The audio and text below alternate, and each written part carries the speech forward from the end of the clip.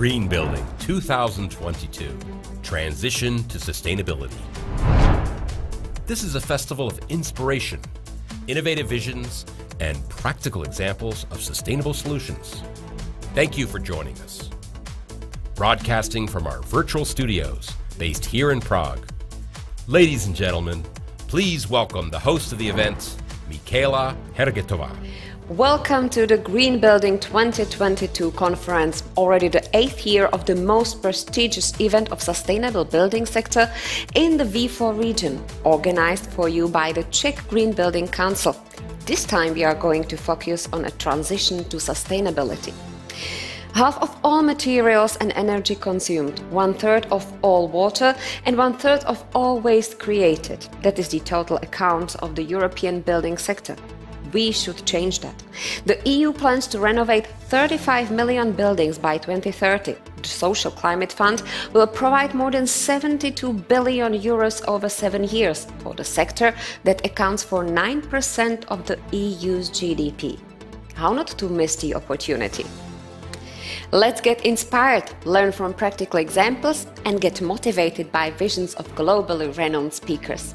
The program is structured in 4 blocks so that it reflects the issues debated at the COP26 in Glasgow. We start with zero carbon, where we outline the issue of carbon neutrality and how it can be achieved. We will look at examples of processes, strategies, and challenges the companies face when meeting the goals. In the second block, Adaptation to Resilience, the speakers will present specific examples of good practice on how existing and new buildings must react and adapt to the new challenges of the climate change. We will continue with the financing, as that can play a very important role in accelerating and driving the change towards sustainability. And finally, we will emphasize the importance of cooperation between public and private sector and how they can interact on the road to sustainability. Now some more practical information, as the conference should be guided or supported by your questions. You have the chance to ask every speaker via the chat on YouTube. Your questions will be answered live after each presentation, so don't hesitate to ask already during the presentation. If for any reason we cannot answer all the questions, the team of Czech Green Building Council will subsequently arrange for any outstanding answers. Green Building 2022 conference starts right now.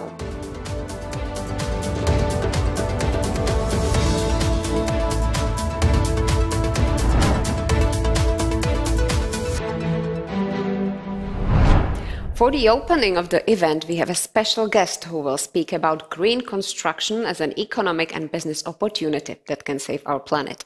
FEDRIZZI has been at the forefront of the sustainable construction sector for many years at institutions such as USGBC, World GBC, and now as the executive chairman of International Well Building Institute. Let's get a unique perspective on the evolution of green building sector from its beginnings and across the continents up to the current challenges we face today. Hello everyone. It's an honor to be with you today. When my old friend Ira Rubinstein reached out and asked me if I would be available to participate in this Green Building 2022 for the Czech Green Building Council, I jumped at the chance. Many thanks to Simona Kolvada for her leadership of the council and to Kristina Kabernakova for making this event possible. As a former chairman of the World Green Building Council, I'm keenly aware of the importance of the local green building councils around the world in advancing high-performance buildings everywhere. Like this beautiful Skanska building in Prague, the Visionary, one of 8 in Eastern Europe that has achieved LEED Platinum and is also the first well project in the Czech Republic. The continued and intense growth of healthy, high-performing buildings across the world has happened in large part because of committed leaders like all of you. Industry experts who have come together with a common cause, convened and inspired by their local green building councils. I also want to give a shout out to our amazing team in Europe, led by Anne-Marie Aguilar in the UK and anchored in Eastern Europe by MARSZALEK. They are your go-to team in this region as we continue to build on the groundwork you've already laid to improve the health and well-being of everyone, everywhere. Now, we've known for decades that buildings have a huge impact on the planet. To operate them, we have to use massive amounts of fossil fuels that send toxins into the air and affect our ability to breathe. They use enormous amounts of water when water is hard to come by. They create megatons of waste in their construction and in their operations. We also know green buildings that are energy efficient, water conserving, and waste mitigating are exceptional contributors in the fight to slow climate change. From fires to floods, tornadoes and hurricanes, from drought to deadly disease, fueled by changes to our habitat. Climate change is real, and it's affecting the health and well-being of every person on the planet. And as this young hero, Greta Thunberg, so famously pointed out at COP26, blah, blah, blah is not the answer. But we have been successful over the past 25 years in making our buildings an important part of the toolkit that can address climate change. In the first wave of sustainability with tools like LEED, BREEAM, and others, we've helped the world improve the performance of their real estate assets on things like energy efficiency, water conservation, and waste mitigation. Those are contributions to planetary health that are critical. In my book, Greenthink, I talk about how commercialization of the technologies that have underpinned this transition have laid the groundwork for a profitable marketplace that simply didn't exist 25 years ago. But the face of the other massive crisis of our time, the COVID-19 pandemic, we've also proven that the indoor places and spaces where we spend our lives are also important public health tools in our fight to keep us safe and improve our health and well-being, both in the contributions that green buildings make to planetary health, but also in the contributions healthy buildings can make to human health. And we need to do a better job of explaining that at scale. Planetary health and human health are intrinsically linked, and our future depends on fully understanding that. When we talk about the future, we so often focus on what we're fighting against. We're fighting against climate change that displaces millions, demolishes communities, destroys ecosystems. We fight against the injustices of the past that have led to those who have the least, but are always continuing to suffer the most. We fight against infectious diseases, taking lives and upending life as we know it. And we don't spend nearly as much time talking about what we're working towards, the future we actually want. If we push ourselves to articulate what it is that we're fighting for in all of these shared battles, I think we can see clearly that we want a healthy future for all people, with clean air to breathe, clean water to drink, and nutritious food to eat. To spend our days in environments where we feel comfortable and secure. To be surrounded by communities that nurture us. Of course, this might seem obvious, but it's easy to lose sight of this positive vision. And let me give you an example.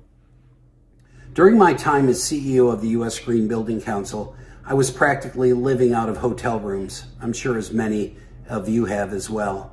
And this is before the pandemic. One day, the desk clerk and I started talking about LEED certification, a topic close to my heart. He said something that shocked me. The hotel I was actually staying in was, in fact, LEED certified, although I had not seen promotion of LEED anywhere in the hotel. So I asked the manager why weren't they doing more to publicize that accomplishment. He said many of their customers associated green with scarcity.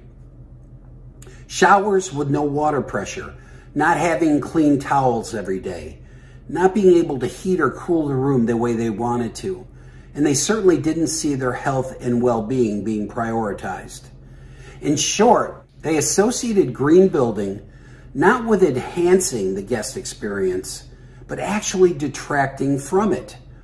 They believed that green was about using less and going without. And I think sometimes we see similar reactions in the fights against economic inequality and racial and gender bias. When people fail to understand what we all have to gain by charting a new course, people often focus on what they might lose. And that's a huge communications problem. We're failing to get people on board for the most important work of our time. And that's the work those of us who are part of this sustainability movement 2.0 are uniquely qualified to fix. I believe that together we can help craft a positive vision, a future where all people can be healthier and happier, where people and planet can thrive. So as real estate and building industry experts, where do we begin? Well, let's start with the social determinants of health, a well-known and widely embraced truth in the public health community that says that your physical and social environment have a greater bearing on your state of health than your lifestyle behaviors, your access to healthcare, and your genetics combined. Now, it sounds impossible, right? But essentially, where you sit and who you sit next to has a greater bearing on your state of health than what you eat or drink, where your doctor went to school, and who your great-grandfather was combined. Wow. That means that the people in this virtual room have as much or more power to influence health outcomes at a population scale than practically any other professional group. Because it's your building that can shape this environment for people everywhere. Now, you might improve the quality of the air they are breathing for half their waking hours, and in doing so, improve their immune system and their basic cognition. You might be able to deliver spaces that give everyone equal access to daylight, improving their focus, helping them get a better night's sleep, or speeding healing times.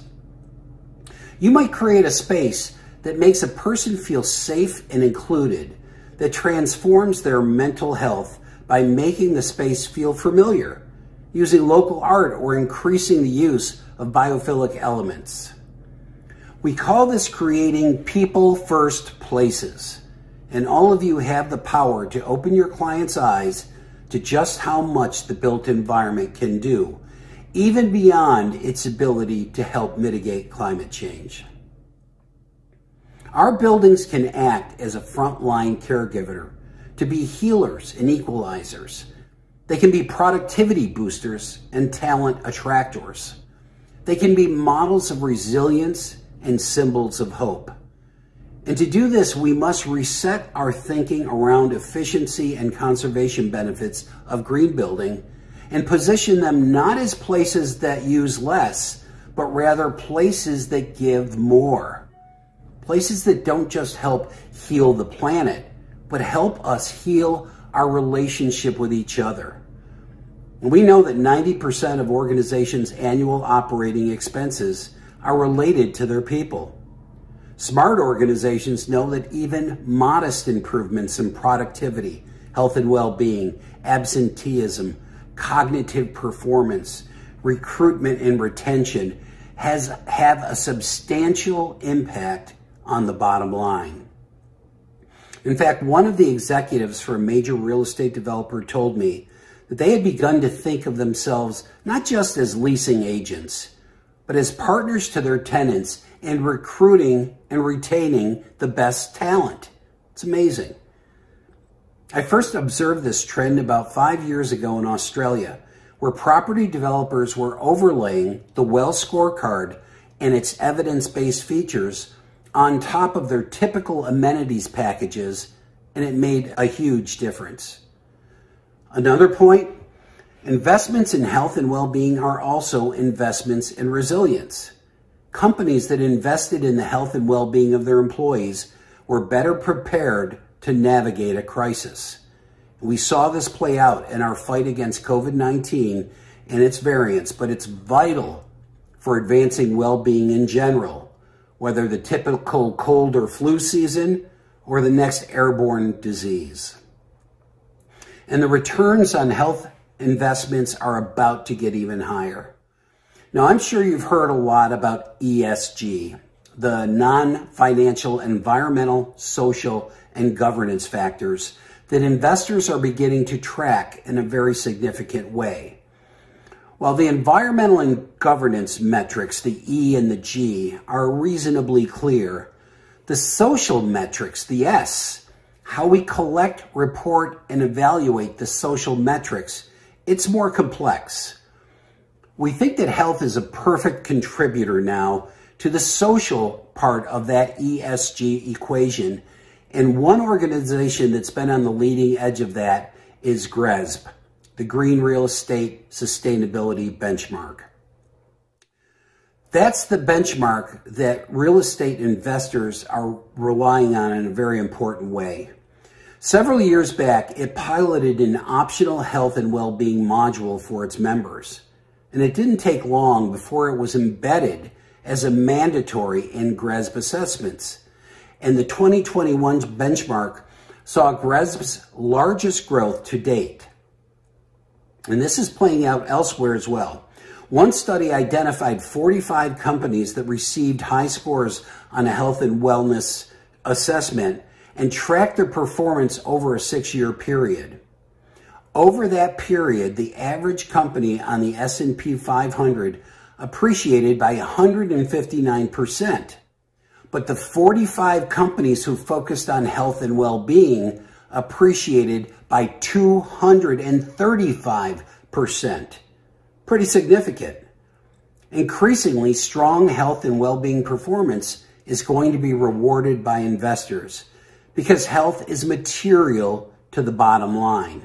If we want to see substantial returns that investments in well-being can bring, we need to track performance on well-being metrics as seriously as we track the financial performance. That's why our work at IWBI is grounded in rigorous assessments of individual spaces and organizations. We test the air and the water, measure the light and acoustics, conduct surveys to see how employees feel in their environment. Organizations are beginning to include health and well-being initiatives in their CSR and ESG reports alongside the more familiar environmental metrics. Many are using the United Nations Sustainable Development Goals as a common framework for assessing their performance across multiple categories. We've also begun to conjoin our sustainability efforts to advance the health of the planet with our efforts to advance the health of people. Again, to one of my prior points, these two things are intrinsically linked. Studies actually confirm those anecdotes. One showed that people in green certified buildings scored nearly 30% higher on tests for cognitive function and exhibited 30% fewer symptoms of illness arising from their surroundings. That's why when we start looking at a potential investment through the lens of how it can affect both people and planet, the ROI goes up. Continuing the business case discussion, recent research conducted by the Pacific Northwest National Laboratory found that the return on investment of several energy conservation measures increased 50 to 100-fold when their health benefits were taken into account. So by now, I think you can tell I'm pretty excited about our work at IWBI, especially in our efforts to create what we call people-first places. And as most of you know, we do this through the WELL Building Standard. Now, WELL is an evidence-based framework for advancing health and well-being in buildings and communities around the world. And when I was at USGBC, I used to talk about how LEED was a nutrition label for buildings. And now I see WELL more as a Fitbit for buildings because it focuses on the health of the people and what the building and the organization can do to optimize their most important asset. It's also a leadership standard for companies that want to mitigate record levels of burnout by creating a workplace culture that talks about mental health and provide support to those who need it. It creates a culture of belonging by embedding diversity, equity, and inclusion best practices into the organization at every level. It helps us get back to business with confidence by demonstrating a commitment to health and safety during COVID-19 and beyond. And it also gives us a competitive edge by attracting and retaining the best people and increasing employee productivity and engagement. Well applies the science of how physical and social environments impact human health, well-being, and performance. The standard is focused on how you can put health at the center of decision-making for your business through our 10 concept categories. And when you implement the strategies in these concepts, you can see a direct impact on what matters most to your organization. Today, I'm proud of the fact that IWBI is at the center of a global demand for health solutions, with more than 2,000 companies, including 100 of the Fortune 500, participating in WELL. The WELL standard is innovative as it brings together existing peer-reviewed evidence-based research and the broader group of industries and real estate-related organizations to use for a common purpose. WELL gives organizations a way to demonstrate their progress against performance goals, using both certification and ratings pathways. WELL HSR is our WELL Health Safety Rating, which is an evidence-based third-party verifying rating for all new and existing building space types. Focuses on operational policies, maintenance protocols, stakeholder engagement, and emergency plans, all adapted from the WELL building standard to address public health concerns and help organizations be better prepared for any future crises. The designation helps instill trust and confidence that the health and safety of visitors and employees is front and center. None of this would be possible without our army of more than 20,000 WELL APs, many who are online with us today, I'm sure, who have helped us take WELL into 109 countries every single day. I want to close today by reminding all of us that it's imperative for us to make a transition to this second wave of sustainability, to a future where all people can be safe, healthy, and included, where companies think in a different way about changing the world from the bottom up, where we model the future we all want, starting right here at this conference and in our own organizations, where we advance a vision for the future that instills hope, not fear. And I couldn't be prouder than to work with all of you and be a part of an organization with a mission to advance public health that makes a meaningful difference in people's lives. Now more than ever, we need visionaries, authentic leaders like yourselves to be a part of the solution. Together, we're stronger. And even during these uncertain times, I remain hopeful about our future together. Thank you so much.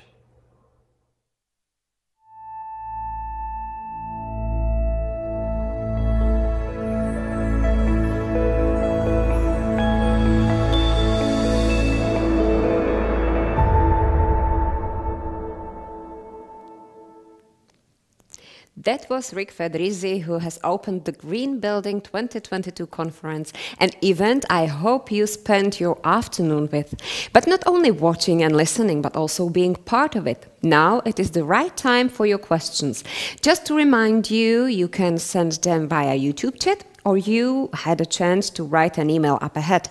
You can also get inspired by the questions written by other attendees. Just please don't wait with your questions to the last minute. as it could happen that we'll not have the time to answer it. The first one to answer will be Michal MARSZALEK, Rick's colleague from the International Well Building Institute, and you may remember his name as Rick mentioned him at the beginning of his speech. Michal serves as an associate in the commercial team of the institute, is based in Poland, and supports teams on coaching, market development, and technical resources in the EMEA region. Michal, welcome. Good morning, everyone. We already have some questions here for you. So I start with the one, the world is going through an unprecedented period of pandemic. Do you perceive a change in the public's view of the quality of the built environment, for example, in the form of a greater demand for quality? Definitely yes. Definitely yes. We see that the awareness increased recently. So, for example, we have seen adoption of well grow rapidly, particularly in the last year. And probably know that we launched last year, like in 2020, we launched health and safety rating, and because of that, we saw that there is a huge interest in implementing this rating. This rating is an answer to the pandemic situation. So we could see like doubled enrolled project when it comes to well certification, well health safety rating. Right now we have almost 3 billion enrolled project, counting from 2015. So answering to your question, yes, we can see huge awareness, bigger awareness, especially because of this pandemic situation. So people are more likely to implement solutions which will help increase health and well-being in places they live, they work, and so on. Good to hear that. But Andre is reacting here on Rick's presentation. He says, excellent presentation, Rick. Great to see business leaders actually leading. How do we get this important topic where it is needed most? Schools, hospitals, social housing. Do you have any recipe, Michal? I would say everywhere and for everyone. Well certification is dedicated for every type of building, for everyone. So we can implement well certification in hospitals, schools. For this year we have advisories for cities, for homes. So you can see that we are also trying to convince developers, residential developers, to implement well certification. What is obvious, commercial buildings. It started with commercial buildings. When it comes to well version 1, right now we change version into version 2. So every sector can be connected with well certification. So, like frankly speaking, it's dedicated for everyone, for every type of building. You've already touched the topic, but Marcela is asking, after the COVID, one can probably expect more interest in well and healthy certificates in office buildings. But do you also expect a real increase in demand for such solutions in the residential? I hope it will happen soon. Right now, we see a lot of interest and a lot of questions from a residential sector. Well certification is also available for this sector. So I think it's really important, like we spend a lot of time in our houses. So it's crucial to have healthy place where we stay, where we live, where we have kids. So in this way, I think it's really important to understand that this is the next step in our life. So from my perspective, it's really important to think about that and try to implement well in residential sector. And well certification, IWBI allow those to do that. So this is really important that you can take some solutions or well certification and try to implement everything in places where we stay or live.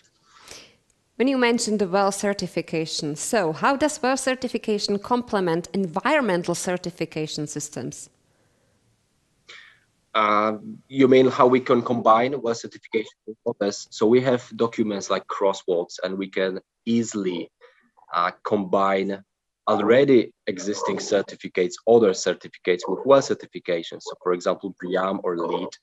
So in this way, we can like easily promote holistic approach to sustainability and green aspects. So this is a very important thing, that we don't have to concentrate only on one certificate, but let's say Brian and Lead are, let's say, more concentrating on some technical solutions, while is also concentrating on human beings and aspects connected with people. So in this way, we can easily combine both certificates and create, as I mentioned, holistic approach for sustainability. Thank you. Václav here is touching on another topic that was mentioned by Rick in his presentation. What role does second generation sustainability play in the transition to permanent sustainability? This is it's really important to everyone, like, to understand what we should do in the future and for the future. So when it comes to generation, we try to educate, we try to raise awareness, we try to explain everything. And I think this is crucial role of next generations to think about sustainability.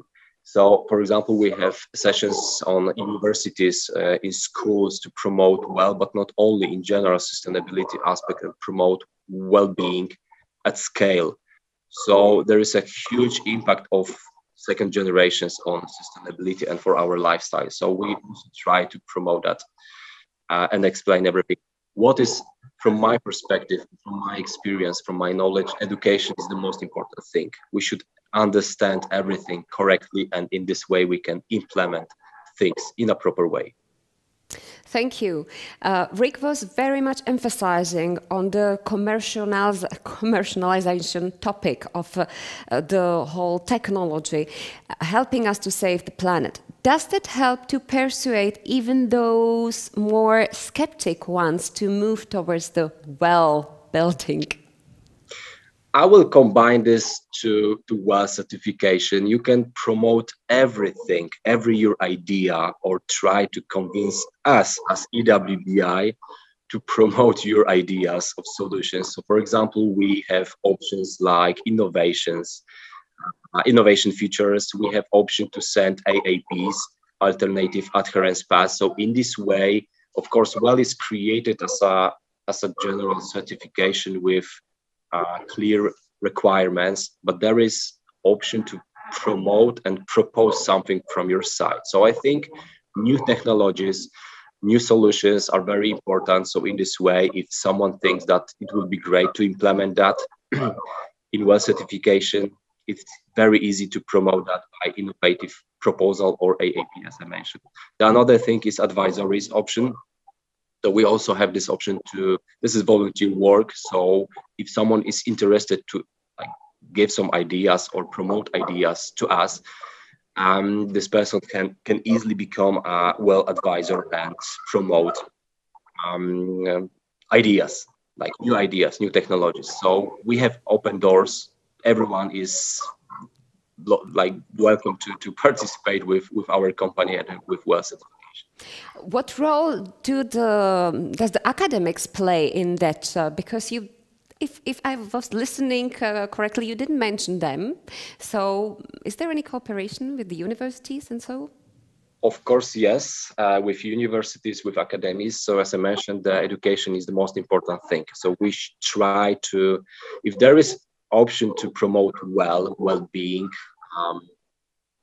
aspects connected with people, with their lifestyle, healthy lifestyle, we try to get in touch with universities, and we try to give some sessions and promote certification. So this is crucial. We should all think about that, and we should start with education of young people.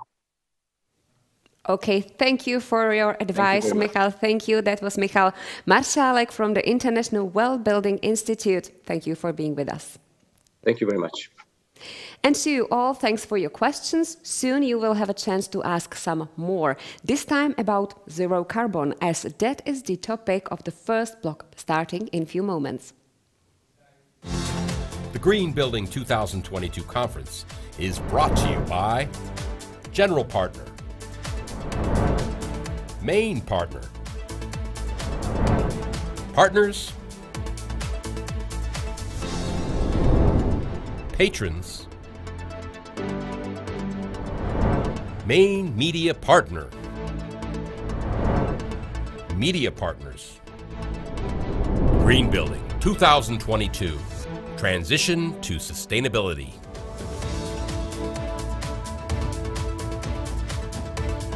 Zero carbon emissions. The building sector as such is responsible for about 40% of global greenhouse gas emissions, and that is why one of the world's largest manufacturers of building materials have committed to achieve carbon neutrality by 2050. What needs to be done to achieve such ambitious target? We'll get to know from Saint-Gobain CEO Benoit Bazin, who has been with the company for more than 20 years, but previously worked for the French government, where he was responsible for the industrial restructuring. Let me give the virtual floor to Benoit Bazin. Hello everyone. I'm very happy to share with you the Saint-Gobain roadmap for carbon neutrality in the construction industry. First, we are entering a net zero carbon economy. This is a reality. We have more than 70% of the world GDP, more than 120 countries, committed to reach carbon neutrality around 2050. In order to get there, we need a sustainable construction. There is no chance for any of these 120 countries to get to net zero carbon if we don't work on sustainable construction, if we don't decarbonize public-private buildings, because they do represent more than 40% of the world CO2 emissions. On top of this CO2 challenge, there are two other challenges. First, the consumption of natural resources, where sustainable construction can bring a lot. And third, the need to build fast and to build well from the very first day for the 2 billion increased population that we'll face in the next decade. The government support is critical to reach in Europe our renovation targets. We have seen a lot of stimulus, Green Deal stimulus. We know that in Europe the Fit for 55 means more than doubling the renovation rate overall for energy efficiency and CO2 emissions in buildings in Europe. 2 times what we have delivered in the last decade. We need for that an upward revision of building standards. And it's coming everywhere. In the UK, in France, in Germany, across all Europe, even in the US, we see much improved building standards in terms of energy emission, in terms of CO2 emissions for buildings. So the government support is critical, getting there and accelerating. We at Saint-Gobain, our strategy is to tackle the 3 challenges of sustainable construction I just highlighted: CO2 emissions, natural resource consumption, and increased population in emerging markets. For that, our strategy is to be the worldwide leader in light and sustainable construction. This is fully aligned with our purpose, making the world a better home, and we have a plan in order to roll out successfully our strategy. Our plan is called Grow and Impact. We want to have an impact on the planet, an impact on the customers, an impact on the well-being of the population. And the bigger the impact, the more positive the impact will bring to all those stakeholders, the bigger the growth of Saint-Gobain. This is our strategy, this is our plan to be successful. Saint-Gobain is a strong local group with a lot of history, more than 350 years of history. We are in 70 countries, close to 40 billion euros of sales in 2020, even more in 2021, and we are organized by country. In each country, we provide all the Saint-Gobain solutions, all the Saint-Gobain products to deliver on the needs of the construction markets country by country. This is the way we are organized. This is the way we are rolling out our Grow and Impact plan, with the local governance to be adapted to the local customers, the local construction habits, the local needs of the craftsmen, of the big contractors, of the architects. This is a strong multi-local group around the world. You can see immediately that we have the scale to deploy our solutions around the world and therefore to make a worldwide positive impact on sustainable construction. We at Saint-Gobain, we have a business model that does place ESG and sustainability at the core. First, we have a commitment to reach carbon neutrality by 2050, minimize our footprint.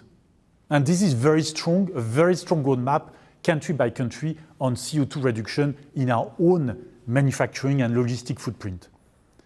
And maximize the positive impact of our solutions, of all the products, all the solutions we bring to our customers in the construction space. This is now what I want to describe to you, what are the solutions of Saint-Gobain for sustainable construction.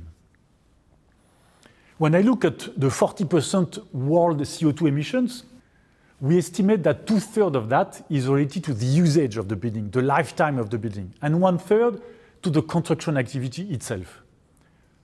At Saint-Gobain, we estimate that we have levers, we have solutions on 2/3 of the CO2 emissions of the buildings. Working hard on the renovation of the building envelope or creating for new construction the right building envelope, and also working on the construction activity itself towards light construction, what I call light frame construction. Let me illustrate those two areas of the CO2 emissions of buildings. On the usage of the building, of course, the first order of magnitude is to improve the building envelope. We at Saint-Gobain, we are the only one-stop shop provider of solutions for the building envelope. From roofing solutions, floor solutions, partitions, facades, and also everything we are doing to train the craftsmen, to intermediate, like we have in Czech Republic, a fantastic website to inspire individuals on renovation work for their building envelope, and craftsmen to help make digital quotes on the job so that we accelerate the overall renovation time on the building envelope. So we have all this comprehensive offer from the upstream on our building science to the downstream training, helping the craftsmen and the individuals to work on the renovation of the building envelope with all the products from Saint-Gobain. Second, being trade on the construction activity itself.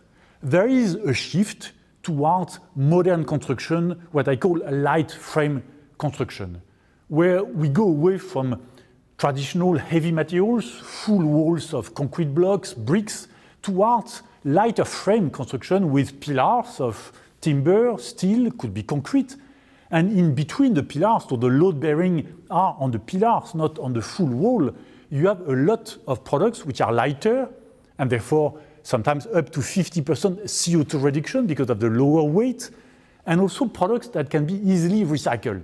It could be facade cladding, it could be glass, it could be plasterboard, partitions behind it. So an evolution of the ways of construction towards lighter construction that helps on the sustainable construction side. Here also, we have a lot of products to offer within Saint-Gobain, a very wide range in terms of light frame construction and appropriate products for the light construction. In order to make sure that we ride the growth, we deliver on the expectations from our customers, we at Saint-Gobain, we have analyzed deeply all our product portfolio towards two growth drivers, two parameters which are critical in the eyes of our construction customers when they want to reach sustainable construction. One is sustainability. What is the impact on the planet in terms of CO2? What is the impact on the planet in terms of natural resource preservation? What is the impact also for the well-being of the inhabitants? And the second parameter is the performance in terms of cost of ownership, in terms of ergonomics, in terms of aesthetics, in terms of productivity on the job site. We have analyzed more than 400 product families of Saint-Gobain along those two growth drivers, and I'm happy to say that more than 72% of our total portfolio is tackling sustainability, is offering a positive impact on sustainability for our customers. In order to make it a commercial success, we have measured the impact, because it's one thing to say 72% of our portfolio is on sustainable sales, but by how much do I improve the sustainability for the customers?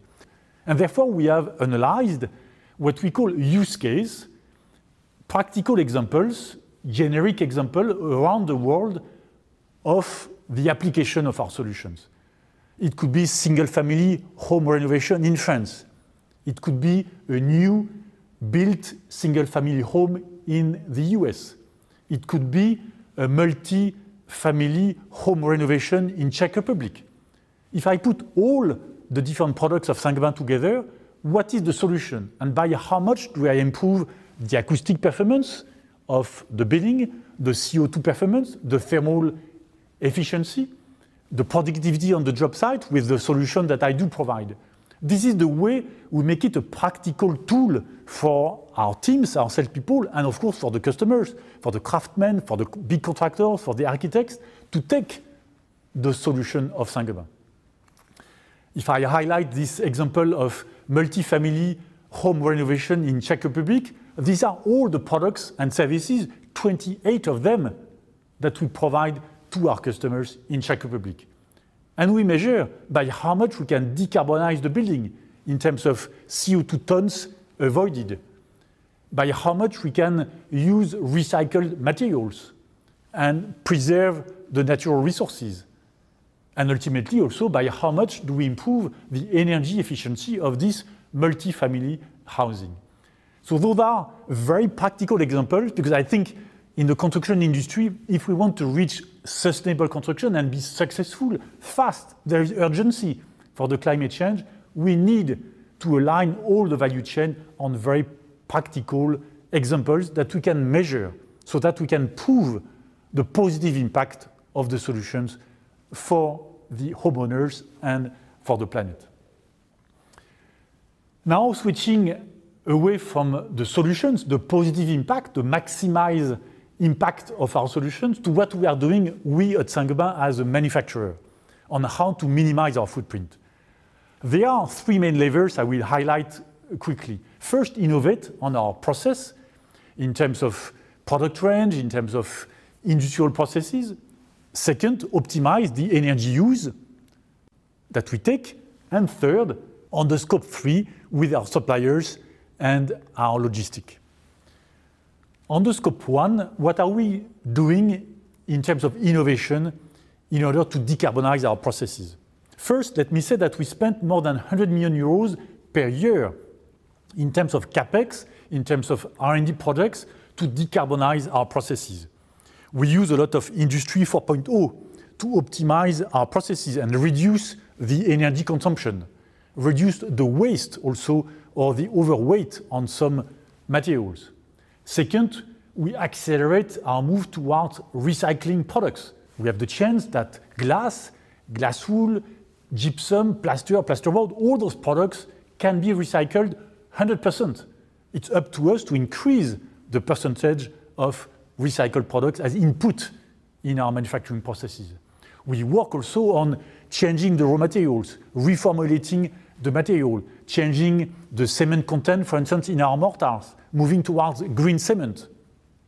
And ultimately, we might use down the road some carbon capture initiatives. So a lot of ideas, projects, R&D, CapEx, capital expenditures in our plan to accelerate our reduction of CO2 emissions during the process of manufacturing.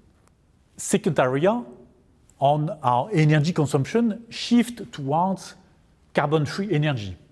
We have short-term and long-term initiatives. A lot of practical ideas, solar panels on top of the roof of many of our manufacturing sites in India, for instance.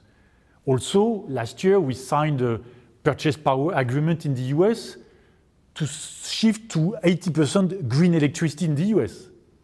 Doing that, we have doubled the amount of decarbonized green electricity for Saint-Gobain worldwide. So a lot of initiatives to find green source of energy everywhere around the world.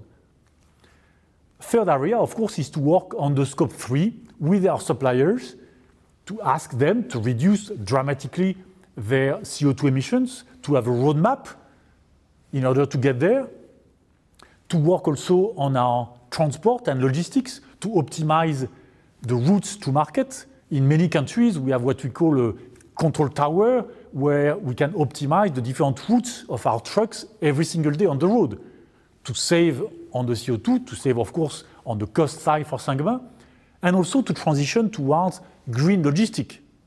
So a lot of initiatives with hydrogen, natural gas, biogas trucks in Norway, electrical vehicles, a lot of initiatives also on logistics which are critical. So Scope 3 is very important for us, and we make significant progress with our partners. Let me give you now some concrete examples of the achievements we have done. First, on plasterboard. We announced last year, and this is about to start, the first worldwide plant zero carbon for manufacturing of plasterboard. This is in Norway, where we have shifted away from natural gas consumption to electricity on the dryer to make plasterboard and hydropower electricity, and a plant where we'll use also recycled gypsum. So this will be the first worldwide net zero carbon plasterboard plant in Norway. One example for the Nordic countries. Second example, very close to you in Czech Republic, in one of our Weber plants, manufacturing construction chemical and mortars. We have worked on circular economy, replacing virgin sand with more sand coming from a local foundry. By doing so, we saved 20% on the virgin sand, and also quite a lot already of CO2 emissions with less transport and less energy that used to be needed to dry virgin sand. Let me finish with one slide to recap the motto of Saint-Gobain: minimize our footprint, maximize the impact of our solutions. We see that a lot of things are going to contribute to sustainable construction. Circular economy. We at Saint-Gobain, we make a full life cycle analysis on our product families. More than 1,500 of product families of Saint-Gobain have what you call the EPD, Environmental Product Declaration, to help our customers have the full analysis of the impact of our products. When we move towards lighter facades with light frame construction, we can drop by 50% the CO2 emissions of materials. So you can see that a lot of things, new ways of construction, circular economy, manufacturing footprint, all this is contributing a lot to sustainable construction, with the solutions of Saint-Gobain and also with what we are doing towards carbon neutrality in our own footprint. This is what I wanted to share with you. This is our strategy for Saint-Gobain, worldwide leadership on light and sustainable construction. We have a plan for that, which has been rolled out in every single of the 70 countries of Saint-Gobain, grow and impact. It is extremely exciting for our teams. They are proud to contribute to the planet. It is very powerful for our customers, and it is fully aligned with the purpose of Saint-Gobain, making the world a better home. Thank you for your passion for sustainable construction. This is our business, this is our passion, this is our commitment. Thank you.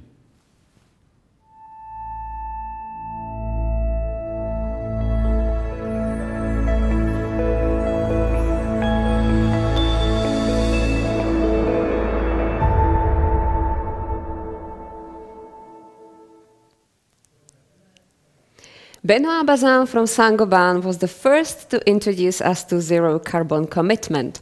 Due to his schedule, Benoit will answer your questions right at the end of the first block, just before 2:30 p.m. Central European Time. That gives you more time to think about what you would like to get to know more in detail from Saint-Gobain praxis. For now, let us move forward with the zero carbon topic. The Green Building Conference is brought to you by Green Building 2022, Transition to Sustainability. And now one more 1.5 degree aligned company, meaning the UN global ambition to limit global warming to 1.5 degrees Celsius. It is Lendlease. It has set targets to be net zero carbon by 2025 and absolute zero carbon by 2040. Paul King, Managing Director for Sustainability and Social Impact for Lendlease Europe, will explain what these targets mean for a company that is an investor, developer, builder, and manager of assets, and the progress that has been made so far on the journey to absolute zero carbon. Paul, good afternoon. Good afternoon, everybody. As you've just heard, my name is Paul King. I work for Lendlease, and I head up sustainability across Europe, which at the moment is mainly in the UK and Italy, although we do have plans to potentially expand into other areas of Europe in the future. So today I've been asked to talk to you about our Mission Zero, our journey to absolute zero carbon. So I want to start by giving you a little bit of background. I joined Lendlease 7 years ago now. And one of the things that inspired me about Lendlease, having worked in green building for so long, was the fact that it was a company that really took sustainability extremely seriously, that a commitment to sustainability was embedded all the way back in the beginning of this company. It was founded by a Dutchman called Victor Sodor, who went out to Australia in the 1950s. And as you can see from the quote here, it was in the early 1970s that he started talking about what we might now call triple bottom line, in terms of looking at environmental and social impacts alongside the economic impacts of our business, and the fact that we needed to do better. So this really does go way back into the history of the company and has informed the way that the company's developed its approach over the decades. Now, like many companies over the years, what we've done is we've developed our approach and our framework, our sustainability framework. And what you can see on the screen here is the latest version of that. You can see that we have three main pillars around sustainable economic growth, around vibrant and resilient communities and cities, and around a healthy planet and people. And you can see underneath that, there are a number of focus areas, both environmental and social. And that helps us to structure a consistent approach to all of the projects that we undertake around the world. Now, at the bottom of this, you can also see two targets. And these are relatively recent, just over a year or so old. The first relating to our commitment on climate change, to be a 1.5 degree aligned company with net zero scopes 1 and 2 by 2025 and absolute zero by 2040. And that's what I'm going to mainly talk about today. You see, there's also a social value target, which is a new target looking at how we can achieve $250 million worth of social value over the next 5 years. That's in addition to anything we deliver and have to deliver on our projects. So that's above and beyond any commitments that we've made. But as I say, the focus today is going to be on our carbon targets and our climate action. Now, I won't talk to all of the details on this graph. You'll find this, if you're interested, in a report that I'll mention a bit later. But these are some of the stepping stones over roughly the last 10 years that we've taken that have helped to inform our roadmap to zero carbon. You can see back in 2013, we were one of the first companies to sign up to the C40 Climate Positive Development Programme. And two major projects in Lendlease, Barangaroo in Sydney in Australia and Elephant Park in London here in the UK, were among the first to sign up to that commitment to be carbon positive by the time these projects were fully operational. Then in 2014, you can see we set our first set of environmental targets around 20% by 2020. So on energy, water and waste, we committed to reduce the intensity by 20% by 2020. Then in 2018, I think one of the most significant developments took place. And that's when we signed up to the Task Force on Climate-Related Financial Disclosure, something that was created by the financial leads around the world back in 2015. And that's something I want to talk a little bit more about in a moment. You'll see we went on to develop our framework, as I've already described, And we also signed up to a number of external commitments to help us on our way. We were the first company in our sector globally to sign up to responsible steel, demonstrating our demand for low and ultimately zero carbon steel.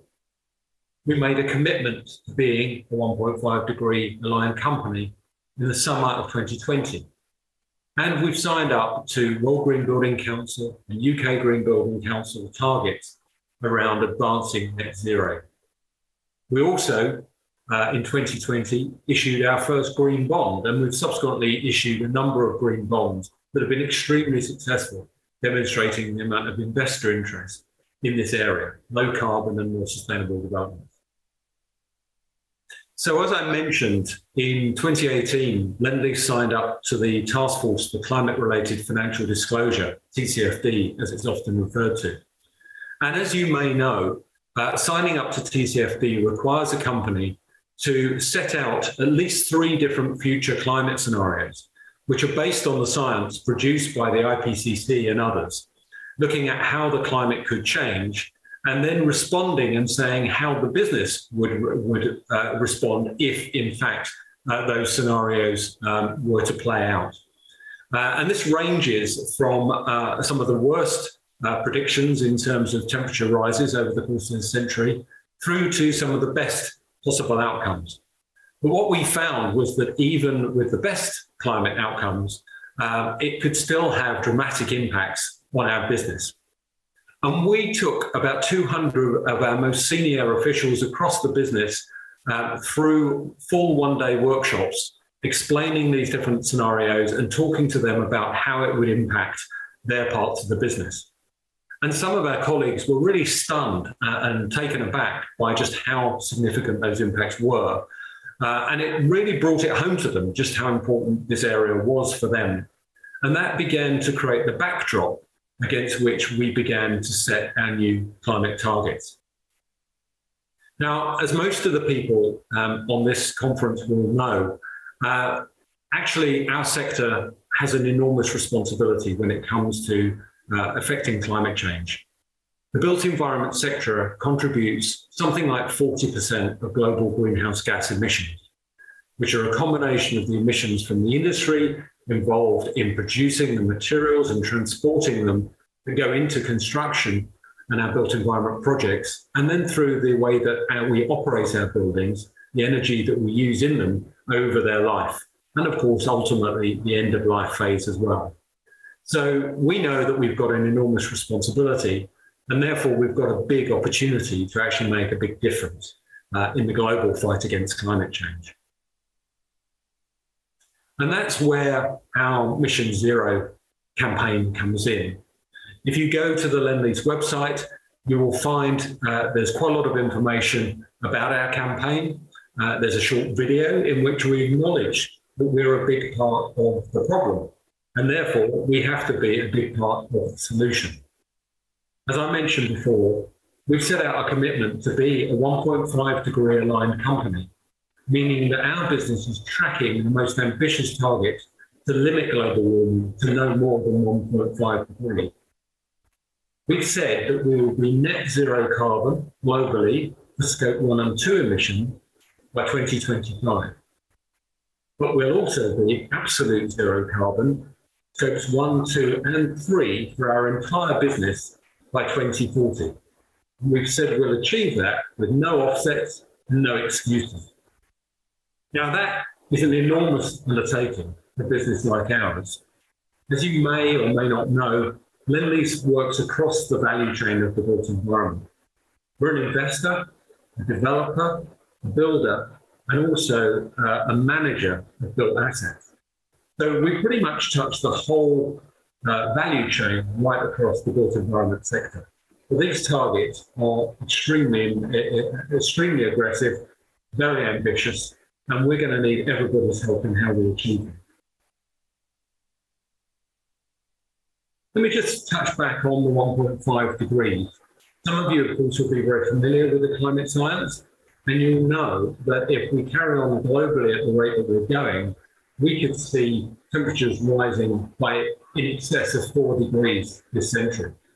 Now, that would be an absolutely catastrophic outcome for people and for nature around the world. And that's why there are so many efforts now underway to try and limit global emissions to a much lower level. The Paris Agreement targeted initially a 2 degrees maximum temperature rise and latterly looked to reduce that further to 1.5 degrees. But even after the latest climate negotiations at COP26 this last November in Glasgow, we know that even if we delivered on all the commitments that have been made around the world, and of course that's a very big if, we would still see temperature rises in excess of 2 degrees.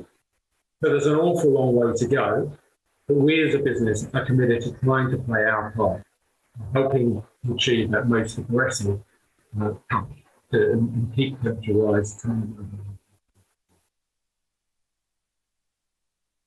So these couple of graphs illustrate what it might take to achieve a 1.5 degree temperature limit. So you can see the two graphs here split between what needs to happen in terms of scopes 1 and 2 and scope 3. So scope 1 and 2 focusing very much on the fuels that we burn. So that's things like diesel on our construction sites and gas used to heat buildings and the electricity that we consume.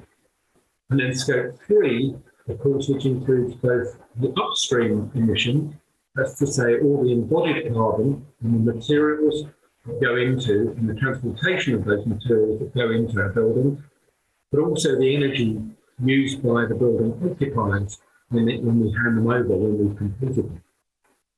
So the left-hand graph shows the trajectory of the SBTI, the Science-Based Target Initiative target for scopes 1 and 2.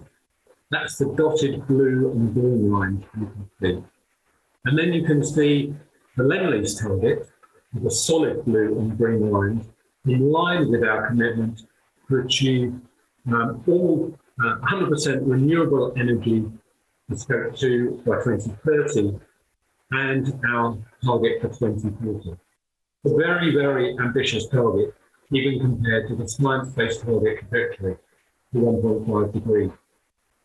And if you look at then our scope 3 emissions target, which is the black bold line on the right-hand graph, you can see how ambitious that is compared to some of the best trajectories for materials such as steel and cement and aluminium, which are the blue, the orange and the green dotted lines you can see.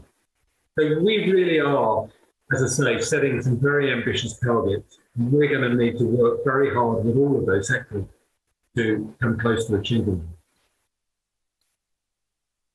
So around the world, we've set out a number of commitments as part of our roadmap to zero carbon. We committed to develop a decarbonisation investment strategy in 2021, which is a process that was begun and is already underway. We said that we would phase out diesel and gas in our operations. And in fact, in our UK business, we've introduced a policy to achieve that from this year. So we said from the beginning of 2022, we will not use fossil fuels, liquid fossil fuels, diesel on our construction site. And that's now being implemented. We also said we will use 100% renewable electricity for 2030. That's globally. In fact, in our European business, we've achieved that already. So we have already achieved 100% renewable electricity across our entire business, across all of our offices, but more importantly, all of our projects and our whole business. We've also said that we will collaborate with our supply chain partners to set pathways to achieve absolute zero carbon by 2050. But frankly, we've got no choice because, as I've said, there are so many of our emissions tied up in the materials that go into our building. We absolutely have to work hand in hand with the producers of steel, with concrete, mass timber, aluminium, glass, and other materials to get them progressing towards zero carbon as fast as possible. And fifthly, we said that we'll collaborate with our tenants and our residents to transition to renewable electricity and achieve absolute zero carbon by 2040. Because as I've said, even when we don't have direct control over the energy that is being used in our buildings, they still contribute to part of our Scope 3 emissions. So that's something that we have to target as well.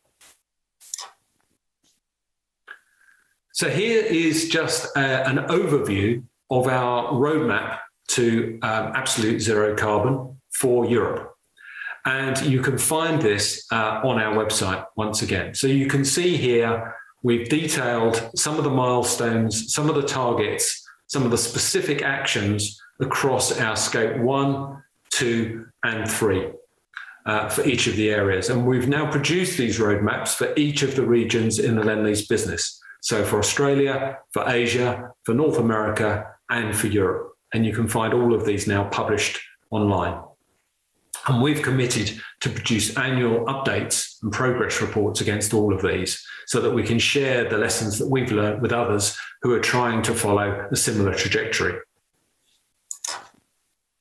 You can see here on the screen, this is a link to the place on our website, lendlease.com/better places. You will see our roadmap to absolute zero carbon. And there's also a short video which describes the progress we made in our first year. So we published our first European roadmap in December 2020.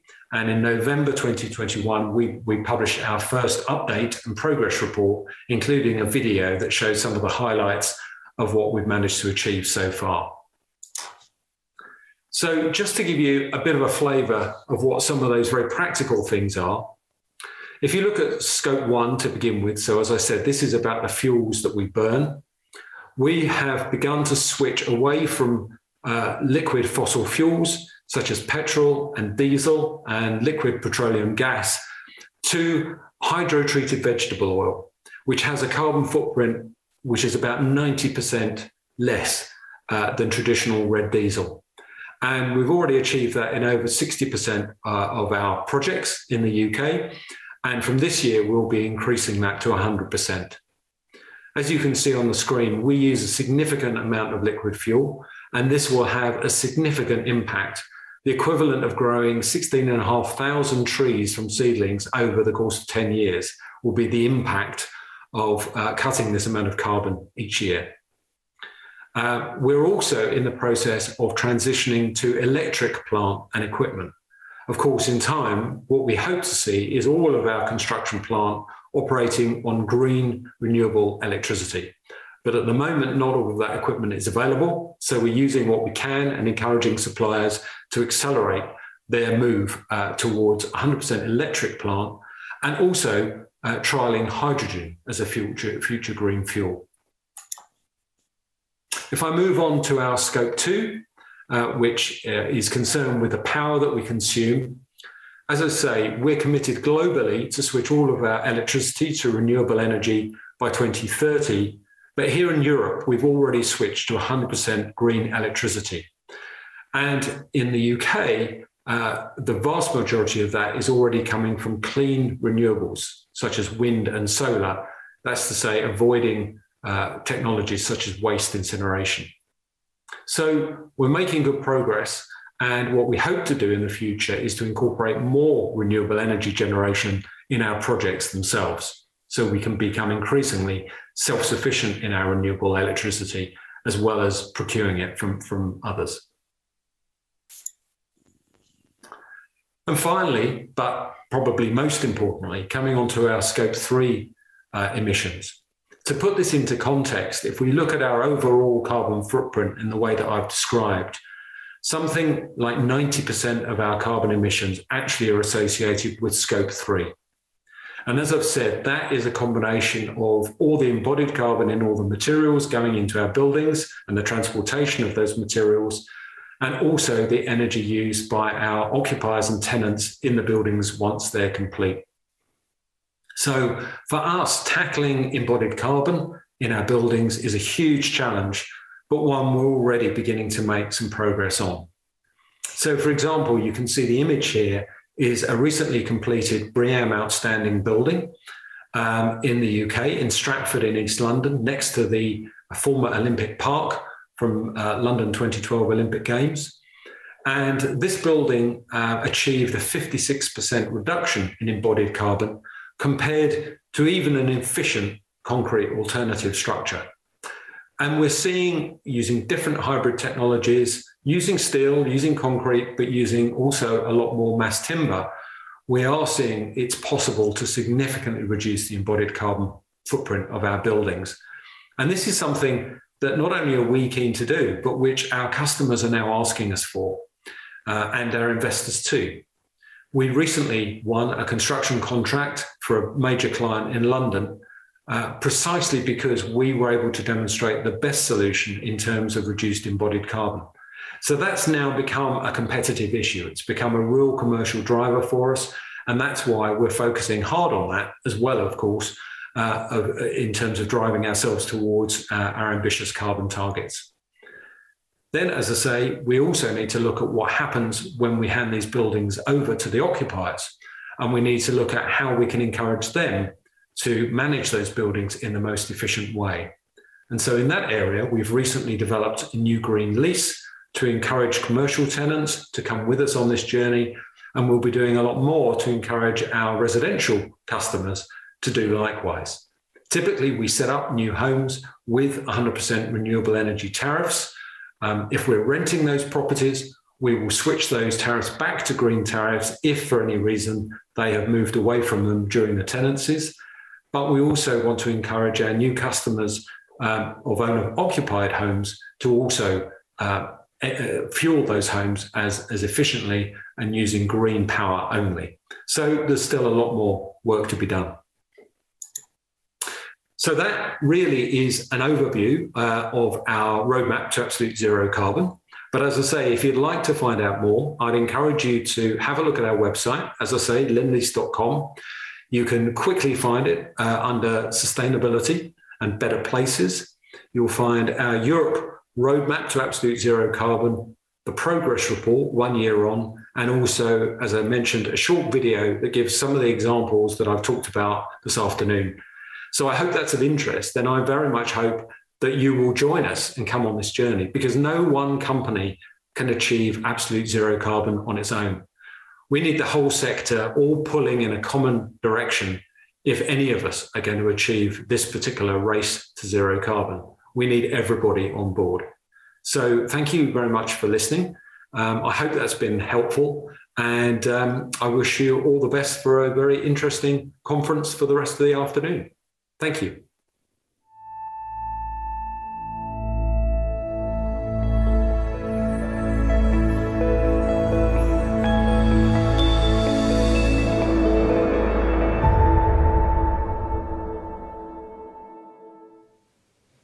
Paul King from Lendlease Europe. Paul, thank you for your interesting presentation, but it has raised some questions as you have great experience. So please tell me, you've mentioned you started with your projects in Australia and London, UK. Why? Was there better conditions, higher support, better appreciation? What decided where to start? Lendlease grew in Australia. So the company was founded in the 1950s. Grew in Australia and expanded into Asia, Europe, and North America, moving to Europe in the late 1990s. So we've got about 50% of our future pipeline of projects here in the UK and in Italy currently, and we're looking at other areas of Europe.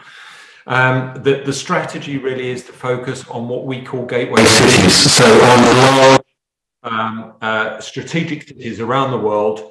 And really our focus is on strategic sort of urban regeneration projects with governments in those cities. So it's somewhat, a factor of the history of Lendlease and the way that the company has grown and developed. Our strategic focus a number of years ago to focus on fewer, larger cities, and then these very large scale urban regeneration projects within that. So it's a number of those different factors. Great. And can you make it clear for us, because Marek is asking, can you explain the difference between achieving carbon neutrality by 2025 and absolute neutrality by 2040, net zero carbon by 2025 and absolute zero carbon by 2040? Where's the difference? The difference. Okay, so the difference is quite important and it's very big. Our target is to be net zero carbon for scopes 1 and 2 by 2025. So what that means is that as many of your viewers will be familiar, scope 1 is really about the fuels that we burn. So that might be the use of diesel and petrol and other fossil fuels that we might use, for example, on our construction sites, or indeed some of the gas that is sometimes used to heat our buildings and other assets. So it's about eliminating as many of those emissions as possible, and also trying to eliminate the emissions associated with our electricity use, scope 2, as far as possible. So in Europe, we've already achieved 100% renewable electricity across our business in Europe. That's not yet possible in all parts of the world where the availability is not the same as it is here in Europe. But we are in the process of eliminating fossil fuels from our business. So at 2025, we will have reduced as far as we can, but any residual scope 1 and 2 emissions, we will be looking to offset with accredited offsets.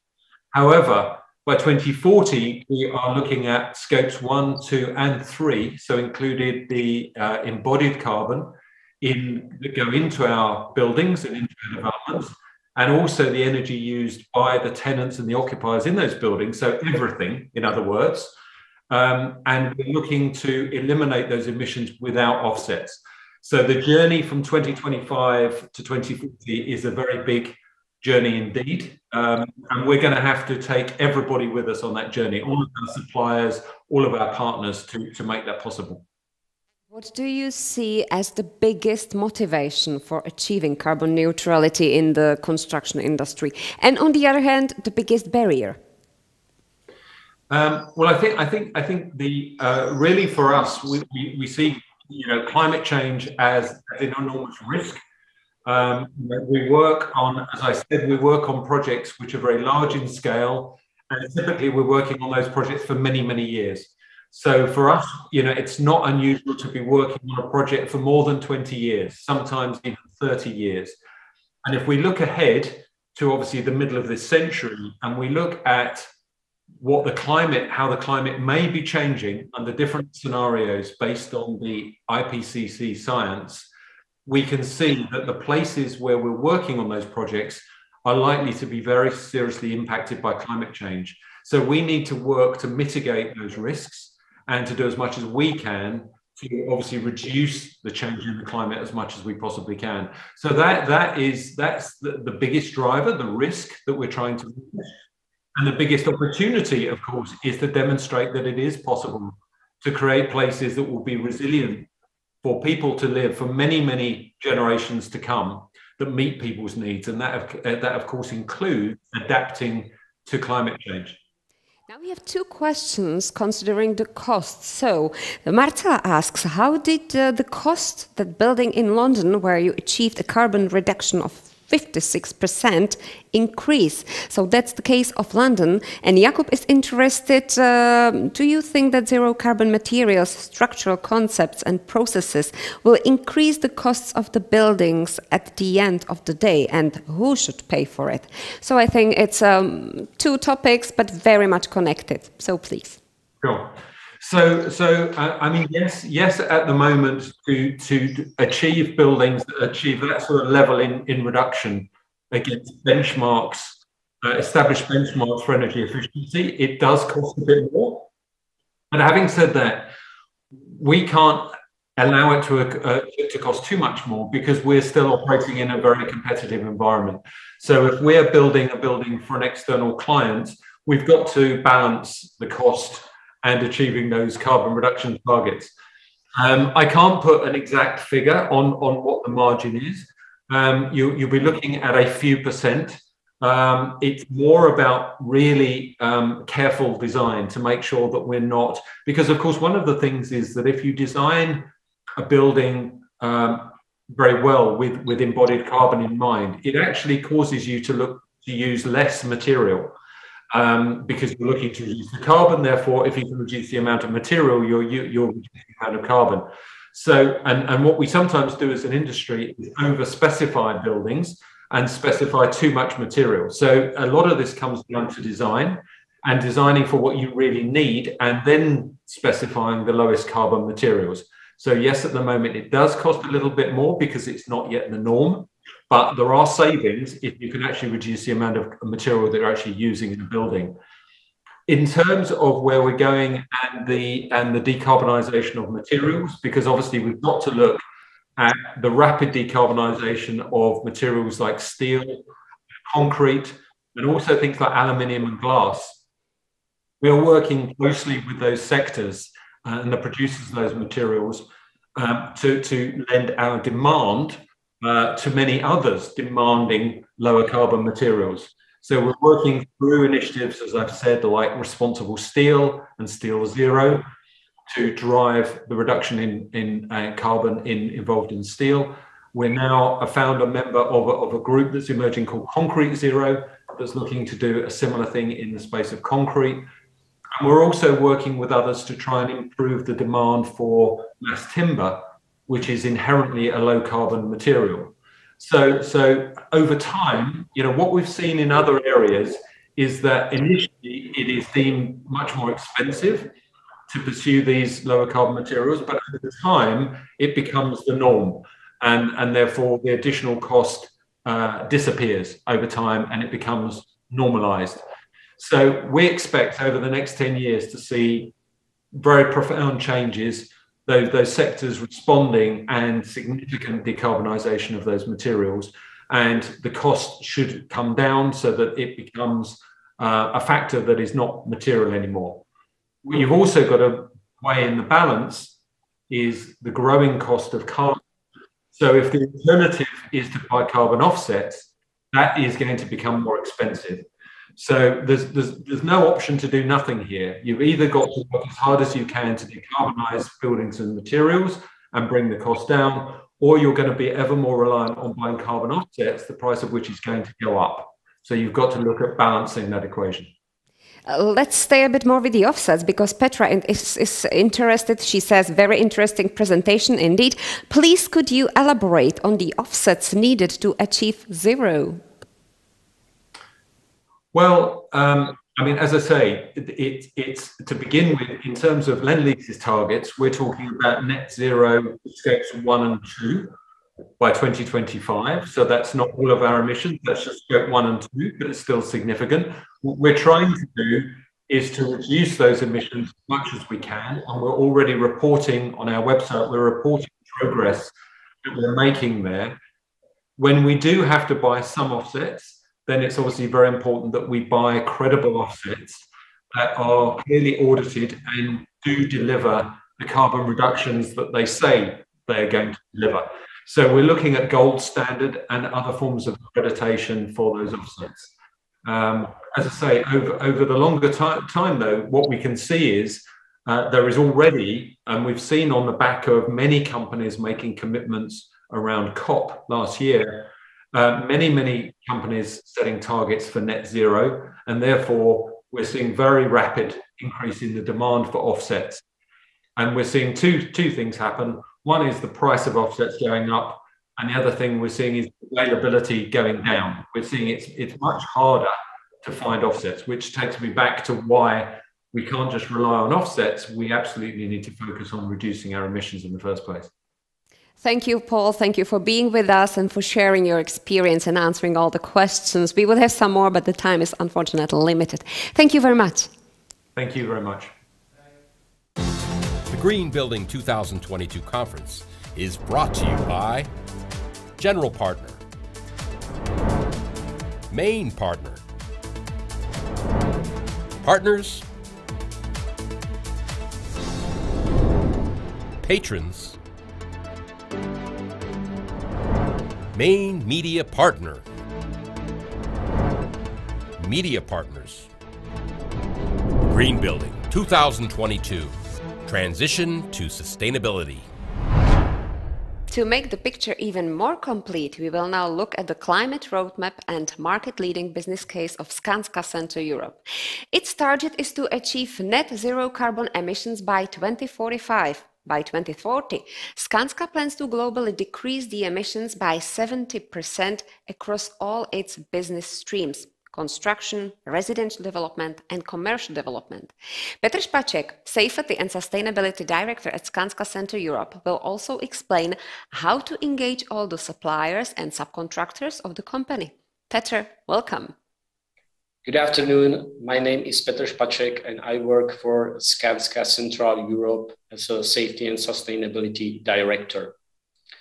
It's my real pleasure and I'm really proud to be a part of this Green Building Conference and to share with all of you our experiences regarding to our journey to carbon neutrality.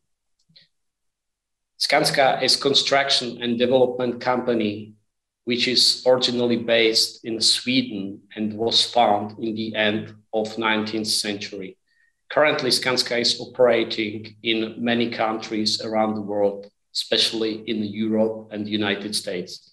I'm representative of Skanska Construction in the Central Europe.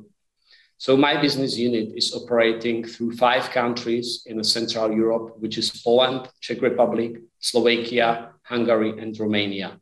We are involved in building stream, which means that we are building up residential buildings, commercial buildings, industrial buildings, but also in the civil stream and material resources business. So we are also a construction company which is building highways, railways, airports, and also producing our own ready-mix concrete in some of the countries, as well as asphalt mixtures and mineral aggregate. In the Central European markets, we very cooperate with our development colleagues from Skanska. And with these colleagues, we are strongly focused on delivering of the buildings which are on the high level of sustainability. So for our office buildings, we are just delivering products with LEED and WELL certification. For residential buildings, products with BREEAM certification. We as a Skanska, we are globally committed to reach our carbon neutrality in 2045. We also set it up milestone on this journey for 2030, and we would like to reduce our carbon footprint from our direct emissions by 70% compared to our level of carbon emissions in 2015. Of course, this is a very challenging goal. If I just take a look on the scopes of our emission, of course, that's something what probably majority of you knows very well. The scope 1 are our own emissions, scope 2 are just purchased electricity, and the scope 3 is just, of course, biggest challenge because that's containing overall supply chain. So scope 1 and 2, it's something what we have in our hands and what we are primarily focused on. But we also would like to develop our carbon reduction in scope 3, mainly in segment of our business where we are cooperating with our internal developers. Skanska is also committed and is connected to science-based targets, which should keep global warming in the range till 1.5 degrees of Celsius, which is something what was also approved by a conference in Glasgow. What we did through past 7 years was reduction by 47% in our own Skanska operations. And that's something what show us that carbon reduction is really possible using by current solutions which are available on the market. But of course, for the future, there will be huge demand also for some innovative and new solutions. As I said before, we would like to reduce our carbon footprint till 2030 by 70% in scope 1 and 2, which are our own emissions and purchased electricity. But for our internal projects, we would like also to include overall supply chain for our carbon reduction. Our goal for carbon neutrality is 2045.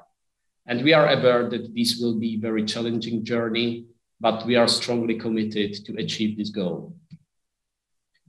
For some illustration, I would like to share with you some graph of total carbon emissions from the past few years. And you can see how we just developed decreasing of our carbon emissions from scope 1 and 2. And we have also made our goal for 2030 more ambitious, because in the beginning of 2015, we were aiming to reduce our own emissions by 50% till 2030.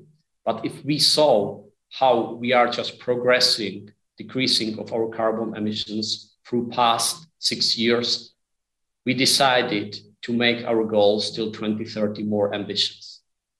We are also a part of carbon disclosure project, which should ensure that our carbon reporting is valid and correct.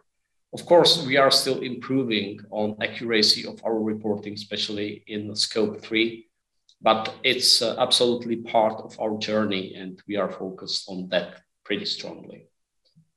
What were just the key issues or key focus areas which we were focused on during our carbon reduction between 2015 and now? We increased pretty dramatically purchasing of green electricity.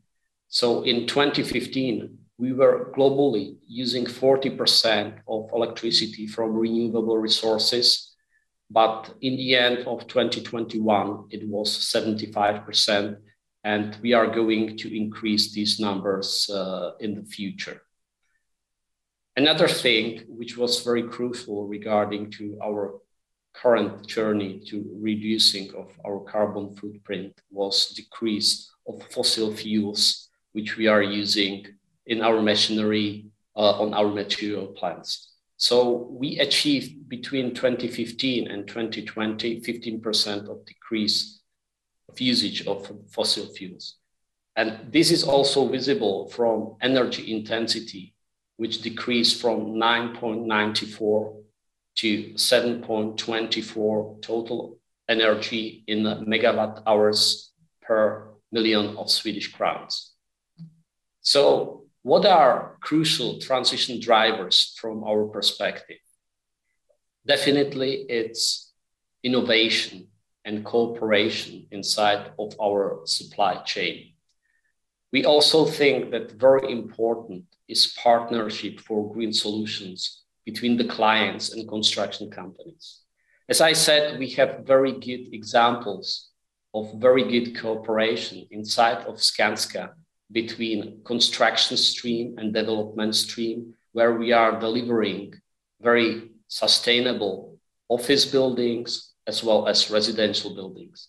But in Central European market, we still see pretty low demand for low carbon solution on the market from perspective of another clients. But I must say that change is visible, and that highly demanding clients from the perspective of carbon are coming, but it's still only a few compared, for instance, market in the US, UK, or Scandinavia countries. What is also crucial from perspective of construction business are material resources, because we are very often working with the materials which have really high carbon footprint, like asphalt mixes, like steel, like ready-mix concrete, and so on. So we would like to use opportunity that we have some material producing inside of our organization. And now I'm talking about ready-mix concrete and asphalt mixes. And we would like to be strongly focused on innovation regarding to these materials, to more green solutions, especially including recycling and also using, for instance, some alternative binders for both materials. We as a Skanska are fully aware about our impact to climate. And as I said, what is able to do in scope 1 and 2, it's pretty small piece of overall cake of our emissions, because scope 3 is about 80%. But we consistently would like to work on our own emissions first, and in cooperation with high mature clients regarding the client topic, develop projects which will be also reducing carbon emissions in scope 3 a lot. So that's just our plan. But of course, we will need to have engaged also policymakers. We will have to engage public clients, because, for instance, huge lot of the work which we are delivering are civil structures like bridges, railways, and also highways. And there is really necessary that our public client will be also aware about the importance of this carbon reduction journey, and will just go hand in hand with us regarding to carbon reduction. Maybe majority of you knows that carbon emissions, which are upcoming from construction business and already existing buildings, are almost 40% of overall carbon emissions. What we as a construction company has in our hands is embedded carbon, which includes materials, manufacturing of the materials, transportation related to construction processes. But this is just 11% of those 40. The rest is operational carbon, which is produced during the life cycle of those buildings. Of course, we would like to deliver as much as possible carbon neutral buildings in the future. And we are using a platform of cooperation with our internal client, Skanska Development. But we strongly believe that there will be still more and more clients who are demanding for these types of the product on the market in the future. Inside of our organization, we have developed a simple tool which should help us to achieve our carbon goals in the future. This tool is called Carbon Roadmap. And in this tool, we identified several focus areas where we are just creating specific actions. And these actions will help us to reach carbon neutrality in 2045. There are just two groups of the specific areas. The first group are strategic focus areas. And these areas are just very high level, very strategical, and are consisting of topics like culture and awareness, measurement and KPI setting, and also financial and business solution for our carbon neutrality transformation. The second group of the areas are more operational areas, which are really related to our project carbon management, related to materials and resources which we are using on our project, and also to energy efficiency of our workplaces, material plants. We are also in operational focus areas, very focused on topic of heavy machinery, which we use, logistic and transportation, and also fleet. So this is some framework which we strongly believe will help us to structurize properly our action plans and to do significant steps for carbon reduction in the close future. In this slide, you can see few buildings which were built by Skanska and which are on high level of sustainability. The office buildings are just classified as a LEED Platinum, and we have also BREEAM Green certification for residential building.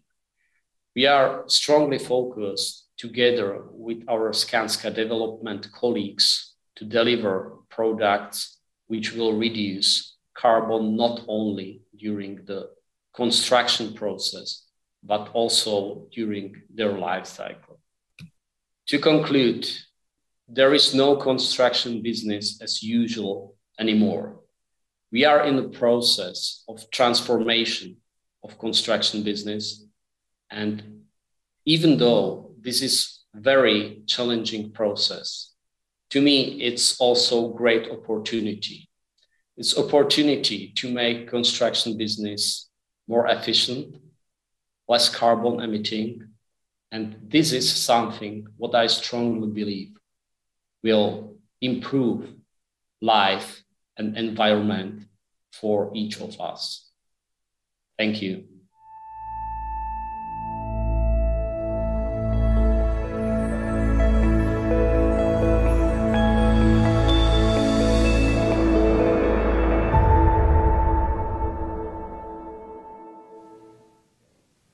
Petr ŠPAČEK from Skanska believes the transition will be successful and will create better environment for all of us. And now we'll answer your questions, Petr.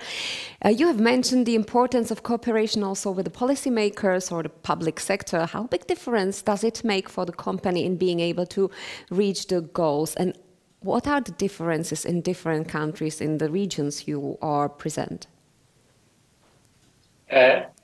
Thank you for that question. That's a really good one. And I think that this is a very important segment of overall transformation of overall society to carbon neutrality. And of course, situation is different on different markets. And when I should mention when the markets are, let's say, most matured regarding to this demand from the public clients, it's definitely Scandinavian countries, but also UK, for instance. In Central European countries, we are still a little bit behind, but I must say that I can see, let's say, huge increasing of demand and interest of the public clients regarding to low carbon solution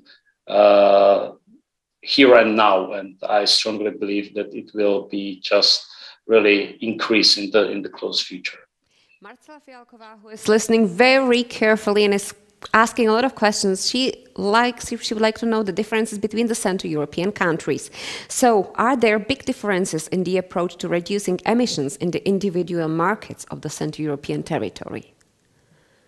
I think in the Central European territory, the differences are not so big, and it's very comparable what we can see on the market in Poland, Czech Republic, Slovakia, Hungary, and Romania.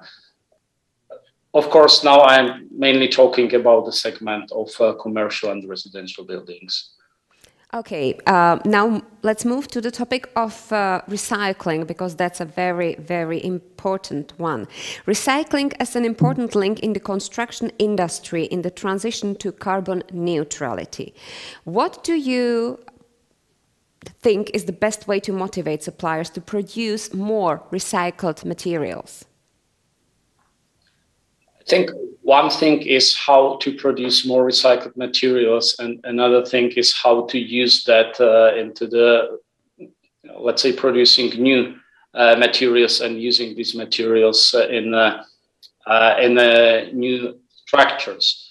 And I can see still a lot of obstacles how recycled materials can be used, for instance, for producing of the concrete or asphalt mixes, and we are not using full potential of usage of recycled material because there are some legislation limits which are, let's say, very, very conservative, and sometimes we are not simply allowed to use more recycled materials. So first step would be to be more progressive regarding to allowing suppliers to use more recycled materials in producing materials like ready-mix concrete, asphalt mixes, and so on, because currently we are not using full potential. Another step might be requirement for usage of material from previous, let's say, structure, because very often the first step is demolition of something, and it might be part of the road, or it might be building. And of course, we are on the conference of Green Building Council, so we are more focused on the buildings. But if this is just like a part of the task, that the material from the demolition on that specific plot must be reduced, then it's also, I think, helping a lot and will help us to use, let's say, our knowledge as a competitive advantage. You mentioned that it would be good to impose some rules to use the recycled material. Are you planning any selection criteria for this area for external suppliers as a company? Of course, yes. We are just very focused on the quality management, and in the same time, we are just very highly demanding for the let's say recycling in our supply chain. So we have for several, let's say, materials, some of the criteria how we just are checking if the materials are good for the specific project. When you spoke about the barrier for more recycled materials, you mentioned legislation, but do you not encounter a biased opinion that recycled means lower quality? Yeah, that's very often a stereotype which we see, and if we want, even though if we are very often delivering the products in the very high quality level, which contains very high content of recycled material, and the functional properties of those materials are on the very high level, sometimes it's a problem to just be aligned with current legislation, and we need to go by direction of some specific product certifications and so on, which is not, of course, doing our life easy, and it's much more bureaucracy. Jiří would like to know how important is sustainability for Czech customers. I must say it's still becoming more and more important. But of course, we are not still so far as customers in the Scandinavian countries or in the UK. But what is just a visible trend, because our big clients are some international companies also, and some global organizations. So for this type of the client, of course, it's important everywhere, and also in the Czech Republic. For some local client, I must say that it is not just like a top priority now, but we strongly believe that it will change in the close future. And I would be quite interested in how does it work with the material resources? So how does work the cooperation with producers of the material? Are there any joint programs of research and development, or the producers are the ones to come with new materials, or is it so that you are asking for developing something according to your needs? It depends, of course, on the specific cases, but we have really great cooperation, for instance, with Saint-Gobain, and we just signed some, let's say, long-term cooperation contract regarding to sustainable solutions. So that's something what we are very strongly focused on, and Saint-Gobain is really great partner for us as Skanska. But of course, we try to work with others as well. But I must say it's not still industry standard in Central European countries. So if we would like to gain, I don't know, EPDs, it's still very, very complicated. But we had cooperation in Poland with some of the ready-mix concrete suppliers. We are developing our own low carbon products in the Czech Republic in the area of ready-mix concrete, because in the Czech Republic we are also ready-mix concrete producer. We are trying to do the best also in asphalt technologies, which are, of course, very dirty from a carbon perspective. But if I will just give you an example from abroad, in Sweden, we were able as a Skanska to pave some trail section of the road, which is made of carbon neutral asphalt mixture. Of course, some small part of the carbon had to be offsetted, but instead of, let's say, regular bitumen, there was used bitumen made of flowers oil, and there were used like 100% recycled material from previous asphalt. Thank you. Thank you for the example. Soon we will know the view from the other side of the producer of the material. But first, thank you, Peter, for all your insights and for sharing Skanska's plans and reality with us. Thank you. Thank you very much, and enjoy the conference. It's really great. Thank you. That was Peter ŠPAČEK, who gave us the view of a construction and development company, a company that plans to achieve net zero carbon emission by 2045. And as he mentioned, one of the hardest part is materials. Right at the beginning of the first block, we've had the chance to listen to Benoit Bazin about Saint-Gobain's plans to achieve carbon neutrality in 2050. In a few moments, we'll get back to it, as Benoit Bazin will answer your questions. Before we welcome him back, let's see what is still ahead of us.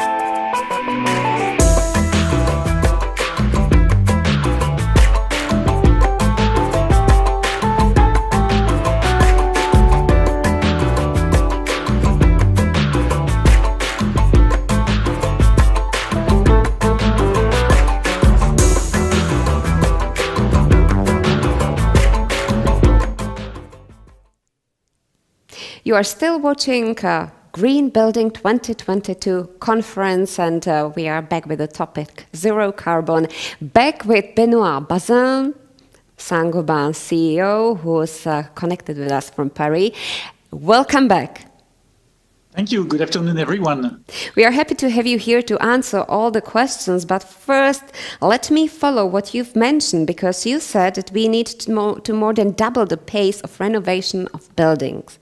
Huge funds are available, yet the increase in renovations is not so sharp. Where do you see the biggest barriers to necessary acceleration? Well, I think there is one which is on the competencies and the skills of all the players on the value chain. So I need to train the contractors, the craftsmen on what's needed. Second, I would say we need new norms and standards. I think it's very important to push up diagnostic of energy performance, minimum of energy efficiency in the building. So new norms, country by country, can help.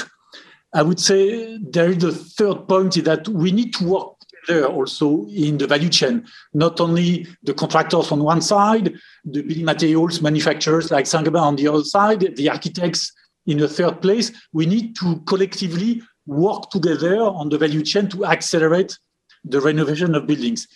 And the last point, and I would stop there, I think we need to move more and more towards solutions, not putting just windows, but windows and good energy efficiency on the facades, on the partitions, on the walls. So it's not just one piece of the solution, it's the complete system, the complete holistic approach of the solution for any building on renovation. It's quite usable when you are building a new building, but Jan Jirus is interested in more like a historic buildings. So what is your opinion on making certain historic buildings more sustainable if it is made in gentle way, like siding, insulation, heating system, air control, and so on? Do you know of any renovation examples? Well, renovation is the big topic because in Europe, we have 95% of the drive towards carbon neutrality related to renovation, not so much new buildings. When we talk about historical buildings, if I were to think about the beautiful bridge in Prague or the castle in Prague or whatever, you have a lot of iconic buildings. We have a lot of that in Paris. Then it does require a very good connection with the architects to preserve the facades. In Paris, we have many examples where you keep the Haussmann facade, and behind it, you completely reshuffle the organization of the building with new partitions, with new insulation, with floor heating, a lot of new systems, home automation. So I think it's possible to keep the iconic history of a facade, of a building, and you have so many in Czech Republic, and modernize for carbon neutrality behind it. So it's a bit of extra work, but it's possible to do that. And it's worth doing that because it's a part of our history and legacy in Europe to preserve all those beautiful buildings. And that's the big challenge, I guess. And there is a question from Jaroslav. What do you see as the biggest issue in attempt to reach carbon neutrality in 2050? Well, I would highlight 2 points. When I talk to politicians, countries, I think they don't always capture the fact that buildings are the #1 source of CO2 emissions. We talk about fancy airplanes with hydrogen. We think about electrical vehicle, but at the end of the day, the biggest part of CO2 emissions in a country is the buildings. So I think the political systems, the governments, they have to capture that they need to tackle energy efficiency within buildings in order to reach carbon neutrality. This is the #1 area where they can make good progress. The second point is, I think we will lack in Europe going forward source of green energy. We need a lot of investment towards green energy to go away from the coal mine that we have in Romania, still in Germany, in Poland, towards wind, solar energy. So investing on infrastructure for green energy is also critical to reach carbon neutrality. At your presentation, you were speaking a lot about the lightweight constructions.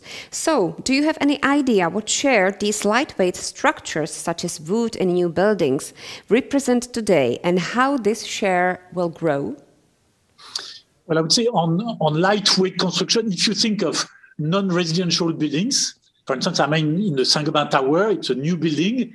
I would say more than 80% of the new non-residential buildings are with lightweight structure. It could be in steel, it could be in wood, it could be in concrete, but basically removing 50% of the weight of materials when you move to lightweight. I would say overall for buildings, if I include private, it's well above 50%. So clearly there is a heavy trend towards lightweight structure because it's fast, it's easy to recycle, it does save a lot on the weight of materials. When you talk about wood specifically, I think in Germany it's around 6%. Today it's below 4% in France, but it's clearly growing double digit. So I'm pretty sure that 5 years down the road, we'll have more than 10% of buildings in Germany with wood structure and getting towards that in France. So clearly a double digit growth on wood construction going forward. You also mentioned green cement, which is very, very interesting topic. What is a green cement? Is a way to decarbonize cement. You know, cement is one of the highest emitter of CO2. If you change the composition of cement, for instance, from a clinker to slag, to fly ash, to waste from demolition, from building sites, you can substitute clinker, which is a lot of CO2, with new materials. We provide what we call construction chemicals within Saint-Gobain to lower by 4 times the amount of CO2 in a concrete cubic meter. And you can do that with adding 1 or 2% of what we call construction chemical and clearly divide by 4 times the amount of CO2 in a cubic meter of concrete. So it's a big achievement and clearly the way forward towards ultra-low carbon within cement and concrete. We've heard just before our interview, I spoke with Peter ŠPAČEK from Skanska, and he mentioned a contract with Saint-Gobain about the development of new materials. How does it work? How do you come to the idea where to make something differently, where to make something more sustainable? For us, it's extremely helpful to have big, famous contractors like Skanska and co-develop with them new solutions. It could be off-site manufacturing to manufacture off-site building materials that go and save time, cost, and productivity for Skanska on the job site. So co-development, new solutions, complete systems of facade, complete system of delivering partitions for good acoustic performance. So co-development, new materials, new systems, new ways of building and delivering also on site. It's very important with big players like Saint-Gobain, like Skanska and others that we move. The construction world is at a tipping point because we need sustainability in construction. We need also productivity to face acceleration on the job site, lack of workforce. And this is at a tipping point for the construction industry where players like Saint-Gobain, Skanska can play a very big role, a very significant role. So it's very important to cooperate with partners. How it is with the suppliers? Because when evaluating your carbon footprint, you work at level 3 or scope 3 with your suppliers. How do you motivate them? Or how do you choose your future suppliers? Do you have any special criteria? Well, we have committed ourselves to lower by 16% our scope 3 and 33% as our scope 1 and 2 until 2030. So clearly, this is the goal we give to our suppliers. We have sustainable purchasing policies within Saint-Gobain. We help them with new innovation, with tests. And this is also, I would say, a gentle pressure to them to say either you achieve those improvements on CO2 or at some point you will be out of the supplier list of Saint-Gobain. Like when we do participate on the job site, we have to provide to the homeowner, to the building owner, the environmental product declaration of our product, the life cycle analysis. We have to explain ourselves how we are going to recycle our materials at the end of the life of the building. So it's part of the overall value chain, which is making very good progress. And we think we can set the tone vis-à-vis our suppliers by delivering on our expectations. And yes, we spoke about partners, suppliers, even the demand and how it is. I've already asked the question before, but how about the role of governments? Are they responding adequately to the challenges of global warming and circularity, or is it the industry who is taking the lead? I think it's a joint effort. Clearly, the governments, particularly in Europe, where there is this 55 target, to lower by 55% the emissions in Europe, the governments, they are now aware that climate change is a reality. It's no more a challenge like it used to be 5, 6, 7 years ago. There is a roadmap and a commitment country by country. France, Germany, we are going to put in our constitution the need to reach carbon neutrality. So at the highest level of the country in the constitution. So it is taken very seriously. They can help with new norms. We have that in France, we have that in the UK, we have that in Germany. So countries can define norms for public and private buildings. They can show the lead. They can set the tone on their own public buildings. When you think of whole hospitals, schools, city halls, they have to renovate to be also exemplary. So that's also a way for the public sector to show the lead. And then they can support also sometimes with tax incentives, with cash bonus. Italy has been very good with a 110% cash bonus to help homeowners renovate their homes with a cash bonus. So there are many, many ways, either from norms, constitution or laws, and also some incentives on how government can push. But they are doing so. So Europe, I think, is leading the charge on that, and I'm optimistic that we'll show very good progress in Europe in the coming years. Optimistic Benoit Bazin, Saint-Gobain CEO, was answering your questions. Thank you for that and for nicely closing the first part of our conference. Thank you. Now let's have a look on adaptation and resilience.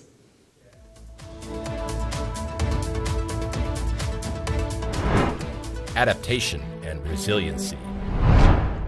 So far, we were mostly speaking about new buildings, but it is estimated that 70% of buildings standing today will be still in use as of 2050. That means we should focus on retrofits as an opportunity. And that is where a topic of adaptation and resilience come to place as well. We start with the case study of Nile House and its adaptation to new challenges. Nile House is a modern office building finished in 2005 as a second River City Prague building. After 16 years, there are several areas whose functions are outdated. So, the Nile House is undergoing a new retrofit to meet the challenges of the modern offices, as new smart access control system, new parking system, and much more that we will get to know from Jan BAXA, Head of Asset Management at CA IMMO. Jan, welcome. Good afternoon. My name is Jan BAXA. I would like to speak about Nile House as our existing building and how we adapt it for the future challenges. There were many discussions about building quality in the past, and building developers tried to somehow fix it and make definitions of the building quality via building certifications. There were first generation of building certifications like LEED, BREEAM or DGNB, which were about sustainability, energy consumption, waste, material, and so on. But 10 years ago, there came a second generation of building certification like WELL or smart buildings. And these certifications are oriented for the humans, for their comfort, health, user experience, and also technologies and digitalizations.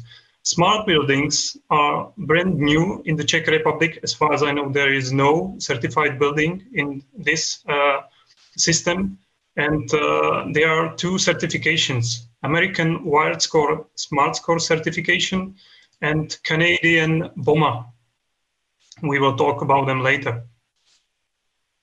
And if we know what is a green building, so what is the sustainable building? What is the difference? Sustainable building is durable. So in the past, it can be the same quality as in the future. So we have to invest in sustainable building, and we have to be oriented on materials, energies, waste, and other things which are considered to the building operation. They are also healthy. They are also enjoyable for the people living there and spending there plenty of time. And in the midst of our environmental, social, and economic scopes, there is a sustainable building. There are many definitions of the sustainable buildings, but I found one from Berardi, what is, let's say, the best actually, but we have to consider that the green building is more in aspects of energies and energy consumptions. The sustainable building, it's more about the durability and future operation. And now we will discuss why there are so differences. When we are producing materials and we are constructing a building, that means 2 or 5 years of the building's life. But the use of the building means that we are 50 or 100 years using the same building. living there, investing in the property, and making some investments or refurbishments and other things. So it's very important for us to understand that this phase and this duration is the longest one, and actual discussion seems to be that it's the less for us. So let's get more in this topic. What is a sustainable investment in the property? First of all, modernization. If we have low durable systems like low voltage systems, so we have to invest them first as they become old, unfunctional, or their service support ends. We can do innovations, so it's very necessary for us to put all new elements which exist on the market. Let's say, like if smartphones appear, so it could be also in smartphones working or capable. And the refreshment, when surfaces or materials look tired and old, so we have to replace them. So the purpose of the modernization is to reduce the lead of brand new buildings, to not be the second or the third. Regarding innovation is for us the most important, the fulfilling of the new generation expectations, digitalizations especially. And regarding refreshment, so we are trying in a long time to prevent the investment debt. And will it end once when it will be necessary to invest in the building? We have several elements in the building, like structures, roof and facade, which are long durable.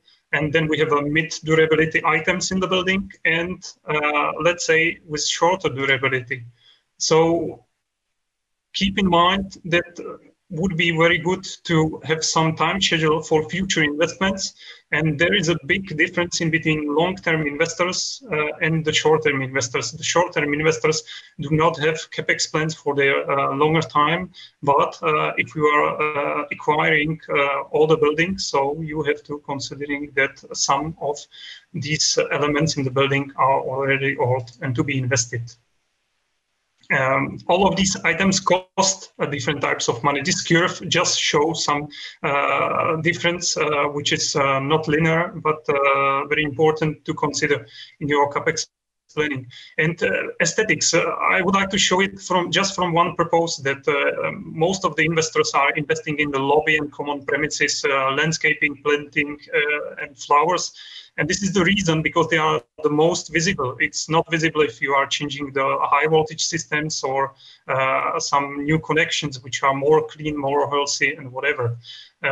If we will go more in the details, so we are using a more detailed schedule for systems. So when would be a good time for complete refreshment or complete upgrade of each technology? Let's go to an example.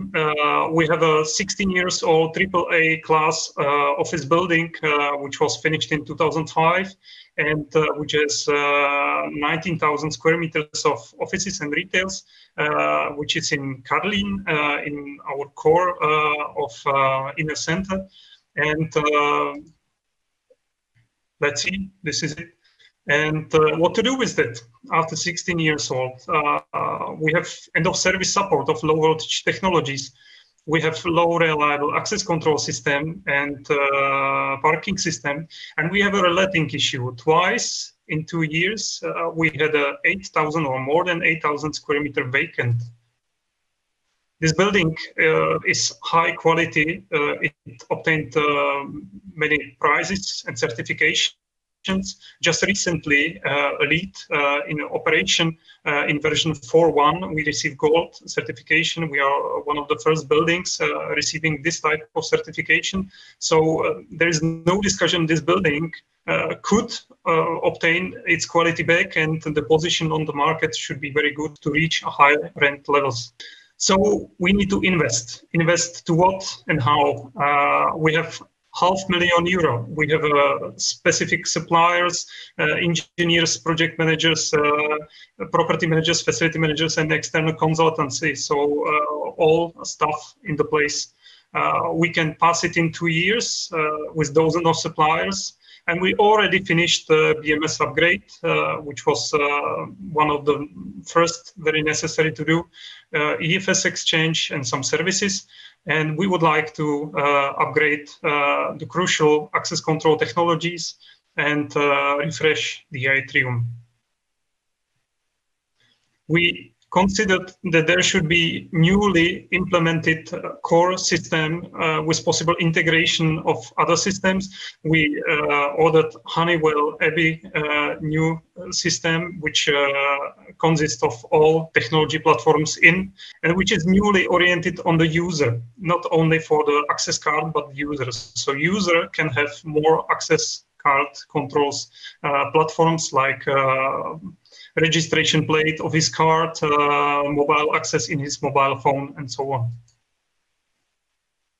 So after we ordered that, we found out that there is no on the market specific project manager who can cover all these works. So we have to order a special engineer which help us to find out how we can do online management, how we can do reports, how we can set up access right levels for our security staff, for our facility managers, and for our office managers of our clients.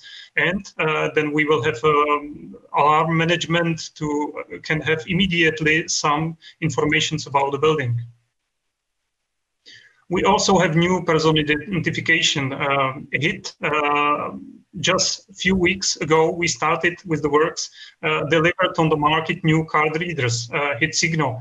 And these card readers are finally compatible with iOS, so they have Bluetooth chip inside and also NFC chips, so they are mobile access compatible.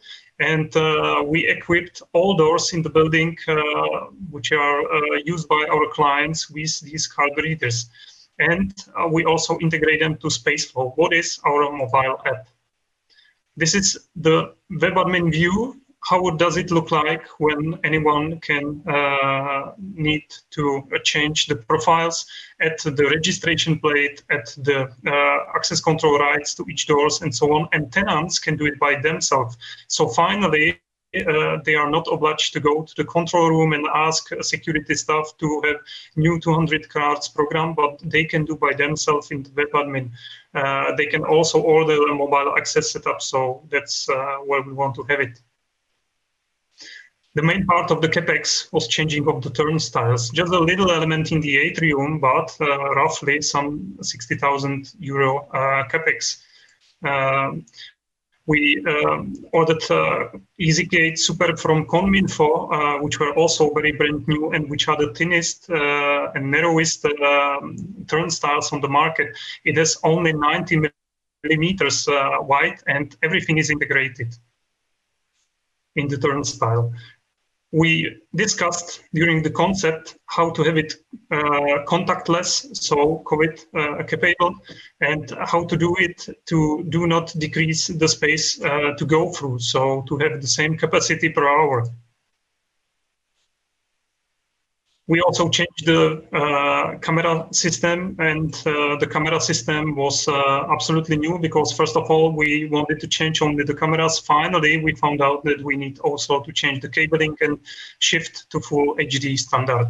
And also with GDPR rules, so we need to be GDPR compliant, so 72 hours record maximally, and to set up private zones to don't have a view on the reception desk, to do not make a view on anyone's working station and so on. So this was finally done, and registration plate readability.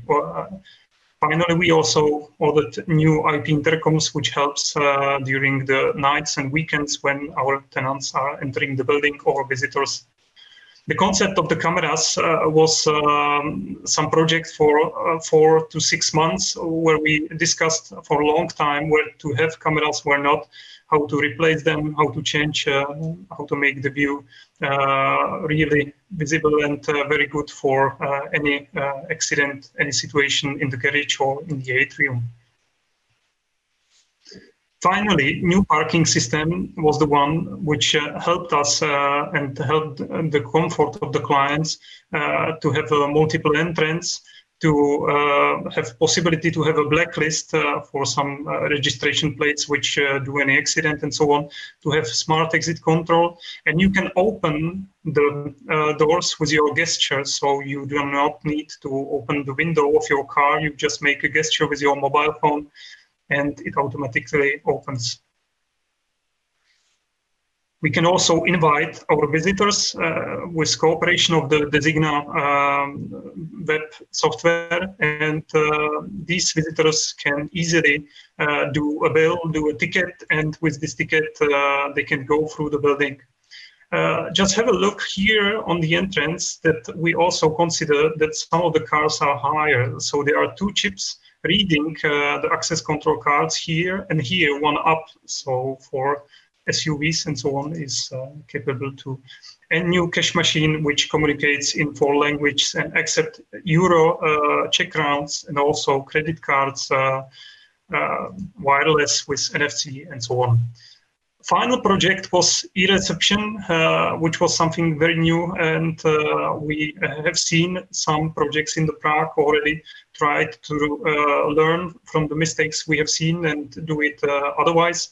The web is still in the progress, so we have some first version available to our clients, and it's fine because we can shorten the time of our reception staff for 3 hours per day to be more efficient.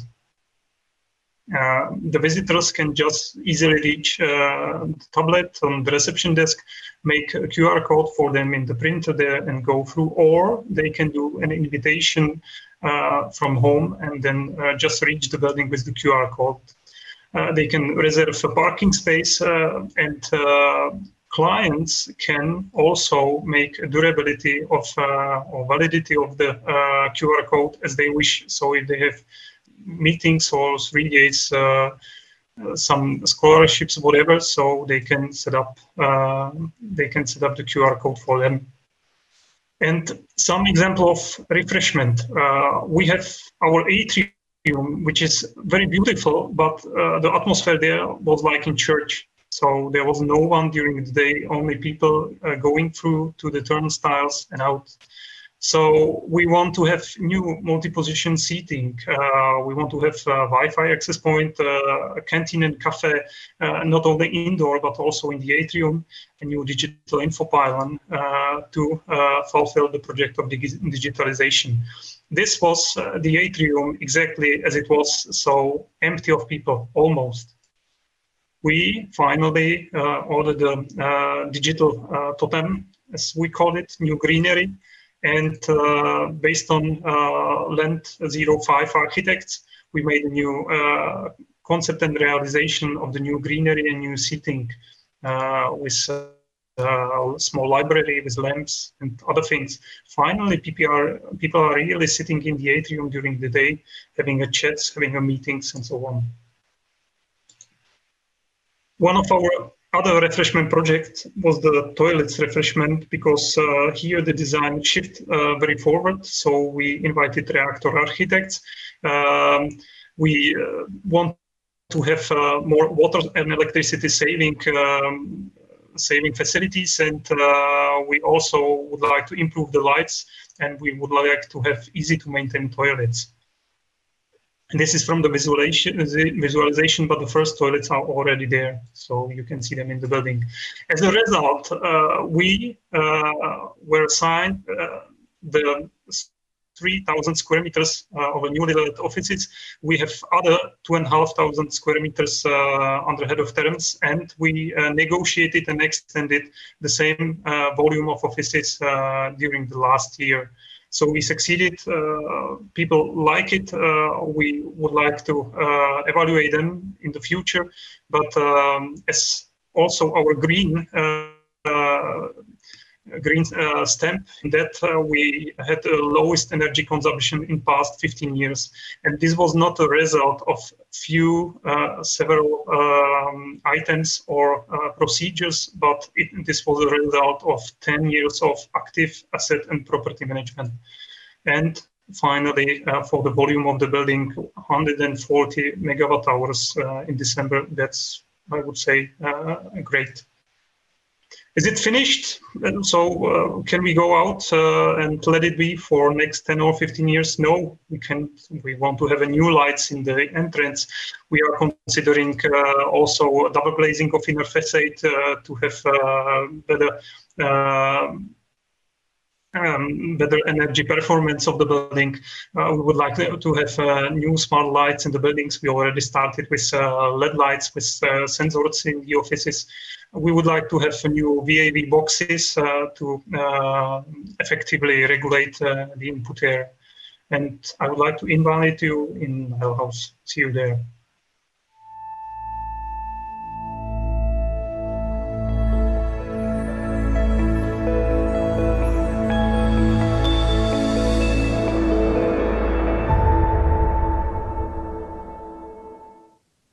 An invitation from Jan BAXA from CA IMMO to try the new Nile house. And Jan BAXA is now here for you to answer your questions. So, Jan, is it possible to modernize any office building, or some will have to be replaced?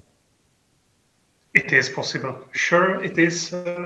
It needs much effort, and it needs long preparation of each project to really adapt it for each building separately. It's a question of how to adapt B-class building with low demand in, let's say, non-core parts of the city.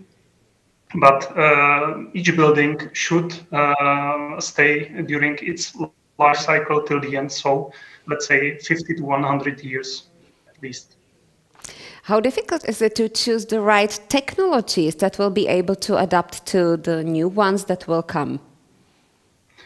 So, as every time came with some new technologies, like now the smartphones and other technologies connected with or needed to have integrated other technologies from the building and visualize any other data, whatever. So it's very important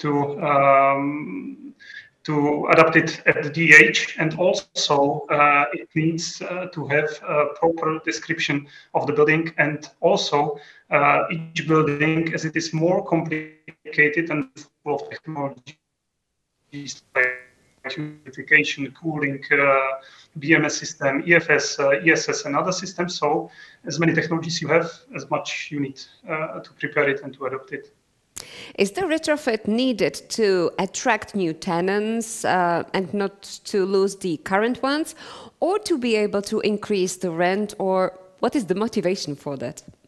Good question. Both are there. You have to attract new tenants. Our demand have, I would say, a high ratio of IT companies in our buildings. So to attract them, the building has to be really smart. And to increase the rent, I would say at least to reach the rent what is average in the location, and to not fall down to the second-hand product. That's the target of each landlord. Yeshi is asking about the sustainable building, and he is writing, I think that modularity, deconstruction is also important. What is your opinion at Nile House? How are these aspects included? Good question also. We were these days made modernization of low voltage system. What means cabling and software. Not much of raw materials used. So, but anyway, in the atrium refreshment and so on. So we have to check FSC certificates for the wood and so on.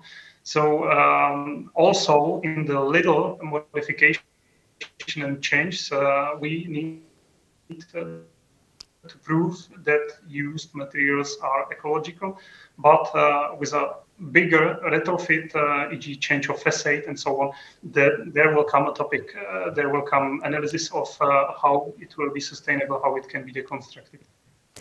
Maciej is asking and is thanking you for the presentation, but can you please recap which certifications do you consider for the building upgrade? Do you work with GRESB, for example? Thank you.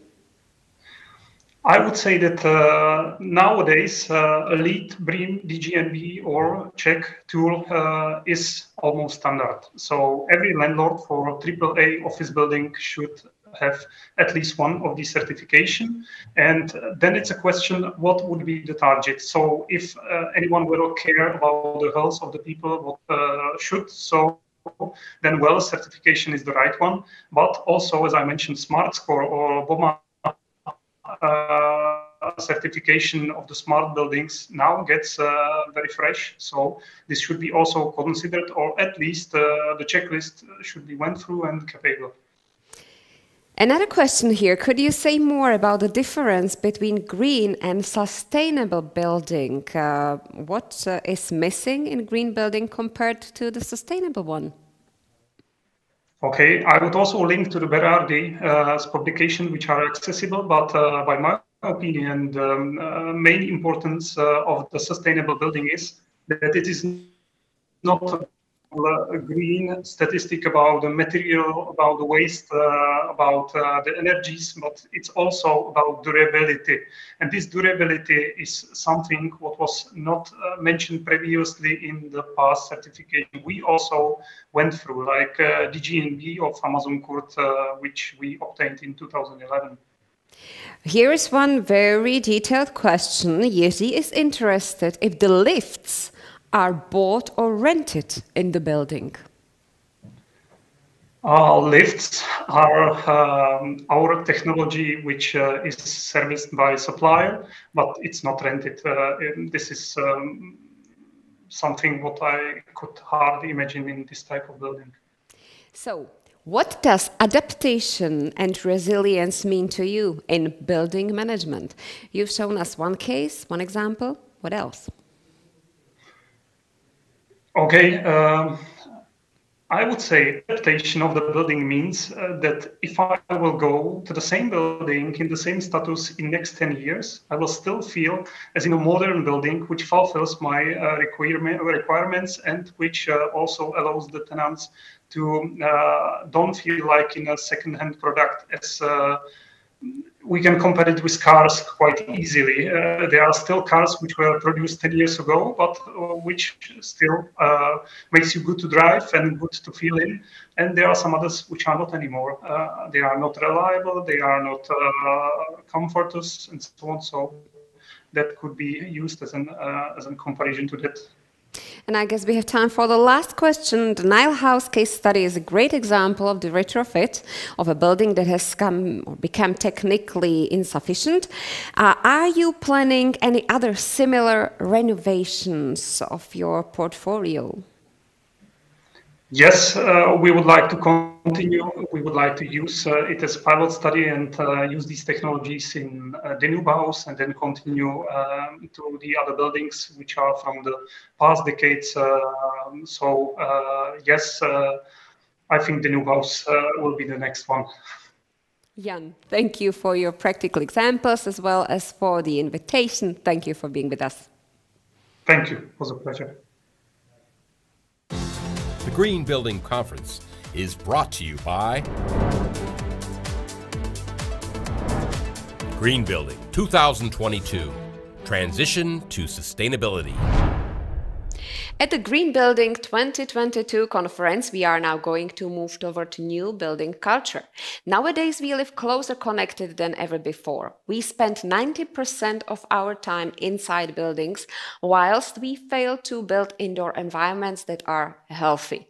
And that is why has the next speaker developed a visionary concept for sustainable, affordable, and livable homes. What does it mean to build for life? We will get to know from architect, urban planner and funding partner at EFFEKT, SINUS LYNGE. My name is SINUS LYNGE and I'm partner of EFFEKT Architects here in Copenhagen, and I'm here today to tell you about a project that we have been working on for a couple of years called Built for Life. Built for Life is initiated by Velux and is developed in a partnership between Velux, MO Engineering and EFFEKT Architects. Through architecture, we shape the relation between us humans and the natural environment around us. The building environment has become rather disconnected from the natural environment around us. With the Built for Life project, we set out to investigate if the way we build our homes can help us to reconnect people and planet. This is why we're talking about creating healthy homes for both people and planet. So how are our homes connected to planetary health?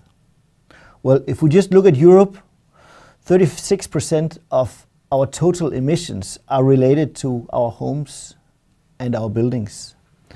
And we're expected to realize another 5 billion square meters before 2030. In this same period, we're also expected to significantly reduce our emissions so that we can get within planetary boundaries. And that's a huge challenge for the industry and demands us to rethink how we build. And how are our buildings then related to our health? Well, first of all, we spend 90% of our time indoors.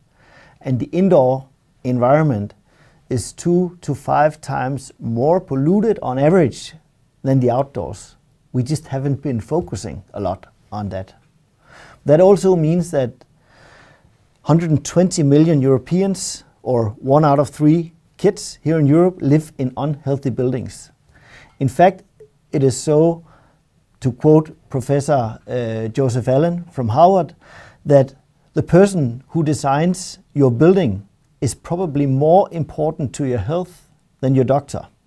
So that's a big responsibility for the building industry, and it does demand us to rethink how we build. With Living Places, which is the pilot project that we set out to do within Build for Life, we're aiming to resolve these questions by rethinking our homes. It's not really just a new design, it's really a new way of thinking about our buildings. First of all, in order to benchmark this new design, we have compared it with a traditional type house, which is like the type of house that 60% of all Europeans live in. 140 square meters, brick and mortar, traditional home. And the question that we are asking ourselves is, can we build homes that are healthy for both people and planet? First of all, if you look at the sustainability of our buildings, we have had for the past 50 years a type of tunnel view looking mainly at the emission or the energy related to the use of the building. But in reality, when you kind of zoom out and look at the full life cycle of the building, a lot of the emissions are related to the construction stage, the production of materials and the construction, as well as to the end of life when materials are becoming waste and to a large degree incinerated. So we can actually affect that by changing the materials we use. When we use wood or biogene materials, we're using materials that actually store carbon. So while the trees are growing, they sequester CO2 from the atmosphere, and that CO2 is then stored within our buildings. That means that you actually have a net positive impact on the environment for the first half of the life cycle of the building. And also, when you compare the sort of full perspective and the full life cycle, we're able to actually reduce the emissions with 60 to 70%, which is a great deal. It actually means that per square meter per year, we can get down to around 4 kilos per square meter per year, which is significantly lower than what we do today, which is around 11 kilos. And it's just enough that we can get sort of inside the range or very close to what we need to according to the Paris Accord. So in fact, all our buildings should perform to this standard in the future. The good news is that it's not rocket science to get there. What we have been working carefully to find is actually that by changing the materials and thinking about very simple but healthy and smart principles in the way that we build, we can actually make this impact. So one of the key drivers for this is actually replacing bricks and concrete with timber, and that will sort of create spaces in our homes that are based on more light materials and maybe to a large degree wood, like the image that you see here, where we can see the attic place, a quite nice space where you are kind of surrounded by natural materials. We've also worked on thousands of simulations to identify the key drivers and the key principles that will ensure a healthy indoor environment on these buildings. So these are principles like including daylight, like securing thermal comfort and indoor air quality, and also connection to the outdoors and nice acoustics. So through these thousands of simulations that are done room by room, we have identified 6 main principles that are necessary to ensure the high performance of a healthy indoor environment. It's creating natural daylight conditions throughout the house and ensuring that the way we position our windows will let the sun in deep into our homes. Also, the way we position our windows can help us visually connect to the sky and the natural surroundings around our home. It's ensuring that smart ventilation will enable us to replace the air when it gets polluted or when it needs to be replaced. It's using the healthy building materials that will ensure that we don't have the toxics coming from chemical materials that we currently use to build our homes or furnish our homes with. And then it's ensuring that we can actually create smart shading to secure that we don't get overheating inside our houses. When you add these principles together and measure room by room, we see that we can achieve a much higher performance on indoor air quality and indoor environment. Here we're just kind of showing you 2 of the rooms, the living room and the bedroom, and as you can see, the living places model is performing much higher than the standard reference house. And this is how it looks.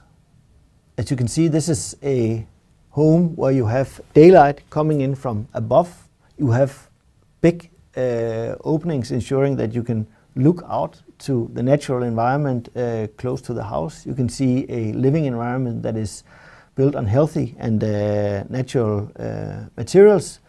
That could be the way that our homes would look in the future. We've also investigated if we can strengthen the sense of community by rethinking the way that we live. Again, benchmarking against this traditional 140 square meter type house, there are always some spaces and that you don't use on an everyday basis. Some of these spaces could be shared with other homeowners to collectively get you access to more amenities and facilities that you can afford yourself, but then you get a slightly smaller kind of private space in your homes. We call that access over ownership. And at the end of the day, it means that you have more for the same price. But it also enables a new way of building our suburbs or urban areas that would enable us to have a much better land use, more dense way of building that could help us reduce the environmental impact. More significantly, this way of building is also a way to ensure that you actually create communities around the building. So you get to know your neighbors and you can in that way have communities that you become part of on an everyday basis. And we see in Denmark that this is something that people really seek. We're also wondering if a new way of building can enable easy upgrades, repairs, and then a longer overall lifespan of the building. We're doing that by separating the building system from the technical systems. Technical systems needs upgrades much more often than the main building system. So taking these 2 apart enables us to have a more circular way of recycling and take back some parts of the building without destroying the bigger building system.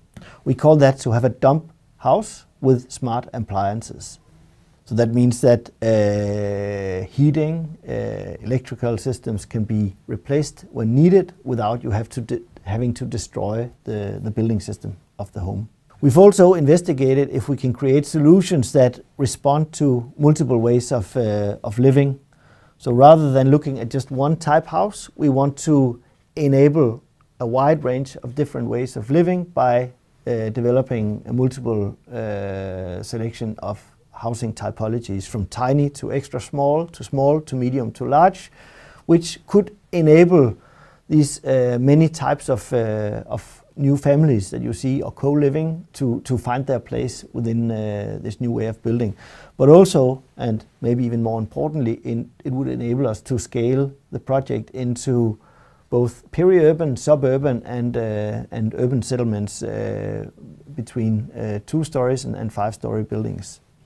Currently, we are testing this on capacity studies with several municipalities to build up a pipeline where we can test and realize these new communities. As I said, this is not really just a design, it's meant to be a new way of thinking about our buildings and in general enabling us to use these principles to scale so that we can develop and enhance the way we build both in Europe but also across the world. Fortunately, we are going to realize the first project in 2023 when Copenhagen becomes the world capital of architecture. We have found a spot in the central part of Copenhagen where we will build the first pilot to test out this pilot project in real life. So we hope that you will come here and experience face-to-face this new way of building so that we can share our learnings and hopefully this can scale across Europe and to the world. Thanks.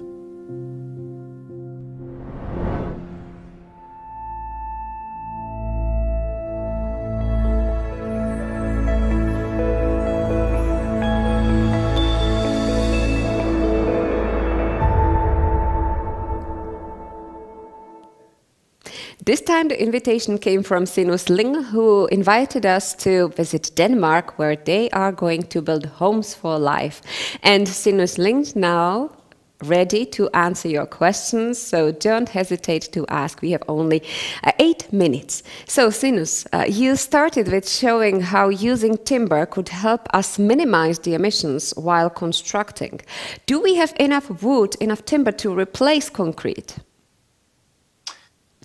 We have an awful lot of buildings that we are projected to build in the world over the next 30 years until 2050. We are expected to double the amount of homes. I'm not sure that we have enough timber for that entire period, but it is a kind of urgent matter that we start shifting towards using timber and new ways of using and reusing wood in our buildings rather than burning it, because we can see now that for the time being, that is the technology that is most sustainable, accommodating the need for buildings. But Patrick is interested if you have any recipe for convincing those 60% of Europeans, conservative investors, to switch from traditional brick constructions to wooden lightweight structures. Any recipe? Well, I think they should come to Copenhagen in 2023 when we have the first model homes erected, because I'm sure that will be the convincing argument to experience these homes on first hand. Yes, I've already mentioned the invitation to Denmark. And can you give us an example of a project that created good conditions for the formation of a community, and why? Well, in Denmark, we actually have quite a lot of differentiated and also difference in density community developments, both in inner city and in the suburbs. And especially in the 70s, you had a big growth in low dense communities where people would live closely together, not in single houses, but in row houses and with rather high density. And the point is here that you get neighbors that you see every day and they really appreciate the community. You've mentioned also an interesting point of sharing some parts of the homes, some spaces that we don't need that often and so could be shared with our neighbors. What could be the case? Could you make it more clear? Well, just a simple example could be the extra bedroom that you want to have as a guest room that is only used once in a while. That could be shared between families, so you don't have space that is not being used. Could also be your workshop or the washing facilities or other facilities that you don't use on an everyday basis, but you'd like to have access to. In Denmark, we have increased the average of type houses to much above 200 square meters, which is basically a lot of space that is not being used on an everyday level. And that can be shared, so we can build less and have access to more. You were concentrating a lot about on the indoor environment. Why do you think a healthy indoor environment is important in adapting buildings to climate change? Well, I think first of all, we need to consider that we are, we have become an indoor species. Like we spend 90% of our time indoors. So for that reason, the healthy indoor environment and high quality indoor environment is very important for our health and the livability in our houses. But what we're trying to do also with this project is to show how you can connect the indoors so it becomes basically a little bit more like the outdoors. So you have the fresh air, you have the daylight of the sun coming deep into your homes, you have the feeling of being directly connected with outdoor areas. And we know this makes people more healthy and more thriving in the indoor environment. So that's a kind of short note on that. But I think the bigger picture is also that in the last many years, we have built in a way where architecture has made us more and more detached from nature. And I think we need to reverse that development. So we use the way we design buildings in the next years to reconnect us with nature, not only for health and well-being, but also because that's a way of connecting to the climate and the natural environment that we are part of. As you mentioned, enough light. I guess that is more difficult in some parts of the earth than at others. So do you plan different versions concerning light? Because I think, yes, Scandinavia is the one that in the wintertime doesn't have that much light. So probably it's even more important than in the southern countries of Europe. Well, in Scandinavia, we have a lot of lights in the summertime. And here we need shading in the morning, so we don't wake up at 2 o'clock in the morning. But I think it's general for our homes that bringing in the daylight is something that is necessary. Also, southern European countries, even though the sun is a little bit brighter there. Yes, so the summer there is very, very light. Anyway, Katerina gets us back to the wood. Please, could you compare the price of wooden house and bricks concrete house? Well, I think this is exactly what we are investigating currently. The buildings that we are about to construct in Denmark would have a slight kind of price difference. And we are now designing to see if we, with timber-based buildings, can enter the same price level as we have prefabricated concrete buildings in Denmark. But I think that more than anything, this is a matter of changing our building culture. So we start mass producing other ways than we did the last 50 years. Wood seems to be the ideal material. Do you see any disadvantages in it? Not for now. I think not in the big picture, at least. So only positives. Why should architects use environmentally friendly materials for building design? Well, maybe the best reason is that 39% of emissions come from our buildings and the construction industry. So that is a really strong argument for making this transition sooner than later. What are your plans with the Building for Life? Because you've invited us to see it in praxis and in reality next year in Denmark, in Copenhagen. What else? What afterwards? Well, I think maybe first and foremost, the Build for Life project and initiative is a very interesting one of its kind. It's initiated by Velux, the window manufacturer, who only built a small part of the building, namely the windows, but they decided they wanted to be part of changing the industry. And they then entered this partnership with us and the engineering company IMMO. So we've been researching together in this kind of cross-company partnership to rethink the way that we build. And the ambition with that is not to build a few model houses, but actually to start a movement of scale in which we basically change our building culture into models and a culture which is more healthy for both the people and the planet.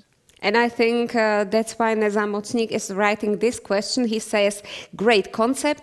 Where do you see more challenges? Making concept alive, built in reality, or a need that people adapt to live in such community? I think, to be honest, that there's a big readiness for people to move into communities where you are better connected. And I'm quite sure that the indoor climate and look and feel of these buildings will be very convincing for the residents. So the challenge is actually to kind of start this transition in the industry, rethink the materials that we build with and the methodologies of building.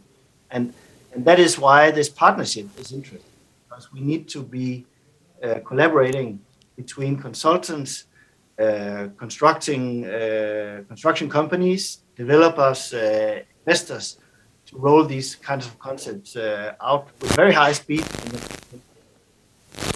Thank you, Sinus. Thank you for your answers. Well, thank you for inviting. Thank you for being with us. And now we move on with the adaptation and resilience topic. The Green Building Conference is brought to you by Green Building 2022, Transition to Sustainability. The next talk will focus on the whys, whats and hows of green roofs and green walls in cities. We'll have the chance to get to know the personal experience of the speaker, delivering policy and designs in the Greater London Authority area, with a particular focus on climate resilience and the delivery of biodiversity. Dusty Gedge, the president of the European Federation of Green Roof and Living Wall Associations, and founder of livingroofs.org, will also tell us about the recent innovations in regard of carbon-neutral circular economy approach to green roofs. The stage goes to Dusty Gedge. Good afternoon. I'm here to talk to you about why green roofs and green walls are part of how cities can transition to sustainability. And I am the president of the European Federation of Green Roof and Wall Associations, and I've been involved in writing policy and guidance on green roofs for over 25 years. And my federation, we have members across the whole of Europe. And this is me about 36 years ago. I was a bit of a punk, and I like to say I went from a punk to a president. But the little statement there is that you can't take the punk out of the president, because I'm still trying to look for innovation. And that's what my federation is doing in terms of green roofs and walls in Europe. I'd like to also thank Likos International, who suggested I come and speak, who are part of my Czech federation, which is, I won't say it because my Czech is not very good, so do forgive me. There's also different types of green roofs, and we need to get these definitions set up, and you'll see lots of pictures here. We have intensive green roofs, which are more like parks and gardens, and these semi-intensive green roofs. And also we have these biodiverse extensive green roofs and sedum extensive green roofs. And there's a lot of sedum extensive green roofs used in the Czech Republic. Biodiverse extensive green roofs are designed specifically for biodiversity, which is my particular area of interest. And the reason why we need to use green roofs in cities on existing buildings and new buildings is because of they provide many benefits to cities. We know that European cities, and I know particularly Prague and Brno, are suffering extensive heat waves. You know, I know Vienna, which is where my federation is based, is experiencing 40-degree summer temperatures, which actually Vienna and London and Prague is not designed for temperatures like that. And vegetation and soil can help cool cities down. We also, you can see here that these roofs will evaporate during heat waves, and help cool the city and actually cool the spaces which they're on, which actually can have an impact on air conditioning costs and use. And sadly, we know that we're suffering from intense summer storms. And sadly, as in the Rhine this year, many people died, which is a great tragedy. And one of the things that vegetation and soil on buildings can do is store rain temporarily and ameliorate intense summer flash storms. And those two, the urban heat island and the summer storms, are very strategic from a European level in terms of adapting cities. But also because of COVID-19, we know that actually people in cities need access to green space.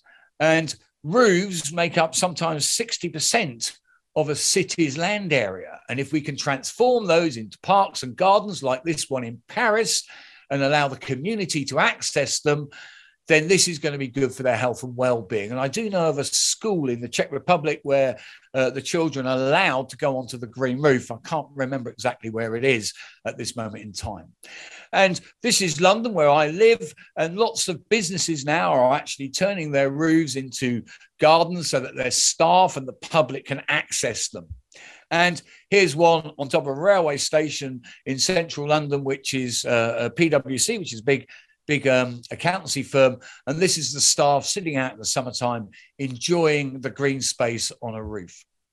And this is up in central England, in Birmingham. It's a library. And this is a gentleman reading a book on a green roof in the autumn and enjoying the autumn sunshine. But biodiversity is one of the things that I'm particularly interested in.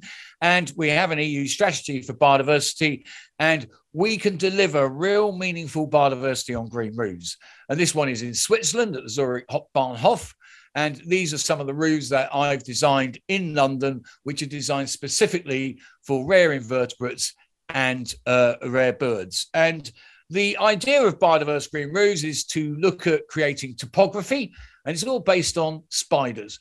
The more spiders you have on a green roof, the better it is for biodiversity. And you get these web spiders at the top, wolf spiders at the bottom, and it actually makes a more resilient green roof, which stores more rainwater and actually cools the city more. So it's a win-win. And this is one that I'll come back to that actually is on the IKEA North Greenwich, which I've been seeding over the last 4 years with native, local, regional wildflowers. And one of the frustrating things I find is that we don't allow people to access these roofs which are designed for biodiversity. And this is actually on a very high-end office in London. These people on this picture are people who work in this office. And I took them in 2019 to the top of this roof, and it was the first time they'd ever seen it. And I think people would like to sit by a meadow in a city, look at nature, and enjoy the view of the city. And here's another one. And I was inspired by this. This is Berlin, in the old East Berlin, actually. It's social housing. And this is a meadow roof where the residents of this social housing can sit beside the meadow, enjoy nature, have a barbecue, and even sunbathe on the roof, which is quite fun. We can also create wetlands on roofs which store more rainwater and again deliver biodiversity. And this is one on a famous museum in London that I created about 15 years ago. But we can also combine green roofs with solar power. And doing that has a number of benefits. Firstly, vegetation and soil can increase the solar production, the actual energy produced by about 3.6%. And also because of the way that the panels work, they can increase the vegetation characteristics, which improves the roof for biodiversity. And there's a lot of work going across Europe with my federation on what we call biosolar roofs and looking at different shapes and processes to deliver this. In Switzerland and Austria, they're looking at what is known as bifacial, which are upright, which actually are very, very good for social housing. And here you have it in the summertime, and there's a rare butterfly that has been discovered on this roof in London. And I'm now going to talk about a little bit of the innovation, the punk in me. I'm looking at, in London, to create a replicable model across the whole of Europe that is about improving the carbon story of green roofs, which may produce an incentive to retrofit buildings that do not have green roofs. And we're looking at a number of products. This is Lewisham, which is a neighbourhood of London that produces incinerator waste, plastic that has to be burned in the incinerator waste. We know that we can turn those two waste streams into products that have captured or offset carbon, and then they could be farmed to go onto roofs across the neighbourhood of Lewisham or London. And just to show that it's replicable, because my federation is based in Vienna, I've been looking at how we could do this in Vienna too, and Antwerp. It could be in Prague. And if anybody's interested in talking about this, do get in touch with me. My federation was sponsored by the London Mayor to write a report about the London policy, but also to celebrate what's been going on in cities across Europe. And here's a league table. And I've actually mapped, as part of this process, all of the roofs in the Greater London area. And we have the Greater London area there, and we have the City of London there, which is our commercial core. And I've actually taken this forward with the European Space Agency to create an AI process to identify green roofs, their types, and potential retrofitting. And again, if anybody's interested in talking to me about that, do get in touch. And there you can see the AI working to produce these maps. But I'm trying not to dwell too much on what I do. It's really more about the people of Europe. And if we can get people to go up onto spaces, on roofs, they can enjoy a better quality of life in dense urban areas. And this is the IKEA Greenwich. It's my little project over the last 4 years, because 25 years ago, I started in this process, and we have these different types of green roofs.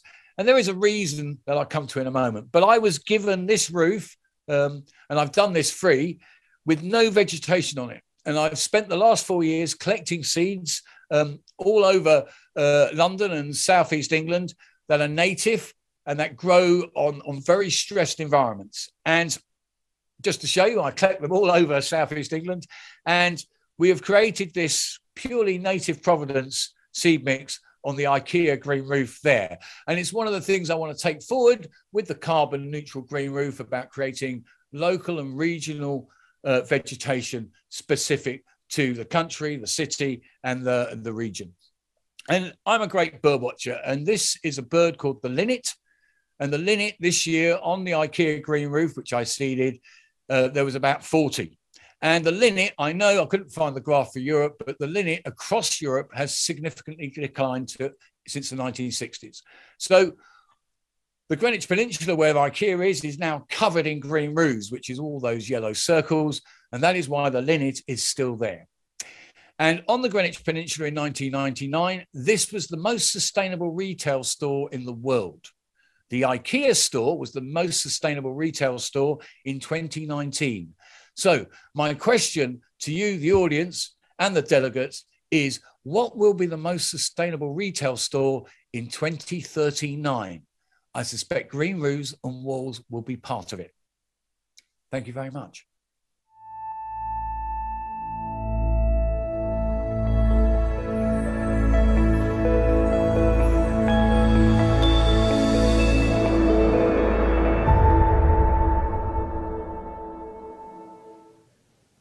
Dusty Gedge, who showed us the green future. Dusty, welcome once again. And I must say, Michala Nedorostová says, bravo.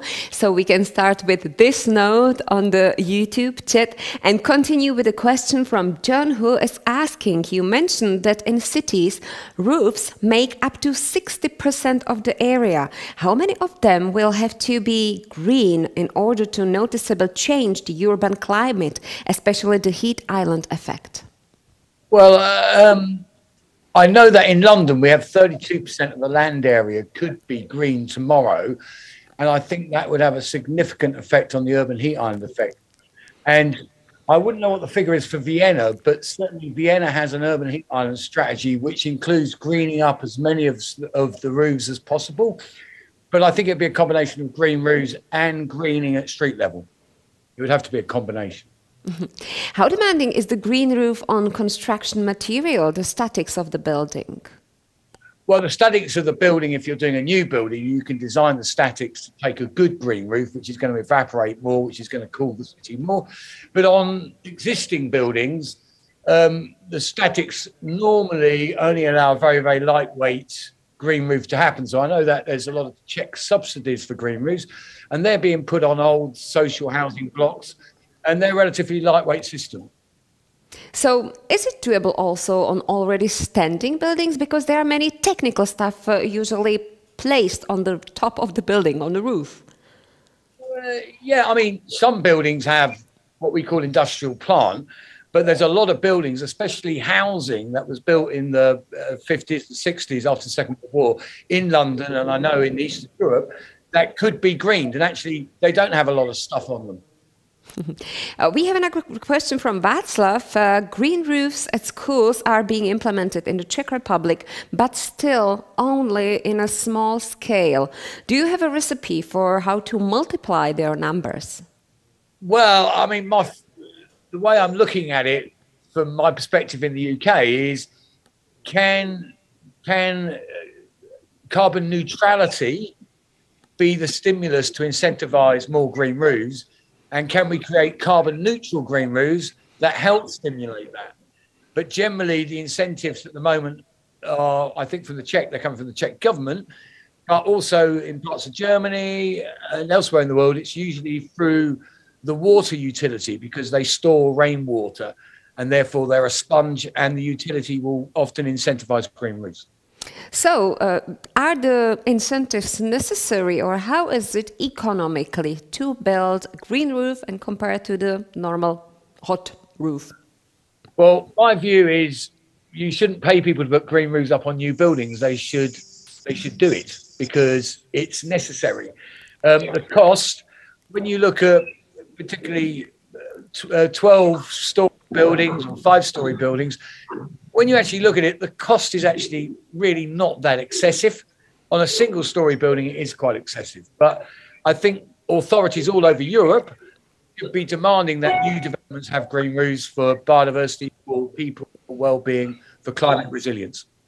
So when you mentioned that it's quite excessive at the one-story or single-story building, when we see all the logistics halls, and so how about those commercial properties and the green roof? Well, in cities, most commercial properties are taller than 1 or 2 stories, so that's not the issue. Generally, single-story buildings are domestic buildings, which is slightly more problematic. But in big industrial sheds, they are a challenge structurally to put a green roof up on. But you'll find in places like Germany, a lot of those industrial sheds in Switzerland and Austria will have green roofs because the city demands it. But you are speaking mainly about the buildings in the cities, but how about outside of the cities? It's not that necessary. Well, I mean, I think it's any building being greened is good, but the focus needs to be in cities because cities are under more pressure to adapt to climate change. Yeah, and also there are the islands of heat becoming more and more serious. And Martin is asking, do you have any examples of how much a green roof can cool its surroundings, how much water it retains, and so on? If it will certainly vary depending on type of the roof, can you give us some data? Well, the one that I can remember offhand is the model Toronto in Canada about 12 years ago. And whole-scale greening and roofs in Canada would reduce the urban heat island by 2 degrees centigrade. I do know that it would also cool the building by about 4.5 kilowatts per metre square per year in terms of cooling, air conditioning costs within the building. That's a figure I can remember. But I think the 2 degrees modelling in Toronto, and they did it in New York as well. I think Vienna's done a modelling exercise too. And how about green facades? Because Josef is interested in that as well. Do you think green facades are sustainable? For example, green facades by Patrick LeBlanc versus climbing plants?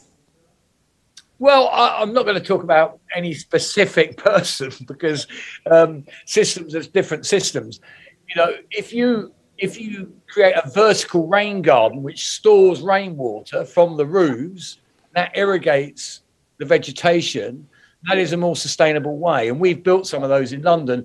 And the other thing is that, you know, roof level, we're talking about the city scale of the urban heat island effect, but at the canyon level, the street level, green walls are really good at cooling the street in periods of excessive heat, like we had in 2018 in London. I know they had in Vienna and probably Bratislava and Prague. In 2018, I think there were some pretty significant heat excesses in those cities too. Can you describe how a wetland works on a roof, and what types of buildings should wetlands be placed on? Well, a wetland, they're ephemeral wetlands, so they dry out in the summertime. But the idea of the wetland is it increases biodiversity and also stores rainwater in times of flash flood. And they can go on any building. I've just been designing some with solar panels, taking the rainwater from the solar panels to help cool the solar panels.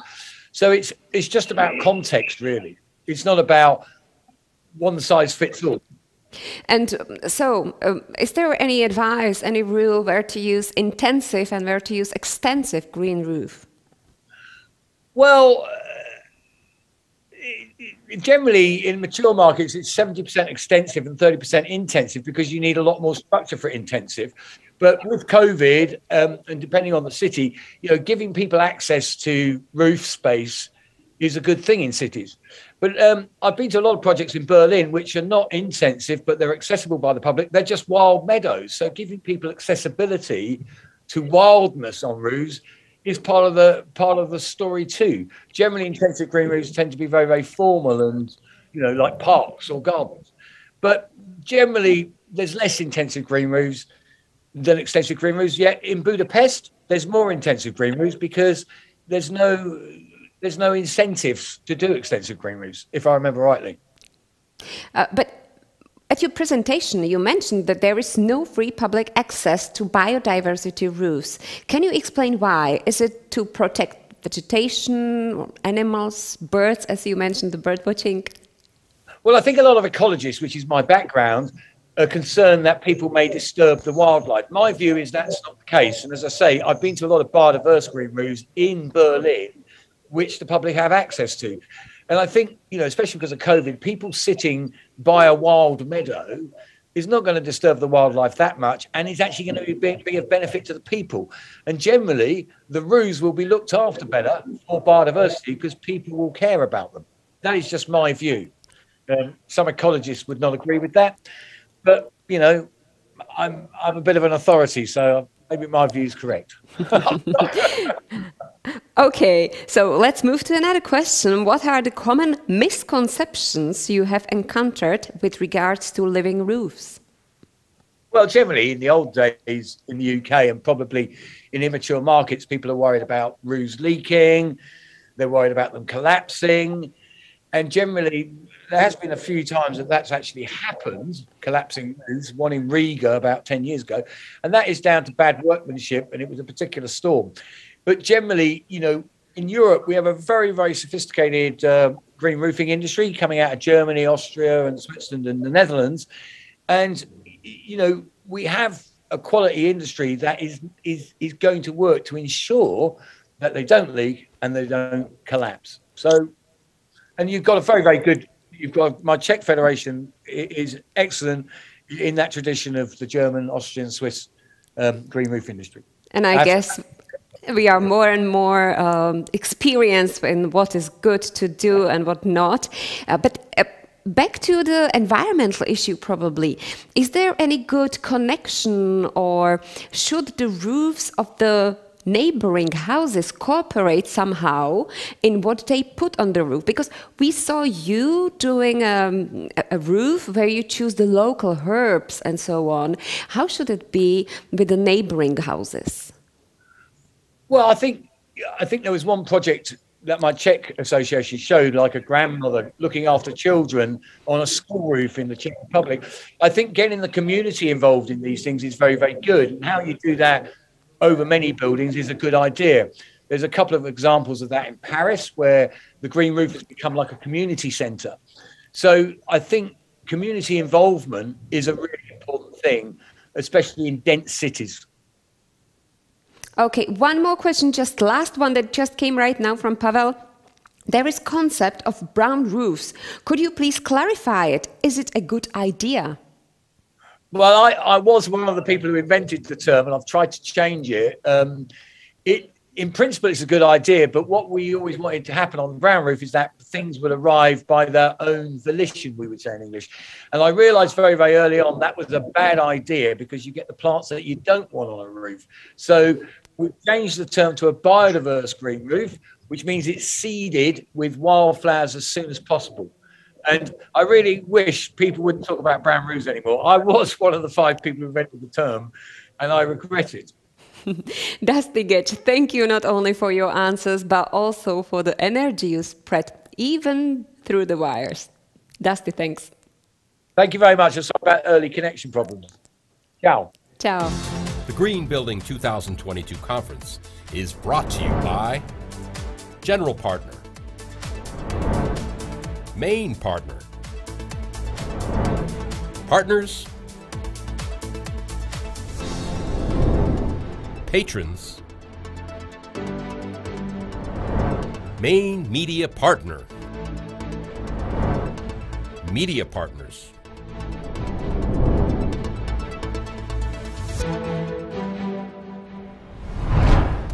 You're still watching the Green Building 2022 conference, a unique festival of inspiration, visions, and practical examples of sustainable solutions.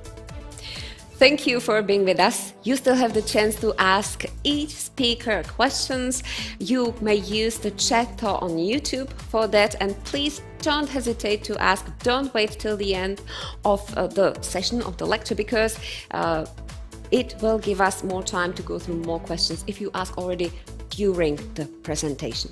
I would also like to thank again to the organizers, the Czech Green Building Council, as well as the partners to make this all happen. And now we can move forward to another topic.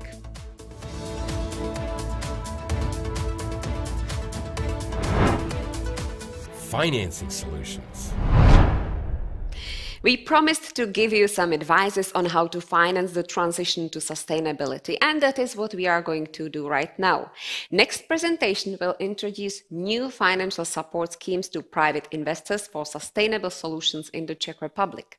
This country can receive more than 40 billion euros for public and private sector investments from the cohesion funds, as well as from new mechanisms over the next years. More details we will now hear from JAKUB TOMAŠTÍK, Director of ČSOB EU Center. JAKUB, good afternoon. Good afternoon, ladies and gentlemen. I am very honored to be able to present to you on the topic of financial instruments for sustainable solutions.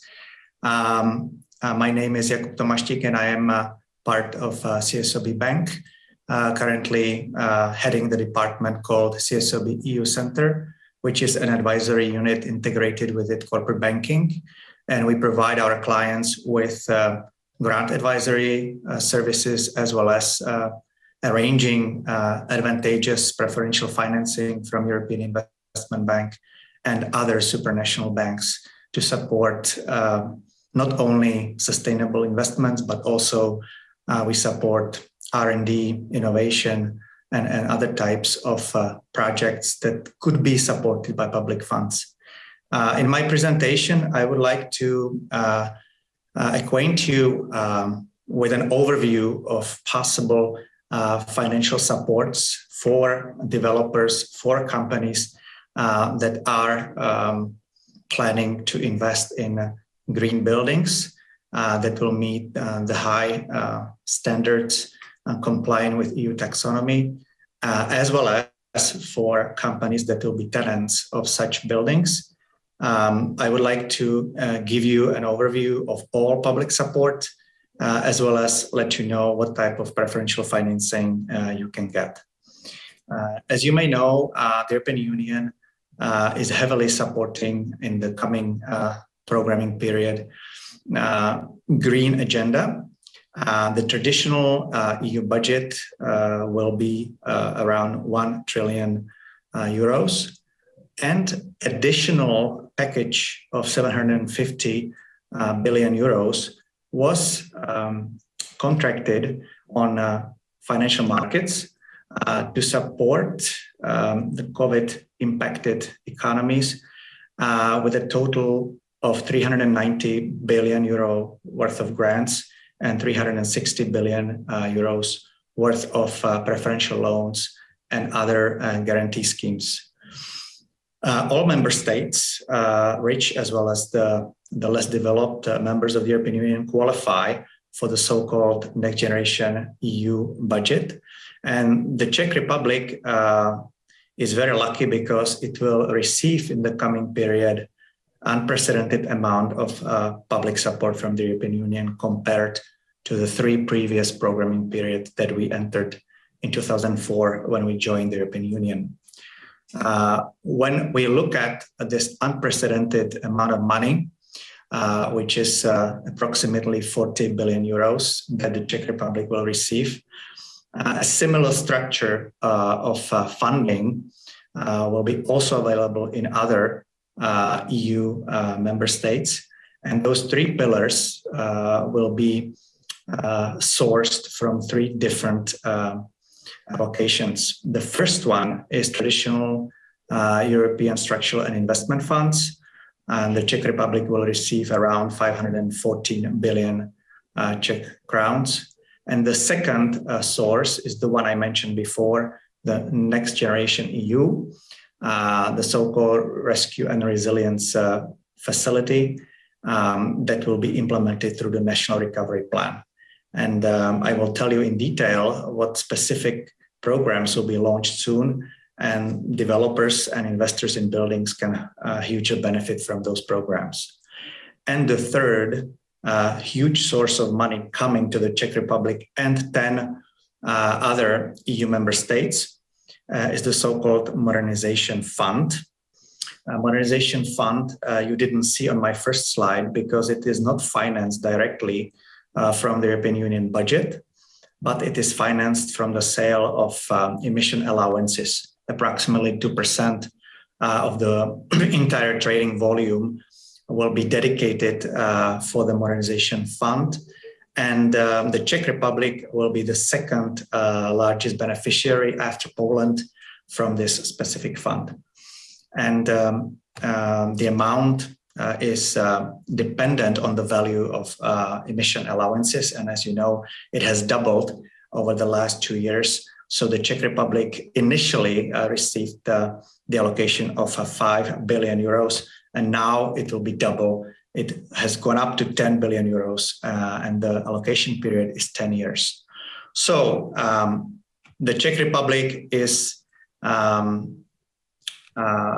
very, very well funded from 3 sources, and now it will be a huge challenge for the private sector as well as the public sector to be able, within the time frames that are for those funds, to take benefit of this huge opportunity.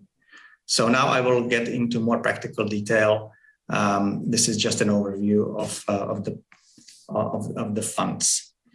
The first one, the Resilience and Recovery Facility, part of the Next Generation EU program, implemented through the National Recovery Plan, will be launched in the coming 2 weeks.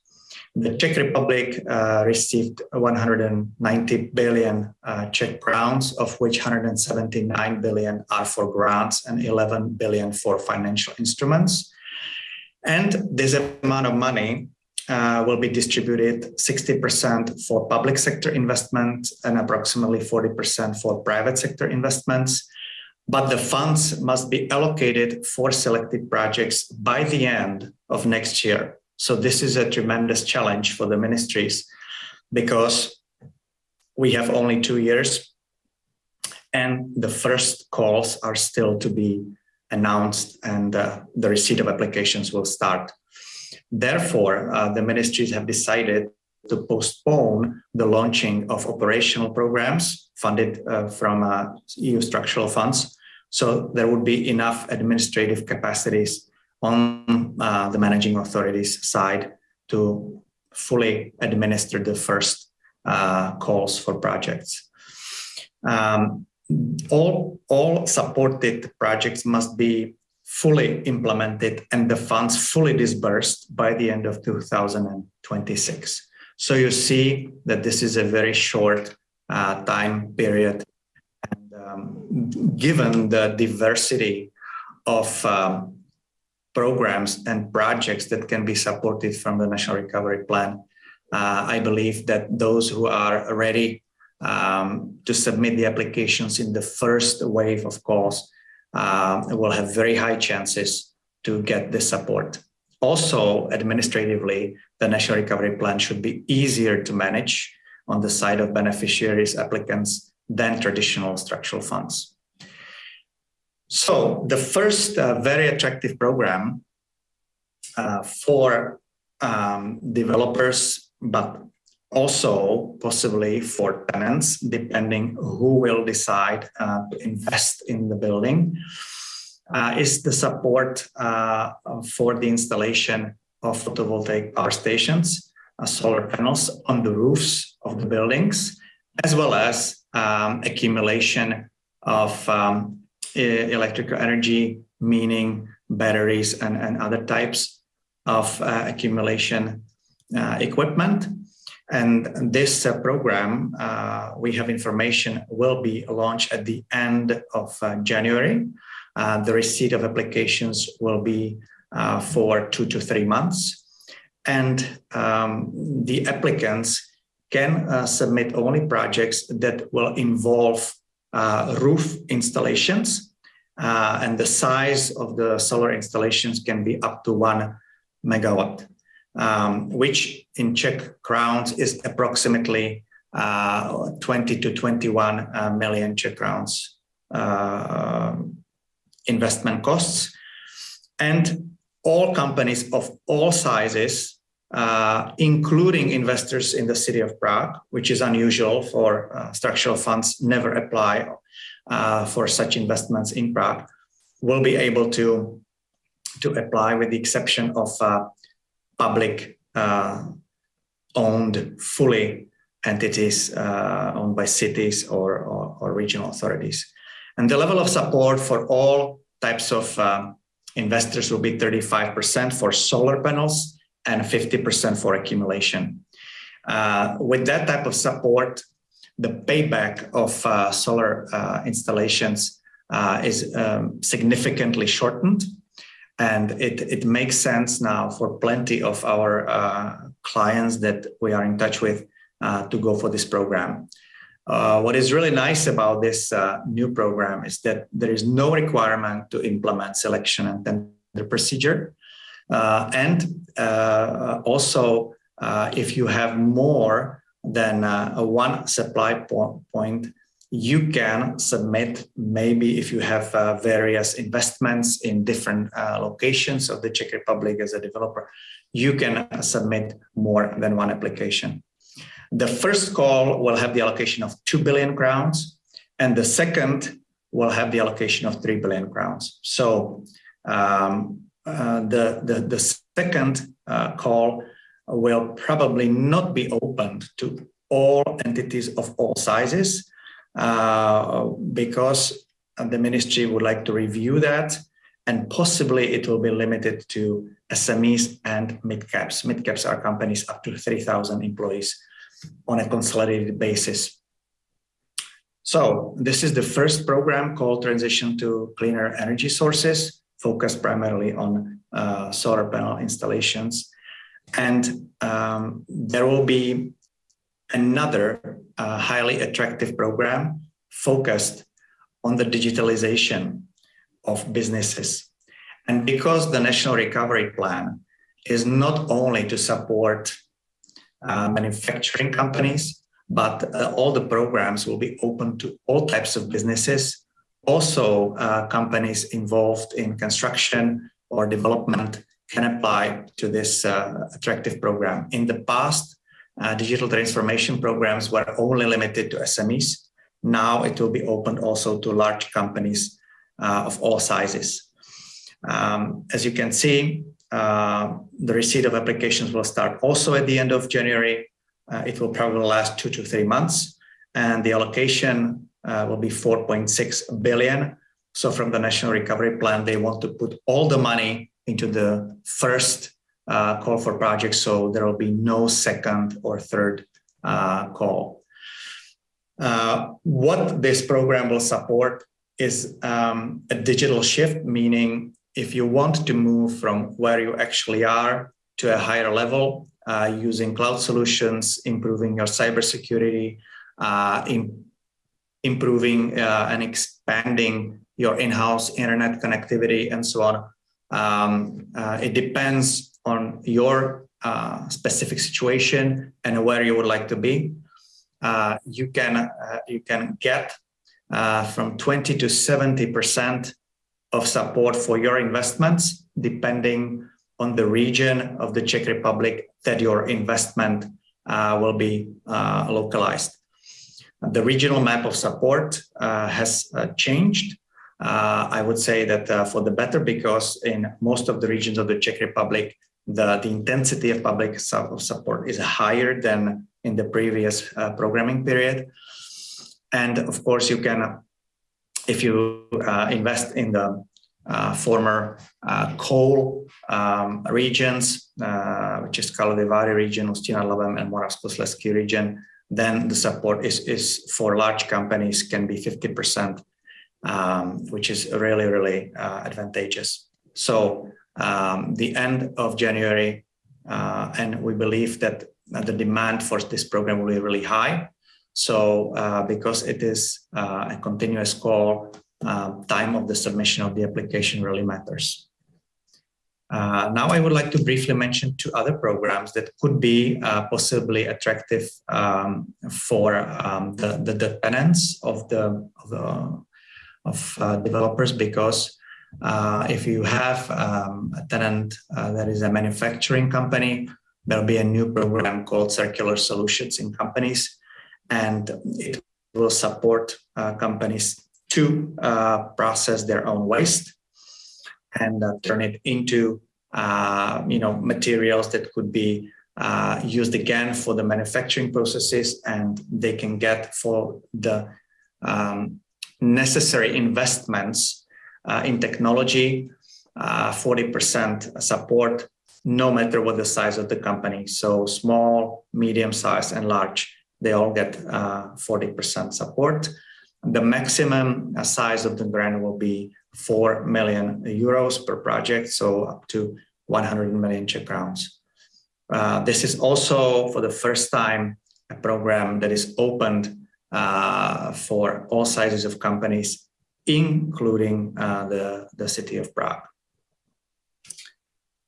And the fourth program I would like to mention that will start as well with the previous one by mid-February is called Water Saving in Industry, meaning that manufacturing companies, but also companies from other business sectors that would like to invest in some water saving investments.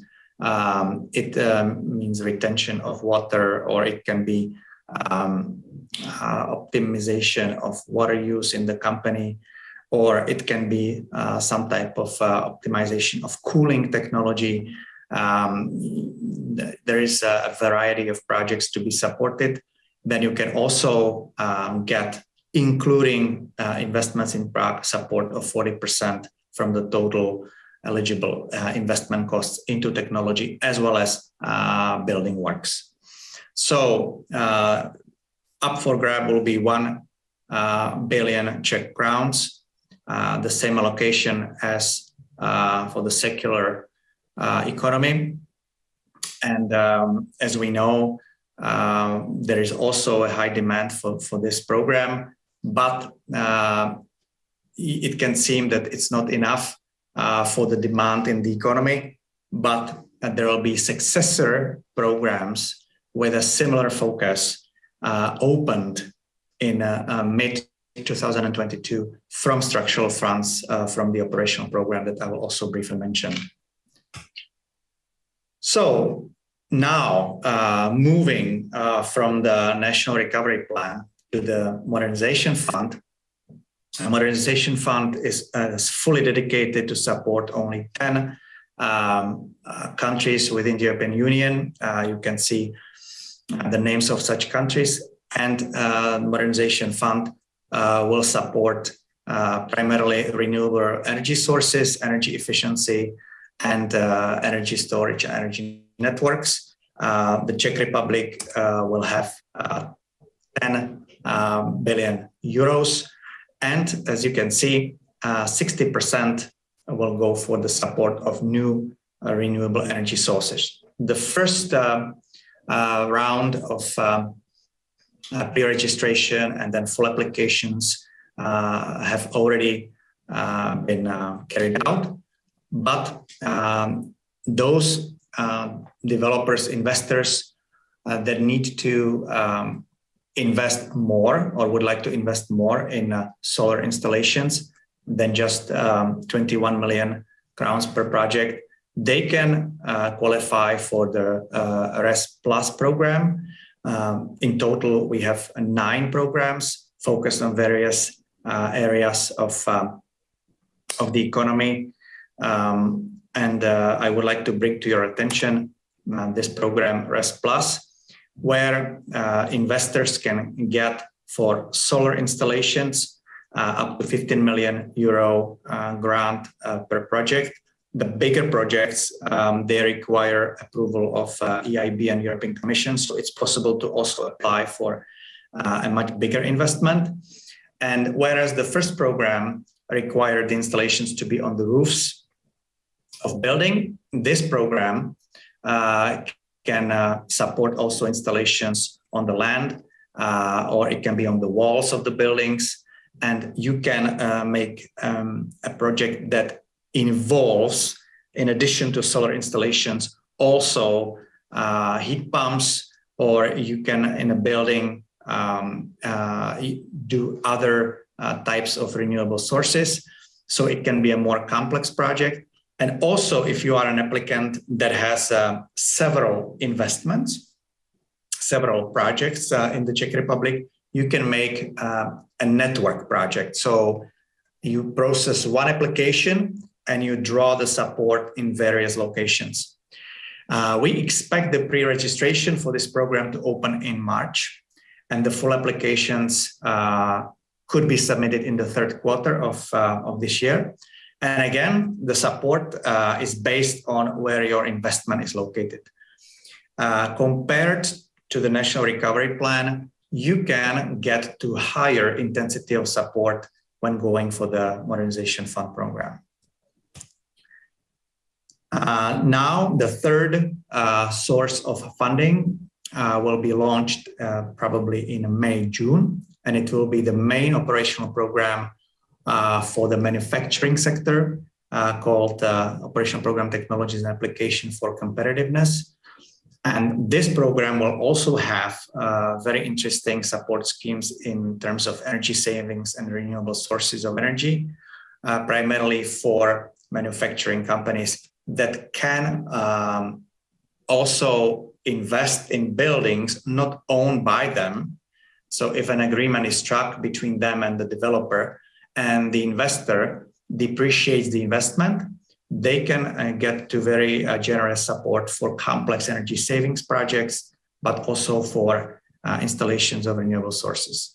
The operational program will have the allocation of 79 billion crowns, but if the utilization in time is very high, additional 20 billion can be allocated for it.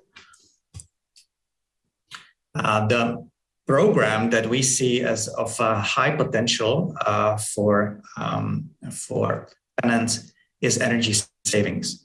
Energy savings can involve anything from the heat insulation of the building, from measurement and regulation systems, to investing in a new lighting, or also installing solar panels on the roof. If you want to make a successful project, what is really required is that you have a professional energy audit, and this energy audit presents to you with various options of energy savings in the building. And on scoring, you can determine which combination would make your project qualify for the support. And for one application, you can get up to 200 million Czech crowns of support.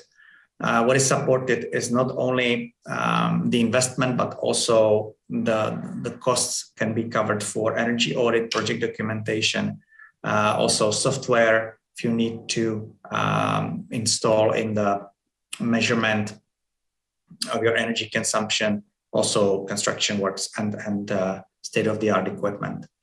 The receipt of applications will probably start in June, and for the implementation of the project you have 3 years, so you can do it in stages. And we have clients that were able in the predecessors of this program to strike a deal with the owner of the building, with the developer, and to make an agreement on the depreciation of the investments, because you have to keep then the subsidized assets in your ownership of 5 years, and then you can transfer them to the ownership of the building owner. Now, moving from the cash grants, I would like to say a bit on the approach of banking sector to financing sustainable projects, because a lot has changed in the recent year. As you know, financial institutions are under significant pressure from investors, but also from clients to provide advantageous green financing, and also from investors and regulators to increase in the portfolios the representation of green financing. By green financing, I mean financing in line, in compliance with EU taxonomy.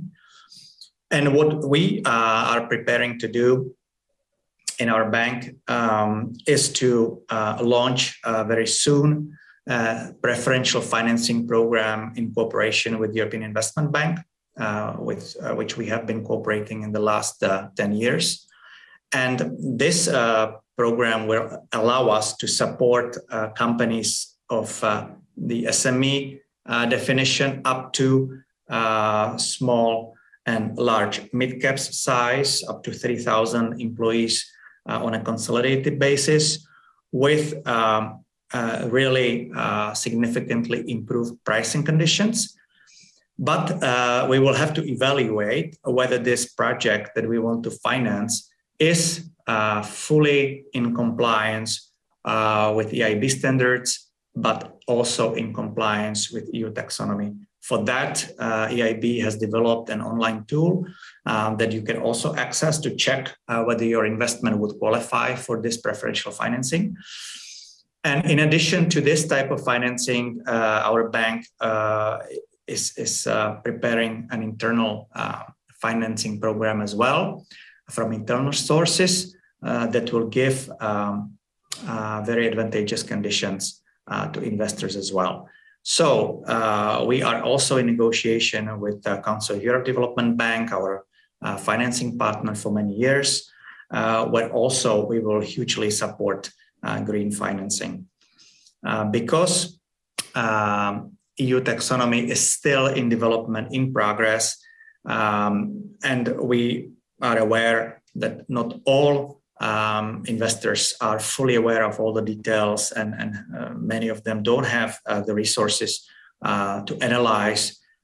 We have a team within our bank of specialists that can assess whether any type of investment is in compliance with EU taxonomy, or we can suggest to the investor what could be done in terms of modifying the standards of the investment to reach for the green financing status. The banks, of course, now have to also score clients based on the ESG model, and attribute newly, in addition to evaluating the credit risk as such, as was customary, but include in the analysis of the investor and the investment also the ESG aspect.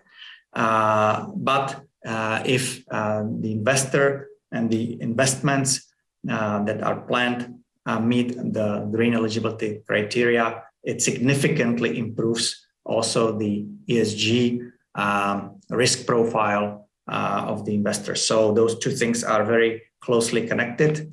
And as I said, we can assess as a bank both approaches and help you and navigate you through the labyrinth of the grant and also financial instruments that are available on the market. And definitely there will be new developments, and we are monitoring the situation on the supranationals market. As you may know, InvestEU will probably be launched in the coming months, and the European Investment Fund will come up, as we were told, with a brand new guarantee program called a Sustainable Guarantee Program. And we as a bank, cooperating in the past successfully with EIF, would like to also be part of this program. So not only preferential financing, but also a preferential type of guarantee for supporting these investments. Now, what you can expect from us, from my department, from my colleagues, is not only to do the analysis of the subsidy options and available financial instruments on the Czech market, but we can also help you arrange the grants. We can prepare for you the full application, feasibility study, cost-benefit analysis, arrange for the energy audits or relevant external consultants. And our service model is based on success fee, so our clients only pay for the services when the grant is arranged and when the grant is contracted. And also, because we are a bank, we provide you with financing to support the investment. And as you can see, we have experience with over 900 projects for more than 80 billion Czech crowns. And for our clients, we have secured over 32 billion Czech crowns from European Union funds and from investment incentives of the Czech state, which makes us the largest intermediary of public support for private entities. And I will be happy to answer any questions to my presentation, as you may have regarding grants or financing. I'll be pleased to then analyze also your possible investments, whether they meet any of the criteria and would qualify in this various scheme of support programs. Thank you for your attention.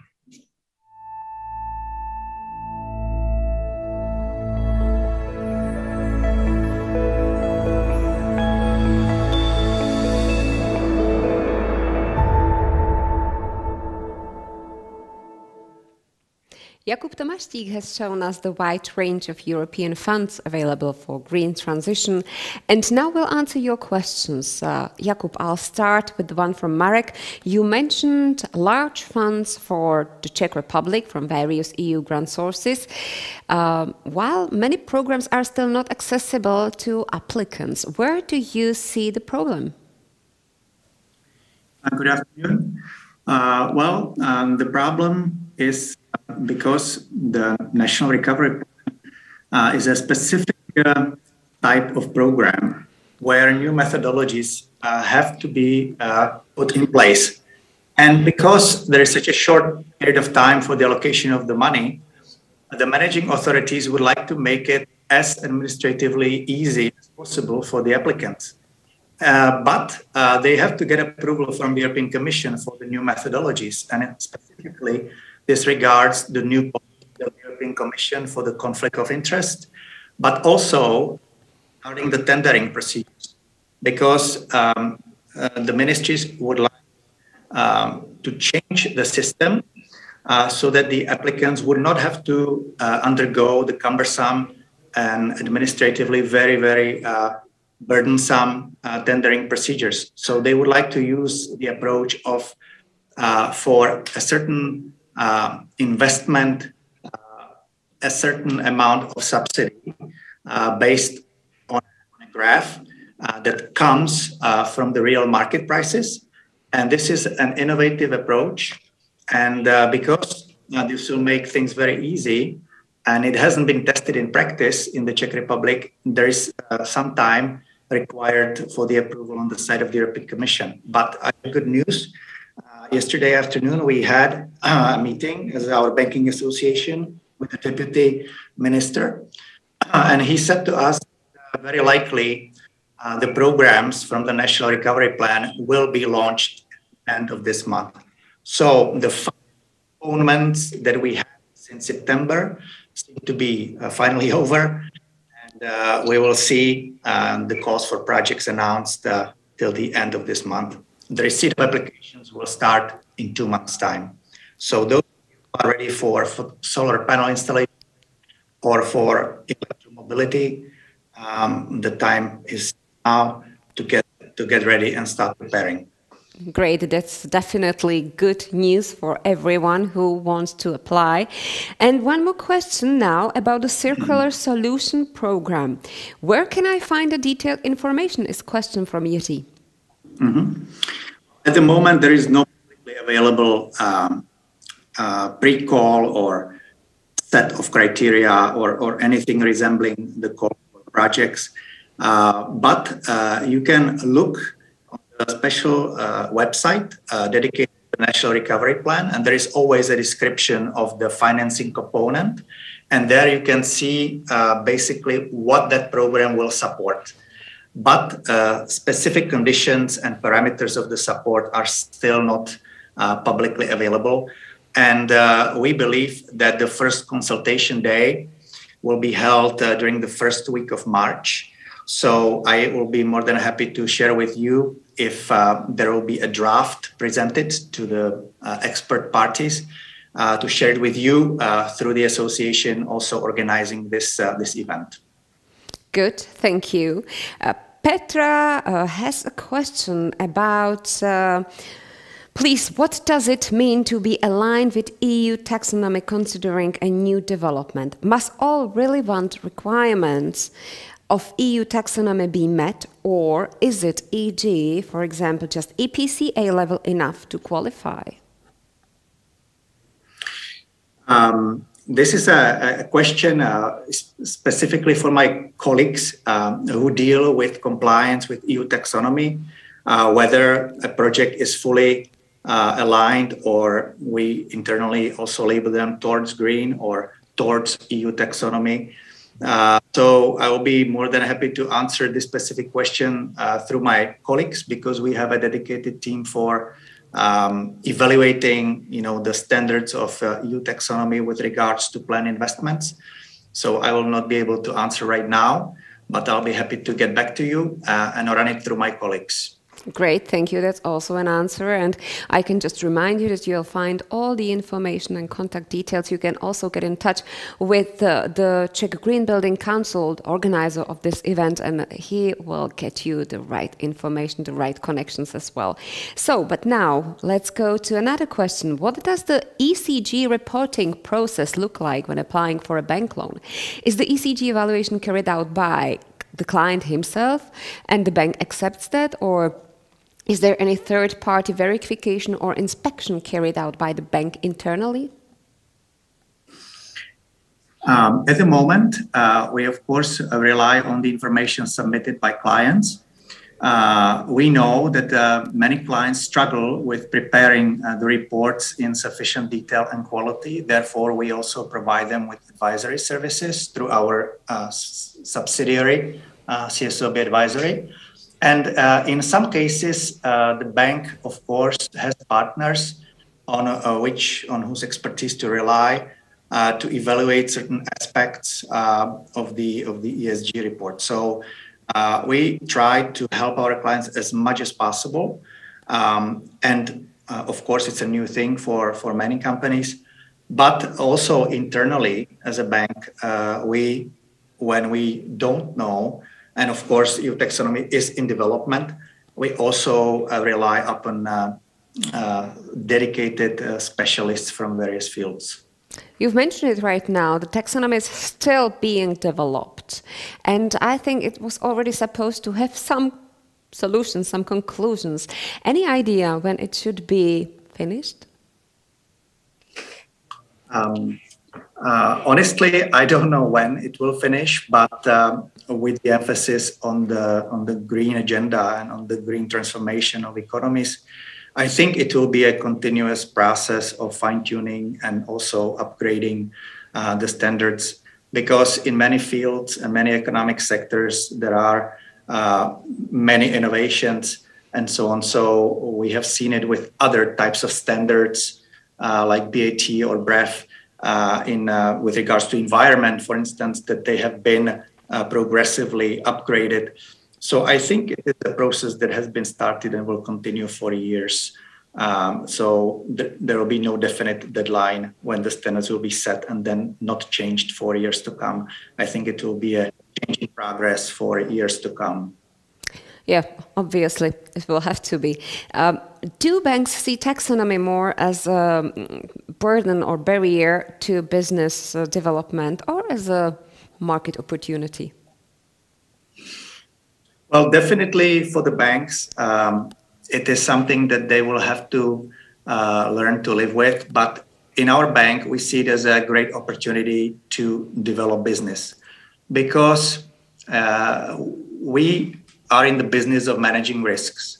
And if companies can prepare for sustainable functioning in the medium or long term, that's the best for the banking business, because you want your companies, your clients to prosper, to be competitive, and not to get, because of regulations and because of the impact of regulations, to get out of business, to go bust or bankrupt. So it is in our interest to help them as much as we can to live up to those standards. And it's not just about meeting some requirements imposed by regulations and directives, but it is about transforming the business of companies, the essence of business, so it can run for a long time and prosper for a long time. Because with prosperous companies, banks can do better business than with companies struggling or at the verge of leaving the market. I think the same counts as a reason for being more and more in the investment field and not in subsidies. Do you foresee a complete move away from subsidies in the future and replacing it with private green financing? If so, will this apply to all types of investors? I think that now we will have a period of unprecedented volume of public support to help the radical transformation of the economies. Because with subsidies, you can do a lot in a much shorter period of time. And I think that once the transformation of industries has been done to a large degree, the volume of subsidies will go down. So I would say that this period of 7 to 10 years that's ahead of us will be unprecedented, and then it will get back to normal, as I would say.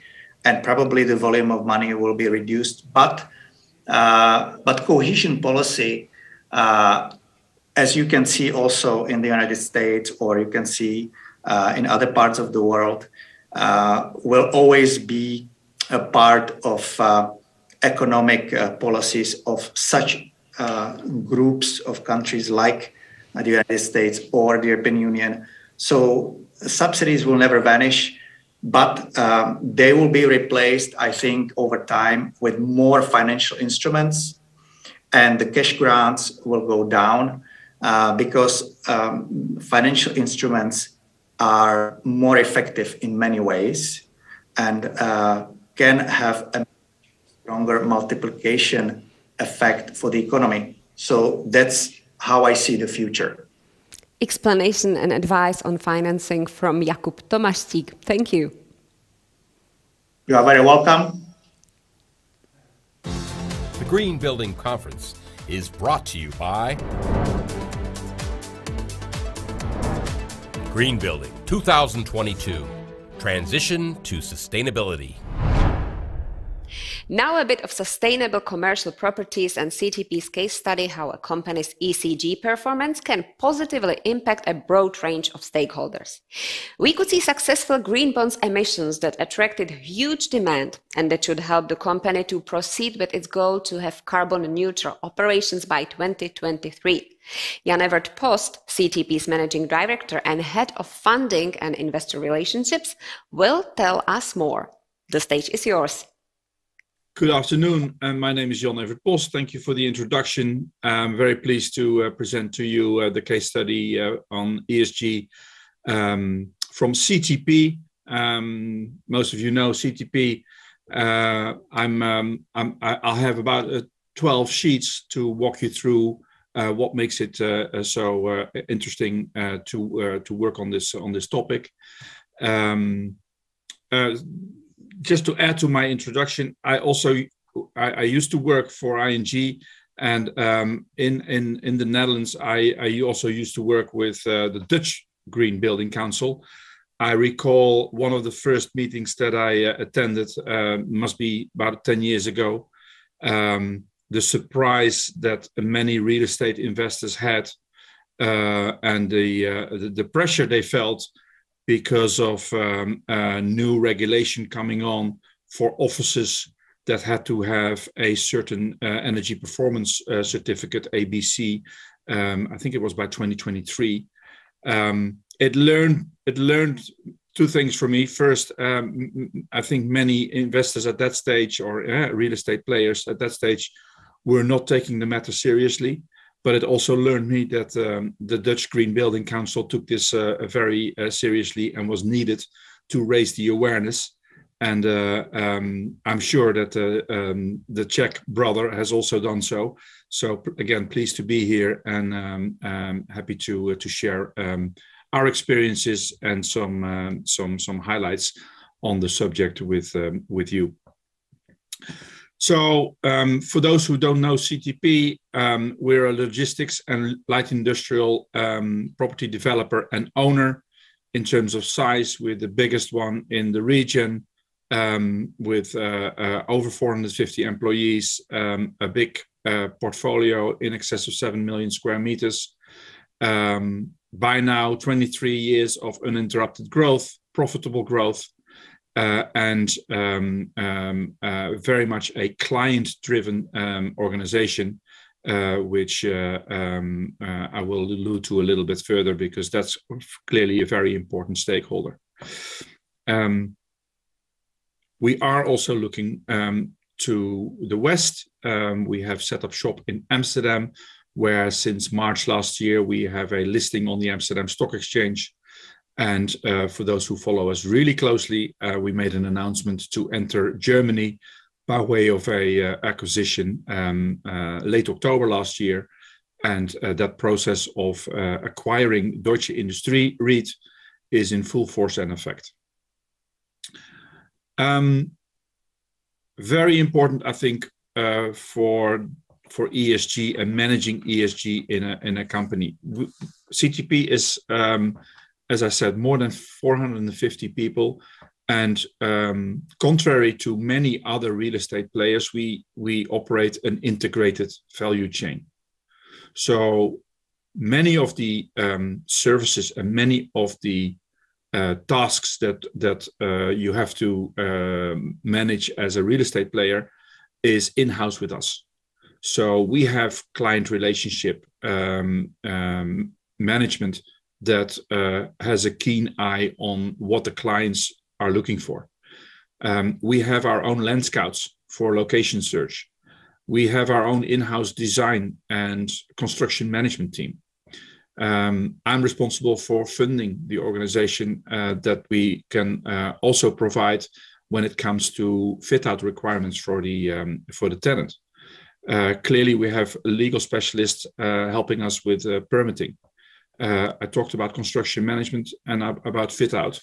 And then once the property is up and running, we take good care of the property. We have our own staff on site. We work with parks. We work with being close to the client, and that property management enables us to do so. So for further questions from clients as the property stands, we can accommodate building upgrades, expansions, and repeat the whole circle again. And why is it so important in the discussion in ESG? Because everything that we do has different type of stakeholders, and with everything that we do, we take the interest of these different stakeholders into our operation. At least we are exposed to them. from municipalities with location search, or clients, or investors with financing, or suppliers with our own construction management. So you can see there's a lot that we are exposed to. And I should also mention, of course, the wider community that we operate in. So I think it's quite an important success factor that we have these functions in-house, and that these functions support also the feedback that we get from our stakeholders in how we operate and how we operate responsibly. Now, with a little nudge to nature, I've said before, and I was going to come back on it, we put client success at the center of everything that we do, at the heart of everything we do. And that is nicely illustrated here. On the right-hand side, you see more environmental aspects that I think are relevant. On the left-hand side, you see more social aspects that are relevant. So on the right-hand side, clearly clients would like to have real estate space that fits their needs. We have standardized our building types. So we have 5 different building types that can accommodate the needs from clients. We build high quality. We are a developer who wants to own the property for the long term. So we build it and we want to own it. And many developers sell it upon completion. But because we want to own it for the long term, there's additional future-proof standards building in to our properties. And that's quite important. I talked about the full service. I talked about the CT park, the network. So our parks accommodate a variety of tenants, a variety of properties, and they are integrated into the landscape. But they are also focused on being an attractive, pleasant working environment. And that's perhaps making a turn to the left-hand side. On the social side, we like to fit in to the community by creating the business ecology that is required there and then. We work, for instance, in Brno, and we have quite close links and established close links between our parks and the universities or the municipalities. And of course, also the communities. Many people who work on our parks live in Brno or its immediate vicinity. The other thing I would like to mention on the social side is the clubhouse. So even, for instance, in a location like Bor in Western Bohemia, we have a big park where there's a clubhouse, which is sort of the heart of the park, where tenants, their employees can come together for lunch, but also can have business meetings, and sport activities are arranged for the stakeholders there. But you can also benefit from medical support. There's a doctor in the clubhouse that serves the needs of the park visitors or employees.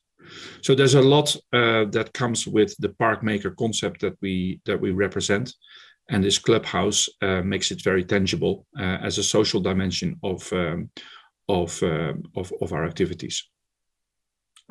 Last but not least, on the right-hand side, you may be familiar that all of our buildings are BREEAM certified very good, and we constantly improve the quality of our buildings to cater also for the future needs. The renewable energies, the solar parks enable us to work towards a situation where we could work towards energy autonomous parks, where hopefully in the not too far future, we will showcase a park where self-generated electricity is also consumed on the parks. Clearly, with so many roofs available, we could house quite a lot of solar capacity on our roofs that should be available to the benefit of the tenants in the parks. Last but not least, the carbon neutrality is one of the boxes here. By that we mean that for scope 1 and scope 2, so our own direct and indirect greenhouse gas footprint.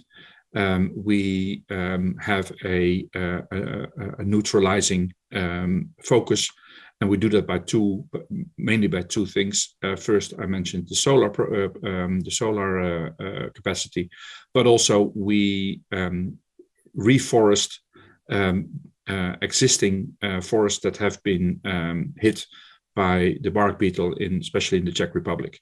So we bought older degraded forests, and we have been reforesting those forests, and that's an ongoing activity, so that will be regenerated and also capturing carbon going forward.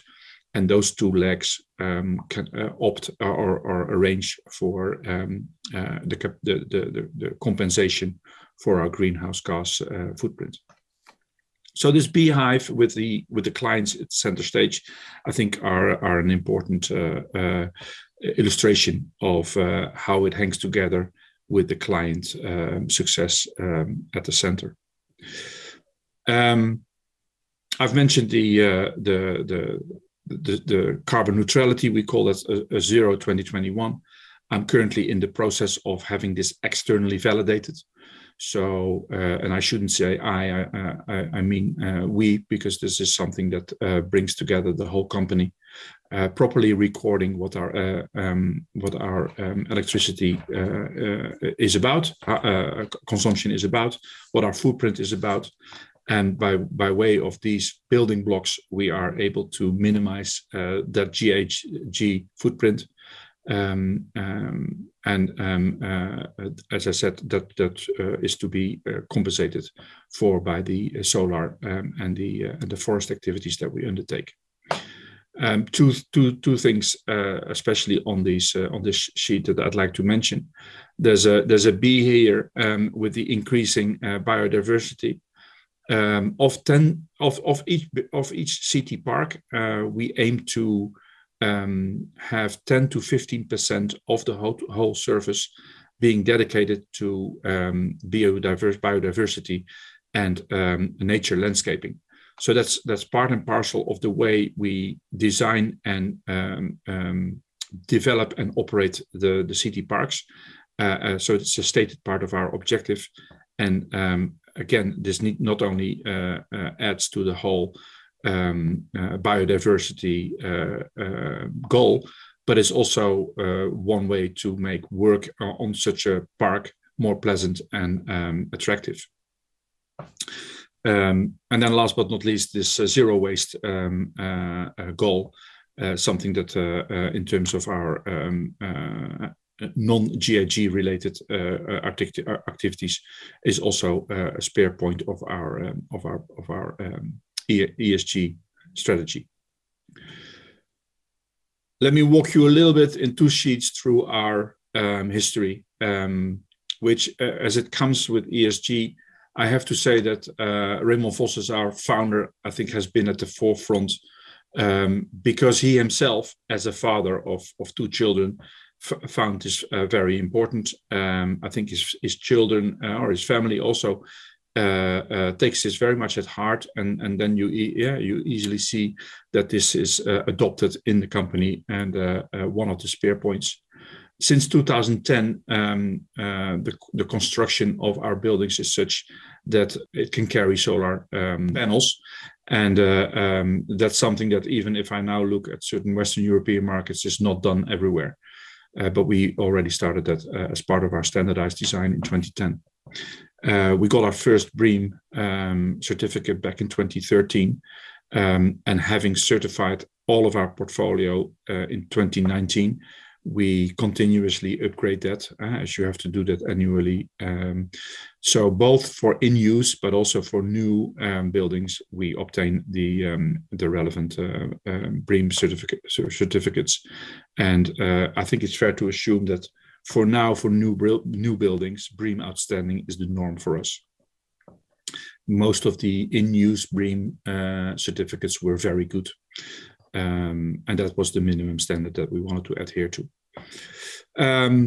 2019 also marks the time that we first bought our first Czech forest, and we've continued to do so, because let me just highlight the rest of the timeline, where because of the quality of our portfolio with the BREEAM certificates, we were able to issue what they call green bonds, and I'll get to that a little later. But clearly, to be able to highlight that these bonds contribute to a low energy consumption and adhering to certain ESG standards goes well with the investors. And since October 2020, we've issued now 8 times for a total of 4.25 billion euros. So we're an established issuer in just 1.5 years, or less than 1.5 years. And I think the green bond nature of our issues has helped greatly here. After we were listed in 2021, around summer, we got our first ESG rating from Sustainalytics.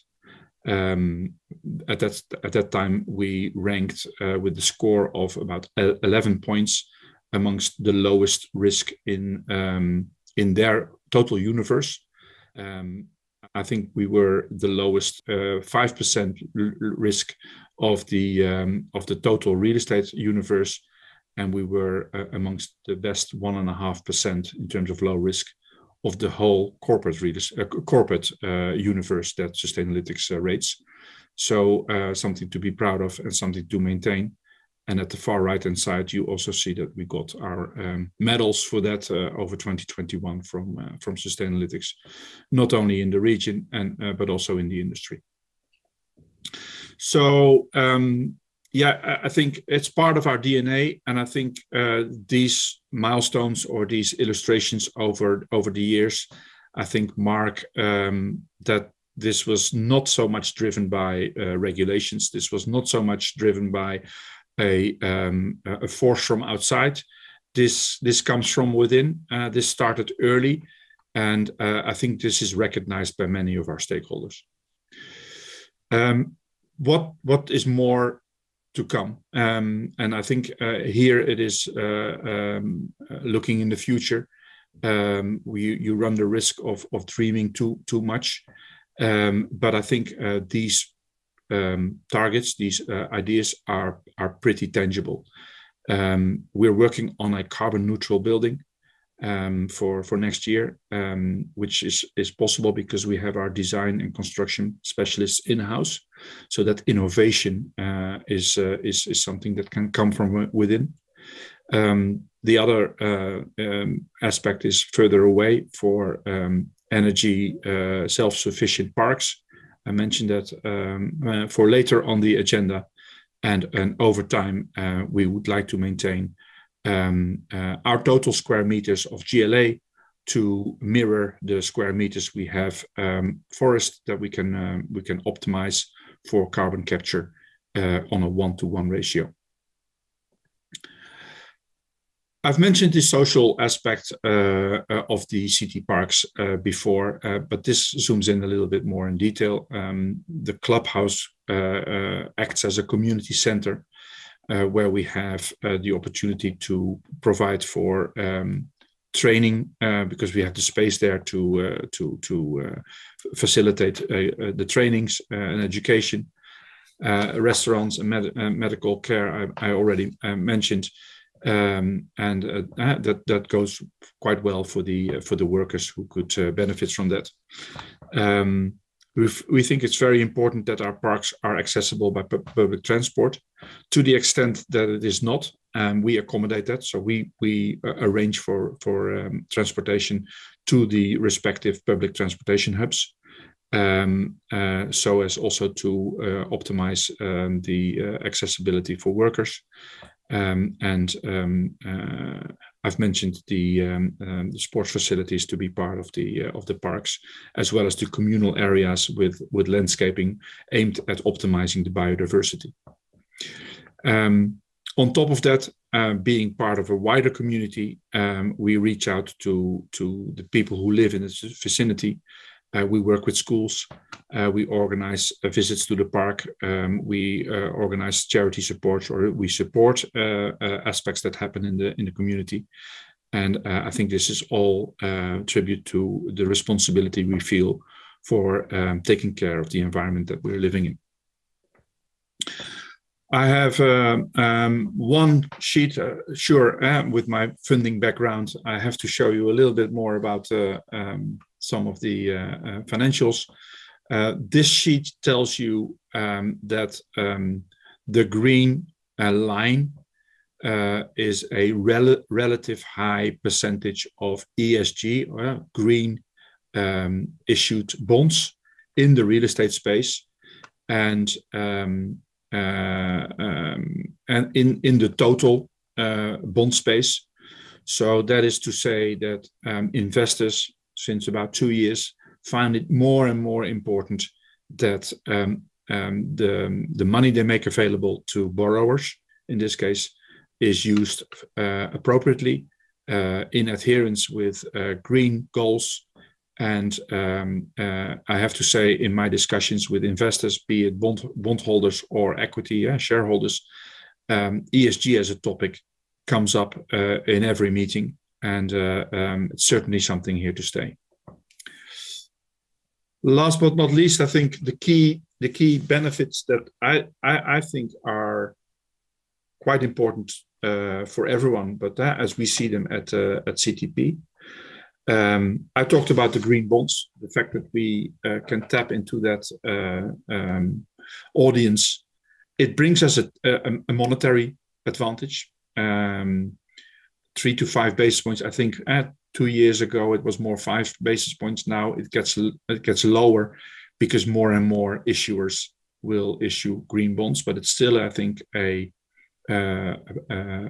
savings or pricing improvement that we get from issuing green bonds. So there's a very monetary, tangible benefit.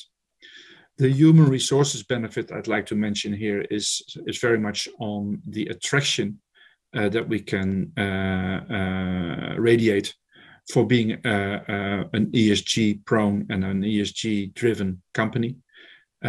Especially millennials, especially the younger professionals, find it very important. They look at our website and get attracted to the way we take this matter very seriously. It is part of our profile, and that is resonating with that part of the workforce that we are also aiming to get on board. And last but not least, clearly our clients, where with improved energy efficiency, the total cost of occupancy could go down, where clients can also feel more comfortable in a park which takes care also of the well-being of the workers. So especially also on the client's side, our sustainability profile helps to radiate over the client's interests. And it's one of the other aspects that I believe clients will take into account when selecting who to rent space from. With that, I'd like to conclude on my presentation. Thank you for your attention, and I'm happy and ready to take any of your questions. Thank you.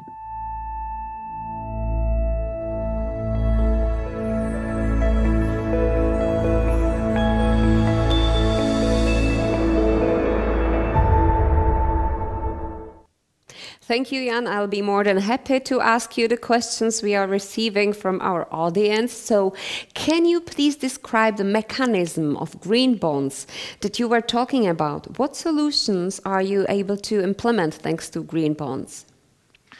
Yeah, the use of the funds for green bonds, so the money we raise, is to be applied according to the Green Bond Framework, which is a framework which is applicable to the capital market, so to the bond investors. And it talks about eligible green projects. And for us, with CTP, it means either green buildings or investments in renewable energy. So those are the two uses of the funds that we get, and that is how the framework works. And every year, and we've done that now once because we're still a young issuer, we report to the community. It's a public document on our website what we have done with the funds from the green bonds. So where is the money going? And for now, it's all being green buildings. So, do the stakeholders want a precise plan for what the sources will be used for, or is a general green promise enough? The green bond framework caters for a period of 3 years, during which you need to use the funds for the for the eligible projects, so for green buildings or for renewable energy in our case. So you have 3 years to cater for that. And for us at CTP, because we only do green buildings, that is a very easy promise to make. But in fact, you're right, it's a promise, but you have to deliver within 3 years. Okay, great. Is the interest of clients in energy from solar panels on the roofs of halls growing in connection with rising energy prices? Question from Marcela. Yeah, good question. And I expect that it will. We haven't seen it last year. The energy increases have not materialized last year. So we expect that will happen. And the good news for many of our tenants is that we will make big investments in solar because, frankly, I think we have too small of a capacity for now. But this year we will invest in about 45 megawatts capacity. So yeah, we will make a difference, and the clients will benefit from that. In one of the previous presentations with Dusty GEDGE, we've spoken about the green roofs, but it's not the way the CTP is going. You've chosen the solar panels. Why so? Because it makes us money, Michala. not very difficult. Okay. No, I think this is serving the needs of clients, and if you think it through, we are park makers. The ability for us to generate electricity and have the energy also used in our parks, so to have self-sufficient energy parks, that would be a dream that we are working on to make come true. And now about your shares. What role does brownfield revitalization play in ESG, for example, in your Brno projects? And then we'll get to the valuation of your shares. But now, how big a role does the ESG play in your projects? Well, I think it's something which is more and more in focus. Remember that with a green field, as opposed to brownfield, there's a lot of CO2 emission from concrete, from steel structures and what have you. Brownfield, still for redevelopment brownfield, you also have CO2 emissions, but less. So in a way, brownfield gets much more attention nowadays, not only because of scarcity of land and the ability to upgrade and do brownfield, but also because it has a positive environmental impact. Or less, I should say, to be precise, less of a negative impact. And how big role does the ESG reporting play in relation to valorization of CTP stocks? Did ESG influence the IPO process during entry to the stock exchange? I think it has helped greatly, Michala. It is part of our DNA, so it was relatively easy to use it as part of our profile or to explain what CTP is about. But I have to say, I could not foresee the enormous interest that after our IPO was on the whole subject. Of course, we had the COP21, and there's much happening on the front, but ESG is a topic in each and every investor meeting that I have. What is your feedback from Clubhouse usage? Is it used as it was planned and designed? Is it used frequently?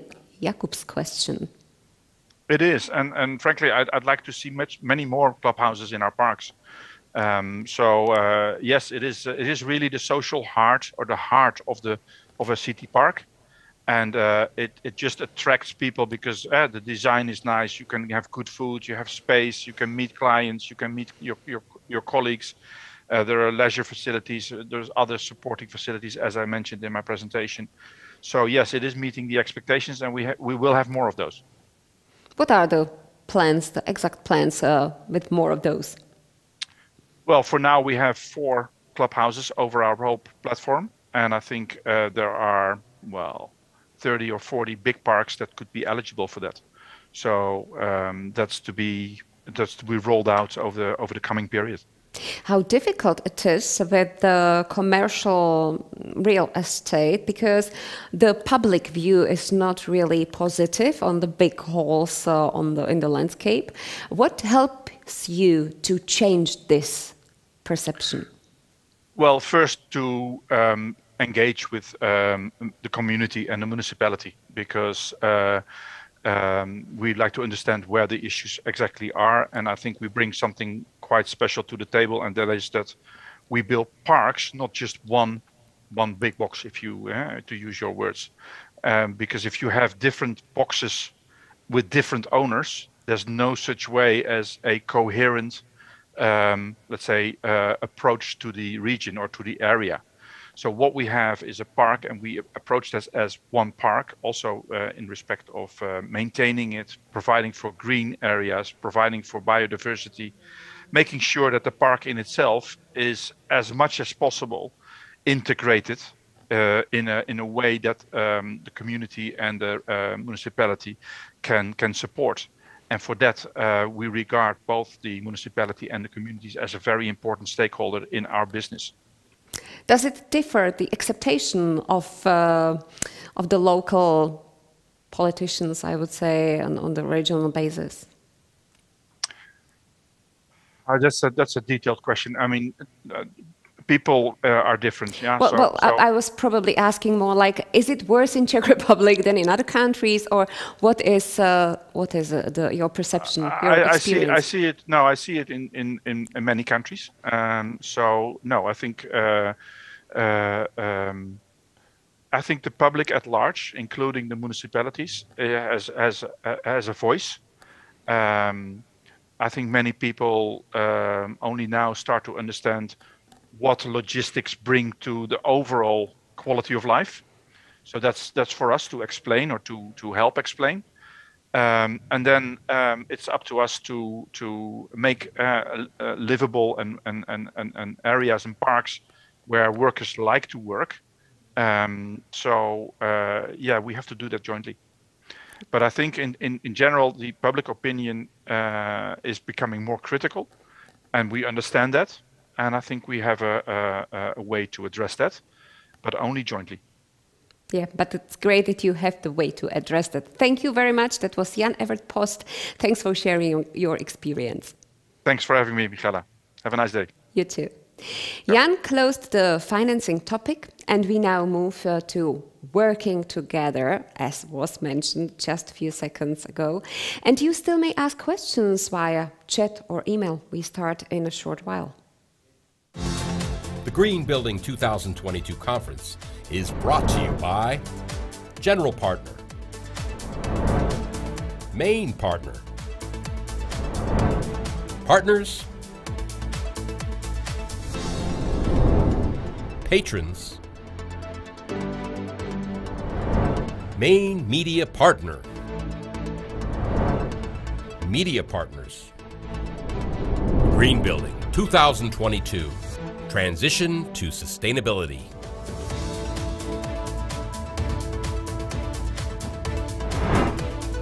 Working together.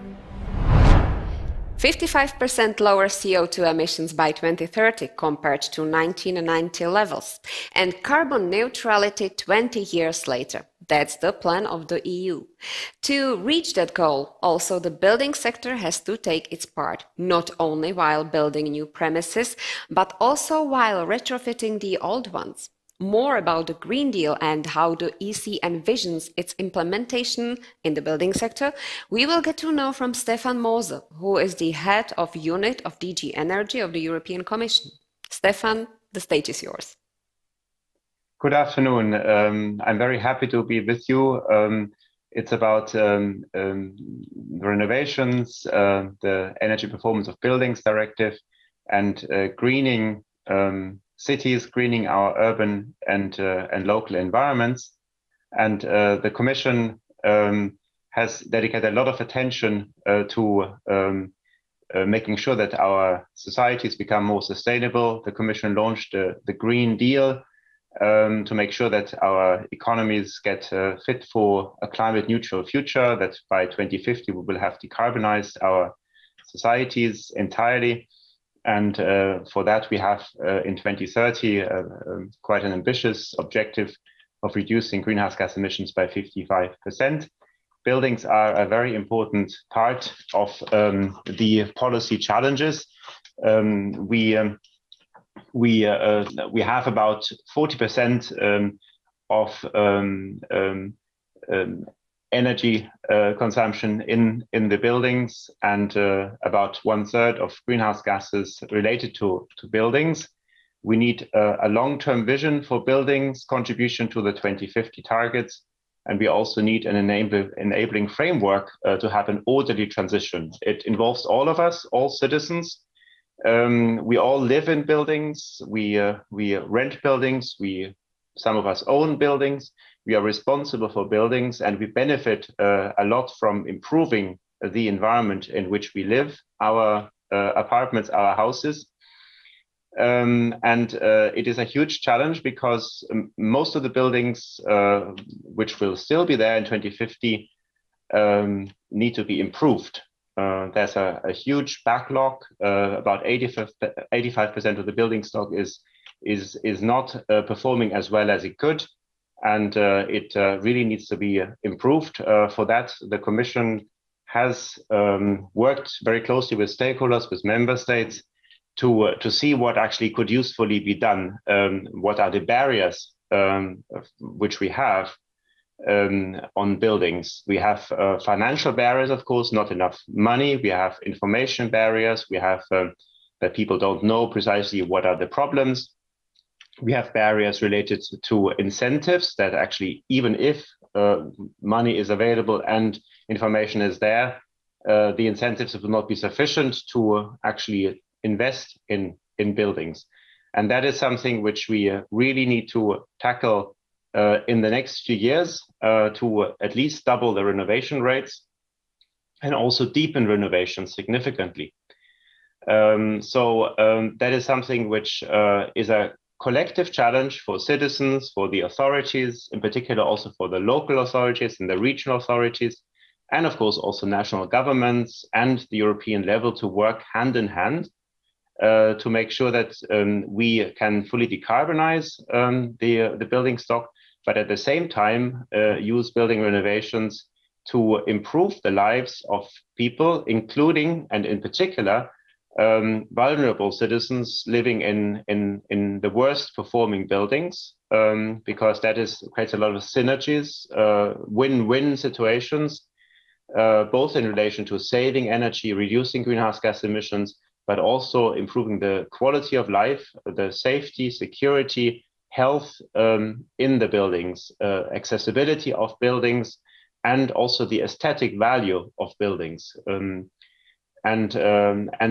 that challenge, improving the building stock, creates also huge opportunities on the employment side, on the economic side. It is one important area to get out of the economic crisis and to grow, to create employment, get out of unemployment. It creates local jobs, which are badly needed in many member states still, where unemployment remains stubbornly high, despite improvements in some areas. But here we have an opportunity for a number of different profiles, qualifications, manual, technical profiles, but also IT, computer, smart buildings, then of course design elements and technical engineering, aesthetic architecture skills, which are extremely important.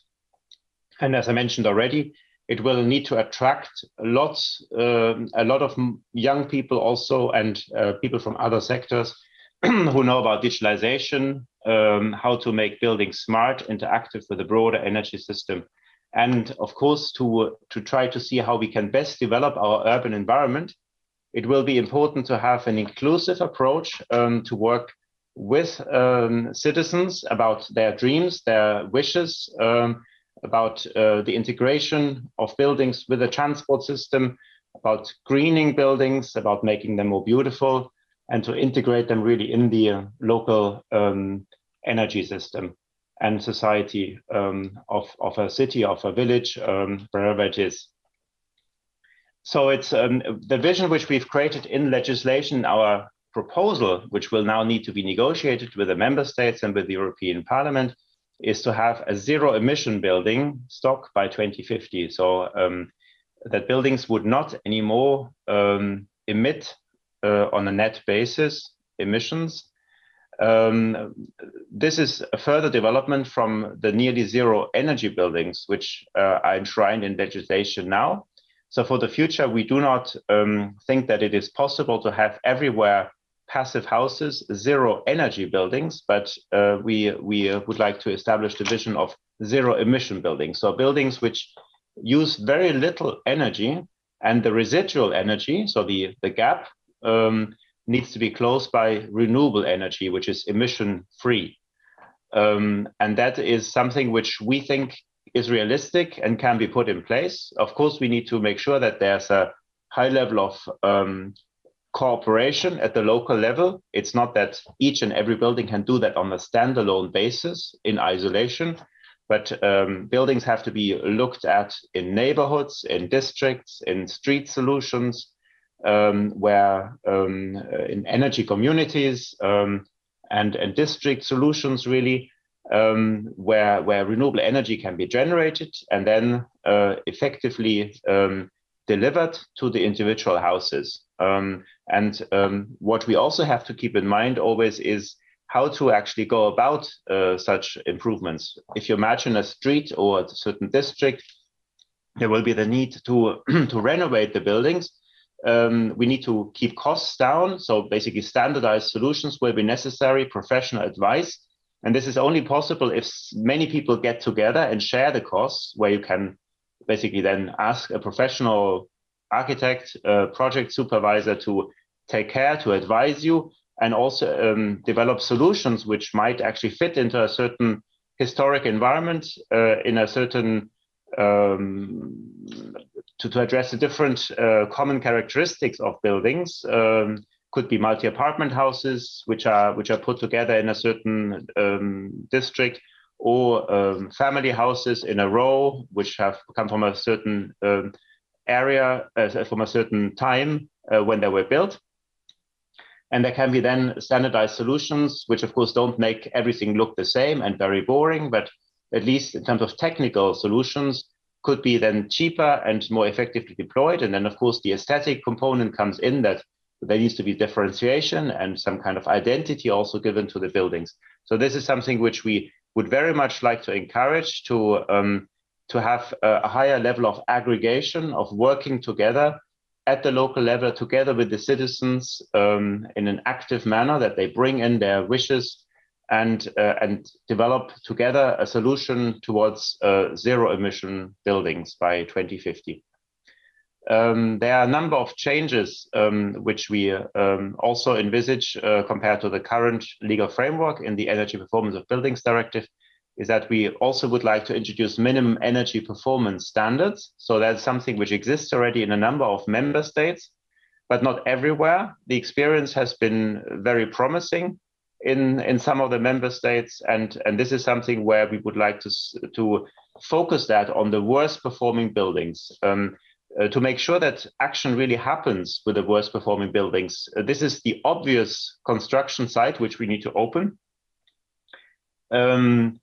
because there the relative gains are the biggest, both for energy and greenhouse gas savings, but also for the livelihoods, for the quality of life of people living there, because these are where the biggest improvements are simply possible, where you get the biggest value added for the money invested. And that's something which we have to design in a kind of time schedule, so that the worst performing buildings would be addressed first and moved up to a certain level. And there we differentiate between residential buildings, which come a bit later, and a bit earlier would then be the public buildings and also the commercial buildings. Then we would like to improve also through legislation and that's proposed in our legislative draft, the planning and information tools, because we've found out, and thanks to extensive stakeholder consultations and discussions with the member states also, that the information basis is often incomplete, that you cannot trust the data. And that is absolutely important. It's the diagnosis of a building that you have reassurance that what you read in the certificate is actually accurate, and you can rely on it, that you know about the weaknesses of the building, and then you can take measures to address them by having an informed decision-making basis. What we aim also at is to have really deep renovations, to think about deep renovations, but we do recognize that deep renovations may not be possible and may not even be reasonable in all instances in one single go, that you basically address all the weaknesses of a building at the same time, but rather in steps, step by step, but in a kind of well designed program to help improve the building. And for that, we actually foresee the tool of a building renovation passport, which basically puts together the different improvements possible and reasonable for building, and make sure then as the document of reference that these are carried out in a compatible manner over time. The advantage is that people might be able to live in the building because the intervention at each moment is not as great that you basically simply could not live there anymore. And also financing constraints could be better addressed, and planning constraints. So that is an important consideration which we see.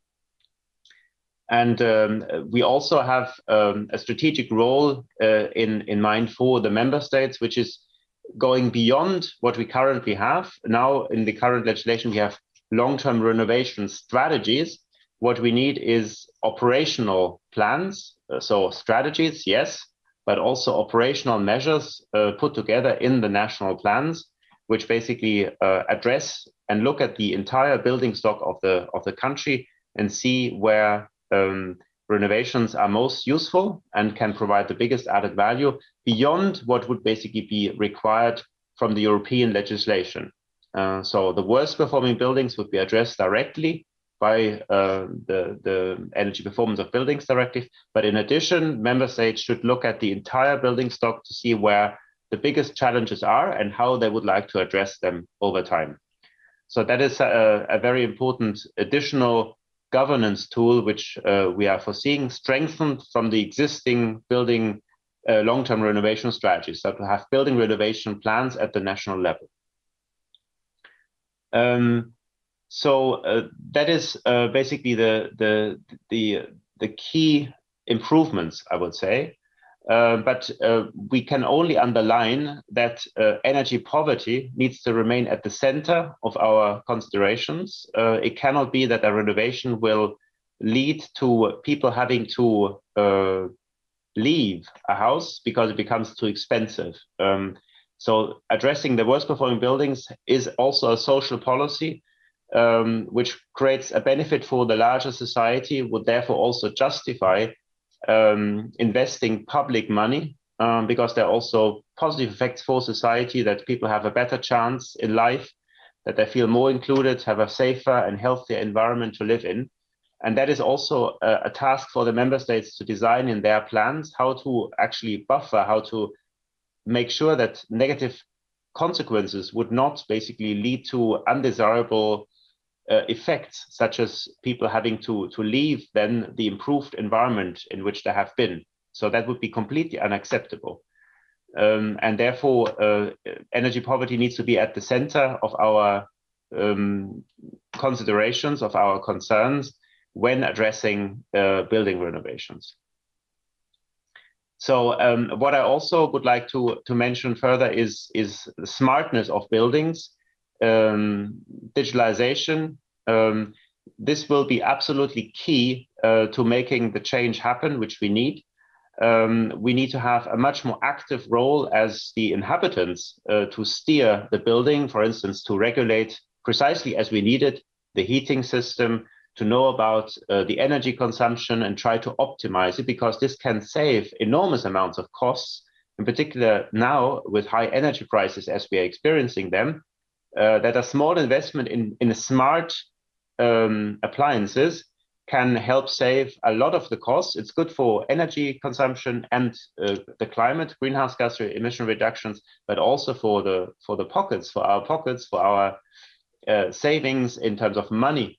And that is the big opportunity, which is also there for young people when they come in, to bring in their skills, notably on digital solutions, their easiness to deal with such challenges, and could we make it attractive then as a workplace to think about that as a professional future. Data access, interoperability for buildings is also crucial, because we need to run the energy system, and buildings need to be an active player. So collectively, the energy consumption of a building needs to adjust to prices, needs to adjust to abundance of energy available, and that is absolutely key to make this happen. So that is something which will have to see a step change, a jump forward in terms of improvements compared to what we have now. The technologies exist, but they are not yet sufficiently deployed. We have exceptional financing opportunities. We are aware that this requires enormous amounts of money. A lot of the money is justified simply for the collective benefits of society. But we have now the opportunity from the coronavirus funding recovery and resilience facility to get out of the crisis. And the Commission's objective has been to work with member states, hand in hand with member states, to have credible plans to invest in areas where we have a long-term benefit. So to create employment and ensure the recovery of our economies, but at the same time, use the investments in such a wise manner that we would really have long-term benefits, so that the money is in no way wasted, but invested in the best possible manner. And buildings provide that opportunity to reduce the energy consumption, our quality of life, the smartness of buildings to be improved. So this is really key. And there the Climate Social Fund has also been proposed by the Commission in connection with the emissions trading scheme, which addresses the financial incentives also to addressing buildings, from the heating and cooling systems in buildings. And that is also a very important source of funding to make it happen. We also, of course, will need some national state aid to come in. The state aid guidelines have been revised to make them more suitable to addressing the challenges, notably in relation to energy efficiency and buildings.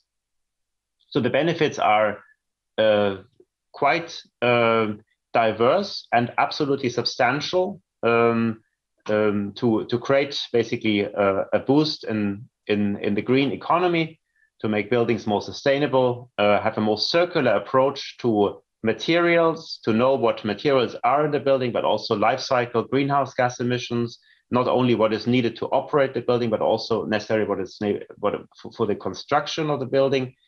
Then, as I mentioned, better living conditions, mobility integration with transport, e-mobility, better air quality, affordability of housing, and alleviation of energy poverty, and creation of local jobs, and consumer empowerment and information. So this is absolutely key to see the full picture, really, and to have a comprehensive plan, not to forget anything, because it's such a huge investment to renovate, to open up a building for renovation, that you have to do it properly. You can't do it twice or three times unless it's fully compatible and thought through right from the beginning. But it has to be a strategic approach to each and every building based on professional advice, or at least very good technical understanding. What are the benefits and the weaknesses of a building to be addressed?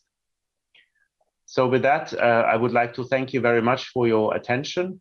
And of course, now we are working with the member states, with stakeholders, with society, with the members of parliament to find the best possible solution in terms of legislation.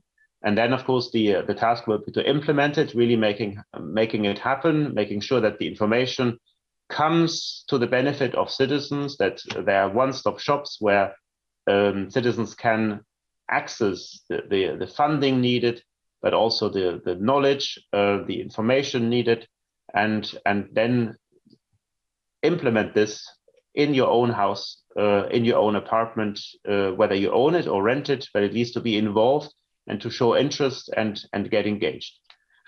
Thank you very much for your attention.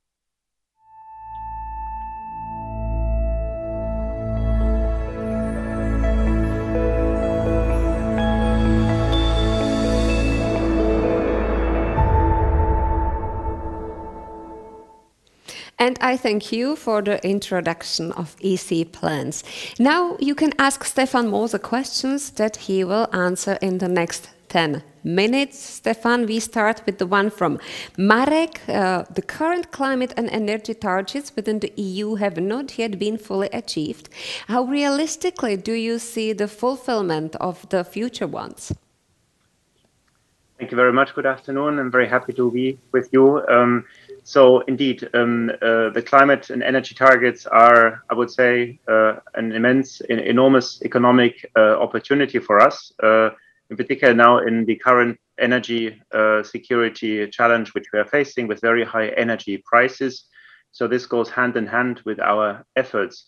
So it justifies an increasing I would say, effort both on the financial side, that we invest more. We see it as an investment challenge, which creates multiple benefits, but also a society-wide effort to bring in more skills, more people in renovations, for instance, in the broader transformation of our economy, to see that as a major opportunity and investment chance for our societies to become more resilient, to become more sustainable, and also more inclusive, because we should also see the transition towards a more sustainable economy and society as a chance to think about broader synergies, about broader benefits to society, to modernize, for instance, our buildings, our industries, our products, to be more inclusive, more accessible, increase also safety and broader, I would say, integration efforts across the different sectors.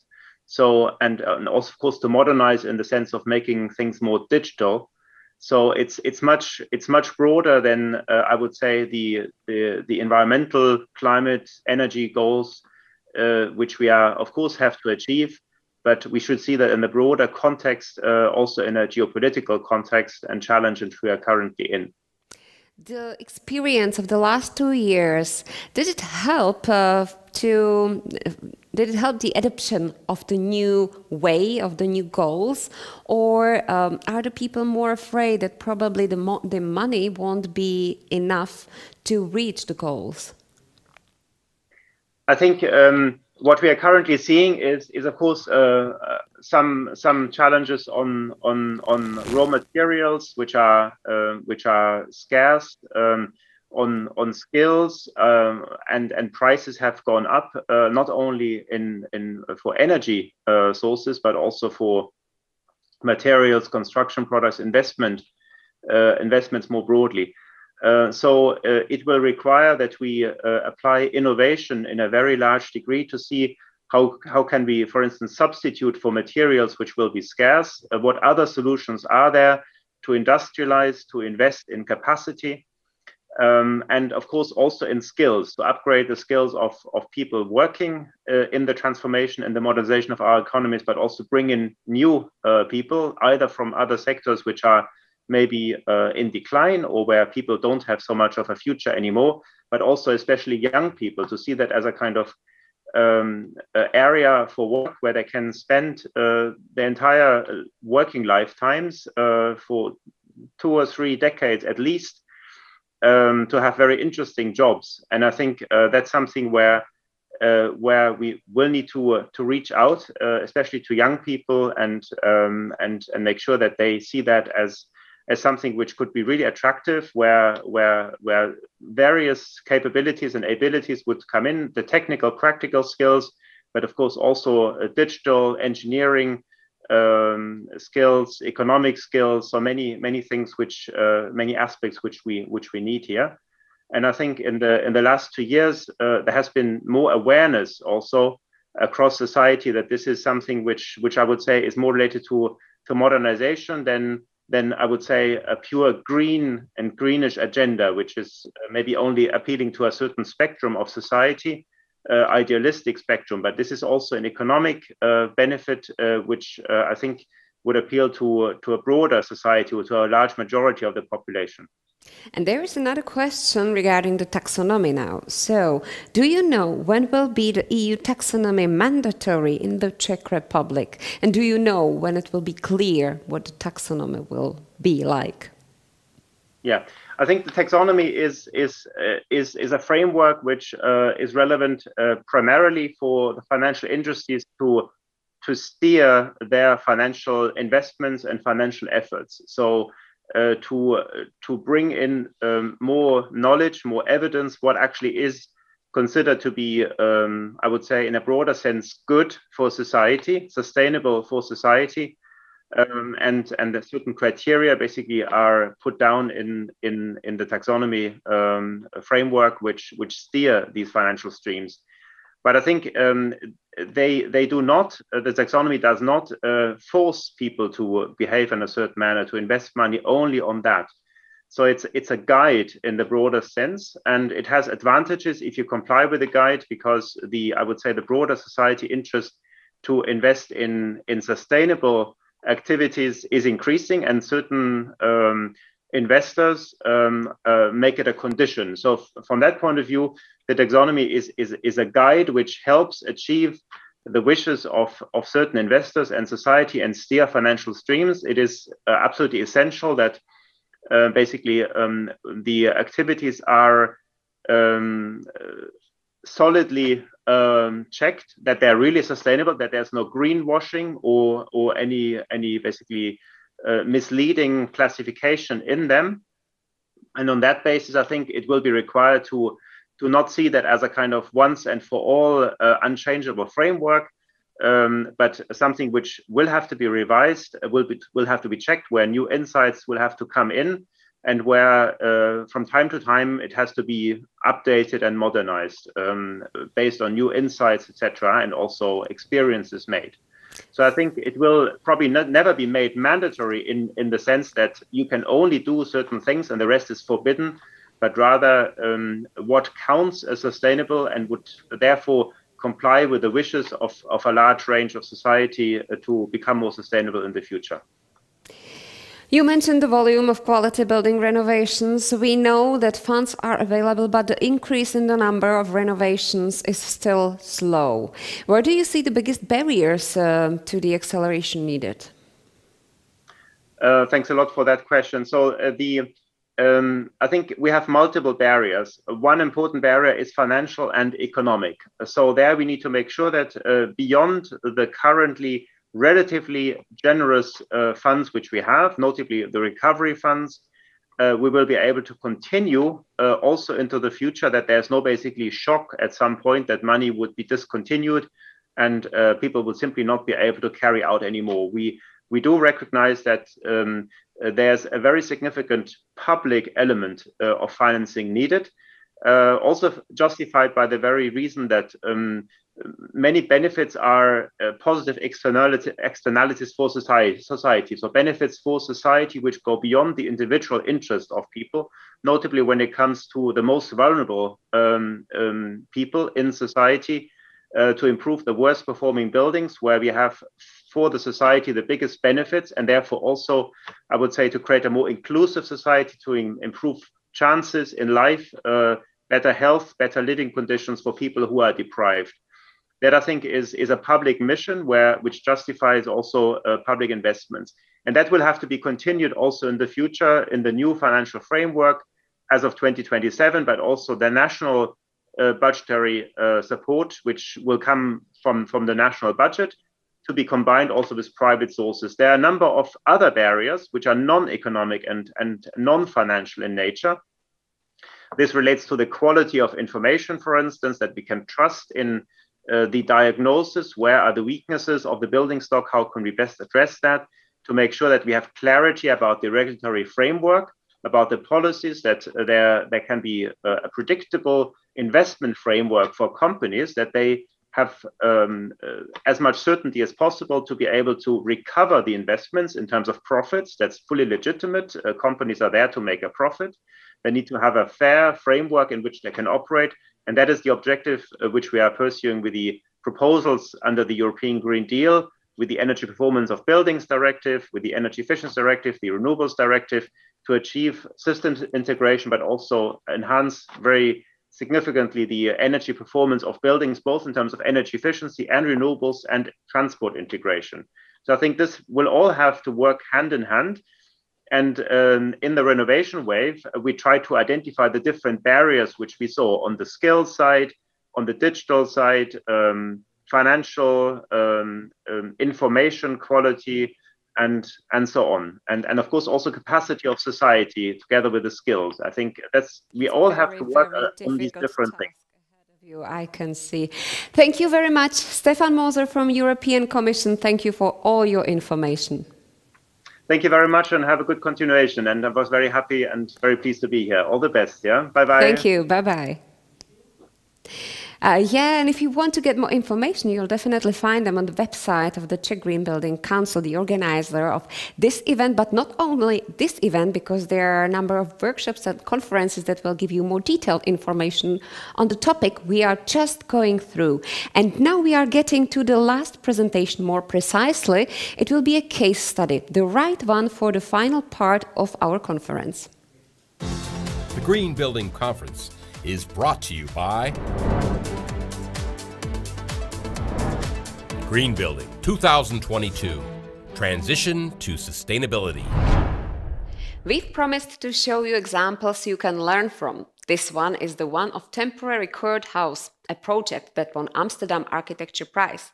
This project was tendered with the aim to provide the Amsterdam judiciary with temporary accommodation during the construction of the new permanent court. Now, as the new building has been completed, the temporary house is being dismantled and moved as planned to a location some 140 kilometers away. The whole story in detail will be presented by MENNO, the architect and director of ČPZ project, and AREND van de Beek, program manager for circularity at Lagemaat Remolition company. Gentlemen, welcome, and Menno, please, the stage is yours. Good afternoon. My name is Menno Rubbens. I'm director of ČPZ Projects. That's a Dutch-based develop, design, and build company. We have all the three disciplines in-house. I'm also a member of the transition team Circular Building Economy, where we advise the Dutch government on how to make the transition to a circular building economy by 2050. Today I'm going to talk about our approach to circular building, and we're using a specific project for that, the temporary courthouse in Amsterdam. And I will talk about the circular principles of the project, and later on AREND van de Beek will also talk about the remolition of the project. Let's see.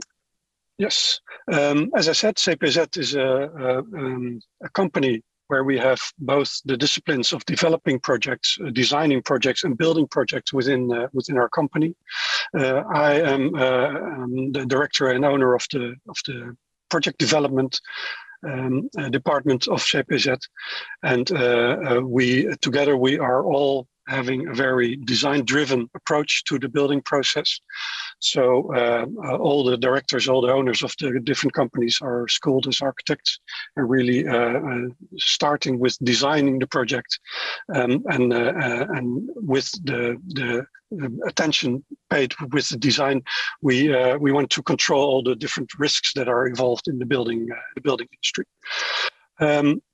If we talk about sustainability, which is obviously a big issue in the building industry, we tend to follow this sustainable development description definition that's made by the Brundtland Commission in 1987, which says that the sustainable development can best be described as meeting the needs of the present without compromising future generations. So everything you do now should be in favor of also the future generations. And that's one of the key principles that we try to put in all of our projects. A second inspiration source is this book by Stuart Brand, which is called How Buildings Learn. And in this book, he describes three principles, describes a lot more, but we are very much inspired by three principles, which I will talk about now. The first one, he says, is that all buildings are predictions, and all predictions are wrong. Does that mean that all buildings are wrong? No, he says no, because you can, by designing a good building, you can anticipate on different predictions that are very difficult to predict. So making your building suitable for the uncertain future and ready for the uncertain future is one of the key principles that he's saying in the statement, and we want to incorporate that in all of our projects. Next, his idea of the sharing layers, which is also a way to control your design process and to incorporate also your circular design process. This is a very good method. I'll later explain how we use this method in the temporary courthouse in Amsterdam. Oh, I just skipped one. Sorry. This is also one of his attention points, is that a lot of buildings suffer from premature complexity, as he calls it. So normally buildings age and get more complex over the years, over the centuries sometimes. But we tend, in the modern day building industry, we tend to design buildings and build buildings which have already a complexity that is, as he calls it, premature, that only is making the reuse and the circularity of the building more difficult. So we try to make simple buildings which are ready to become complex over time, but do not start as a very complex building. I'll also demonstrate that with some examples from our practice. And by talking about circular building and circularity in general, we often relate that to this ladder of our priorities regarding circular economy, and we tend to move to the highest steps of this ladder, which have the highest priority and the highest impact on circularity. That means that you have to use about refusing the use of resources, preventing the use of resources, or if you have to use them, decrease the use of resources. And if you still have to use the resources, then try to make them reusable, try to make new products out of the old resources that you've used. There are a lot of other R's, but you see nowadays there's a lot of focus. If you talk about circularity, there's a lot of focus on recycling. And you see in this ladder, recycling is one of the last steps on this ladder. So it's okay to do that, but not before you checked all the R's on the higher levels. Because if you really focus on recycling, you get this kind of projects, which are very nice. There you surely have to do that, but they don't have very much to do with circularity. This is pure recycling. And it's very good for the marketing of the whole circularity concept. But we want to make buildings which don't only show circularity on the outside and in this kind of material, but we want to make buildings that are intrinsically circular, that have circularity not so much visible, but really embodied in their entire structure. And the way we approach that way of designing and building and developing buildings is to see every building as a kit of parts. The kit of parts, the method we used from the very beginning of our office, which is now more than 45 years ago.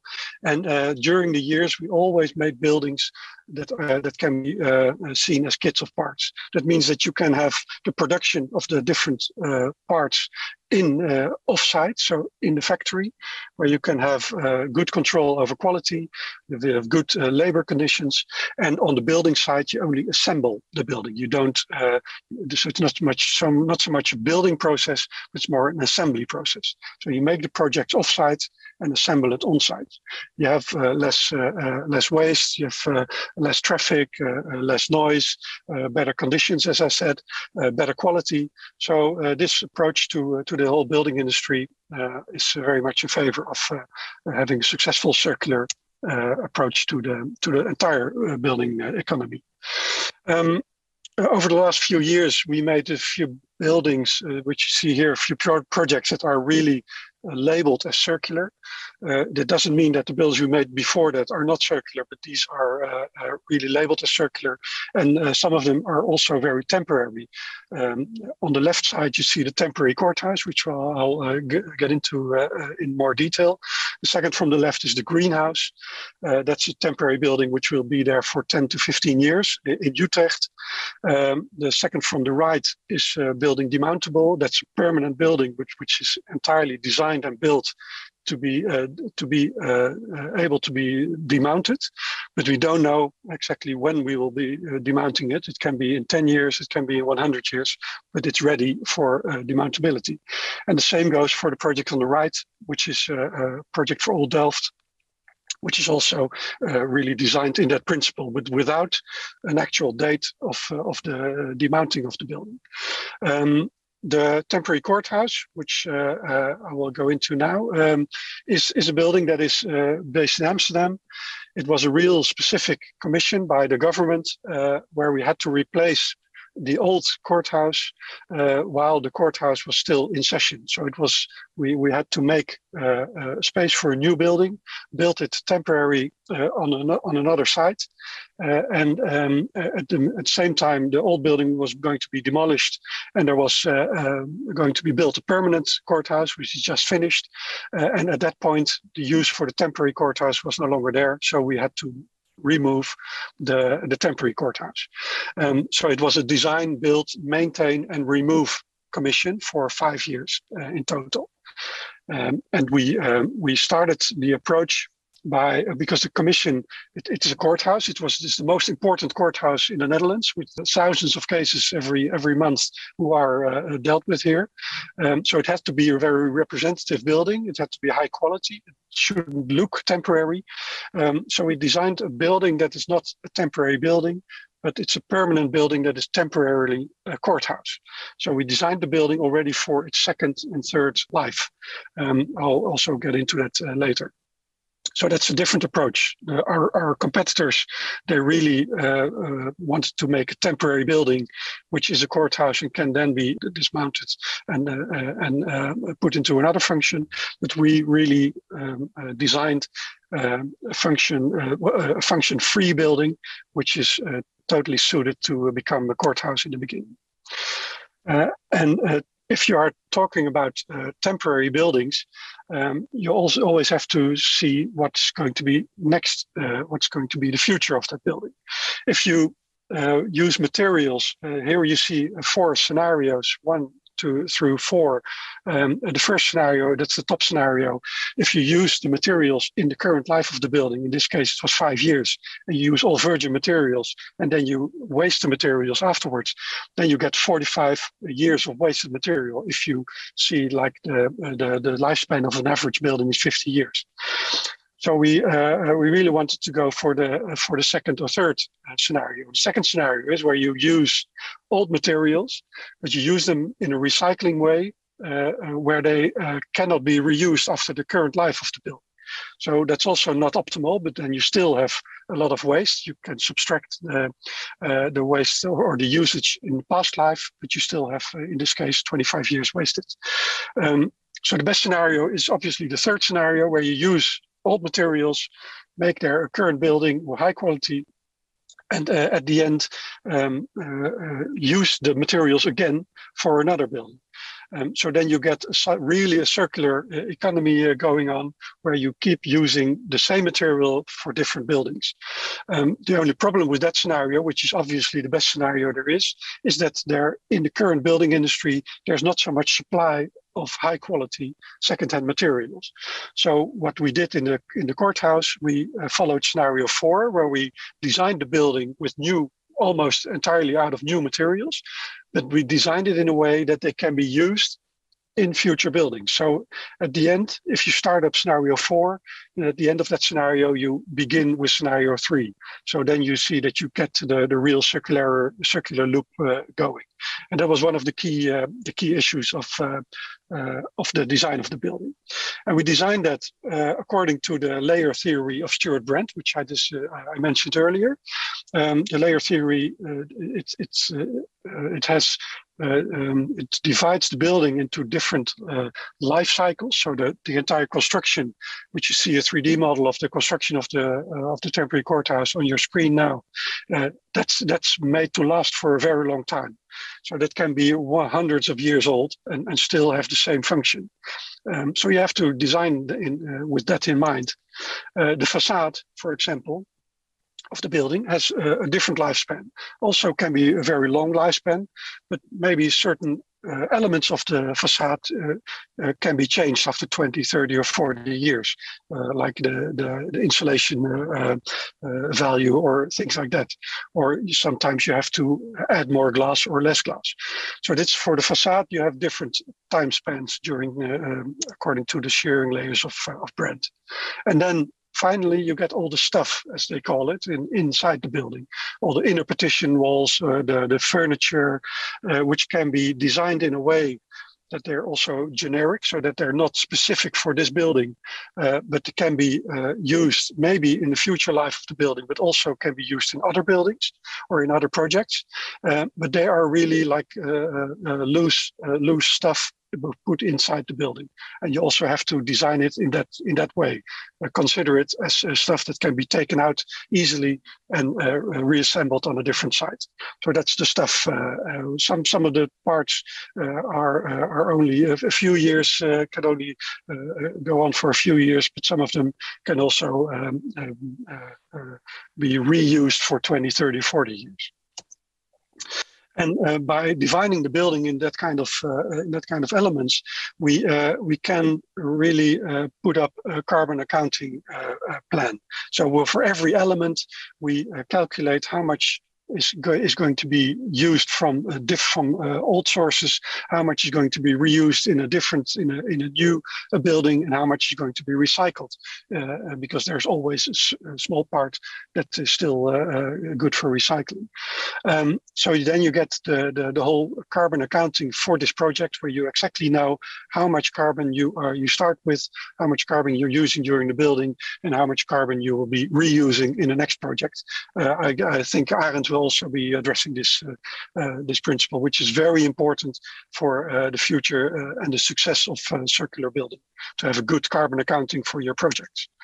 And to make that possible, you have to look at the design in a very early stage. So make the design demountable in the best possible way. So we have all kind of different parts of, for example, the steel construction, all kinds of variants, which we discussed with the people who had to assemble it, by what is the easiest to assemble and the easiest to disassemble. Well, we developed the design in that way, and now we're really going to demount it. We will see how successful that was, and what we can still make better in future projects, because we always want to learn from this kind of processes. Obviously, we have everything put into 3D models, like total building information model, and that was also one of the things that we could deliver to AREND to make their plans for demounting the building, which is also part of the entire accounting of the project, that you really know which part is put where, and so that you can find it later on. So there was the steel construction, and the concrete slabs of the floor is something that is most of the time very much attached to the steel, and we developed a detail where you can assemble the concrete slabs on the steel construction, but you can also disassemble them. You can easily make them loose with only 2 bolts per element.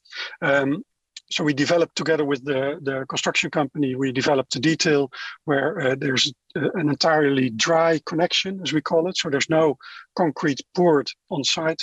There's a dry connection between the concrete slabs and the steel construction. So that in the end, if you want to demount it, you get exactly you can have the two materials separated, transport them separately and reassemble them on the new site. So that was one of the key details we developed, and we did that with very ordinary materials. So it's not rocket science. It's just a little bit different approach to the conventional building industry. But we found a lot of people in the conventional building industry did not want to cooperate with it. So at the end, we had to do it ourselves. We're just ordering ordinary concrete slabs, adding some intelligent steel detailing to it, and at the end, you see the dry assembly of the concrete slabs to the steel construction, which makes it demountable entirely. And then instead of pouring concrete over the concrete slabs, you see the people who have to assemble them on site are also working with this kind of machinery to assemble concrete slabs, which is also pretty new, pretty innovative. The last thing I would like to discuss is the facade system. We made a facade system which was very specific for the courthouse, which has some glass, some rooms. There should be glass in there, but you should not be able to look in from the outside because there are sometimes very private information on the desk of the judges. Some rooms have to be very soundproof, so we have to have all kind of different aspects to the facade, but still we wanted to make a system which can be reused in the future when there might be different demands to the facade.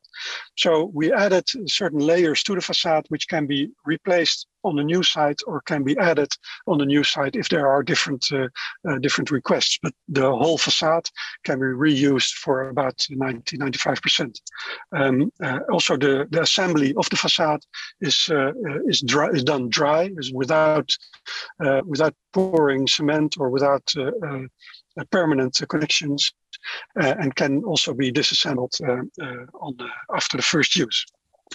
And this is the way that the elements were brought to the building site. You'll maybe see later on some images of how it's really done in a reverse process now by Lagemaat, by AREND VAN DE BEEK, by disassembling them and putting them on similar trucks like this and transporting them to the new location. There are also some parts of the building that are very specific to the function of the courthouse. Parts of it are the cells, where the prison cells, where we have about 35 of them on the ground floor, which are prefabricated concrete cells, and they are assembled dry, also put on the floor, and they can be taken out one by one and probably not used in the new function of the building, but they can be sold separately as a garden shed or things like that. So they're really also modular and dry assembled.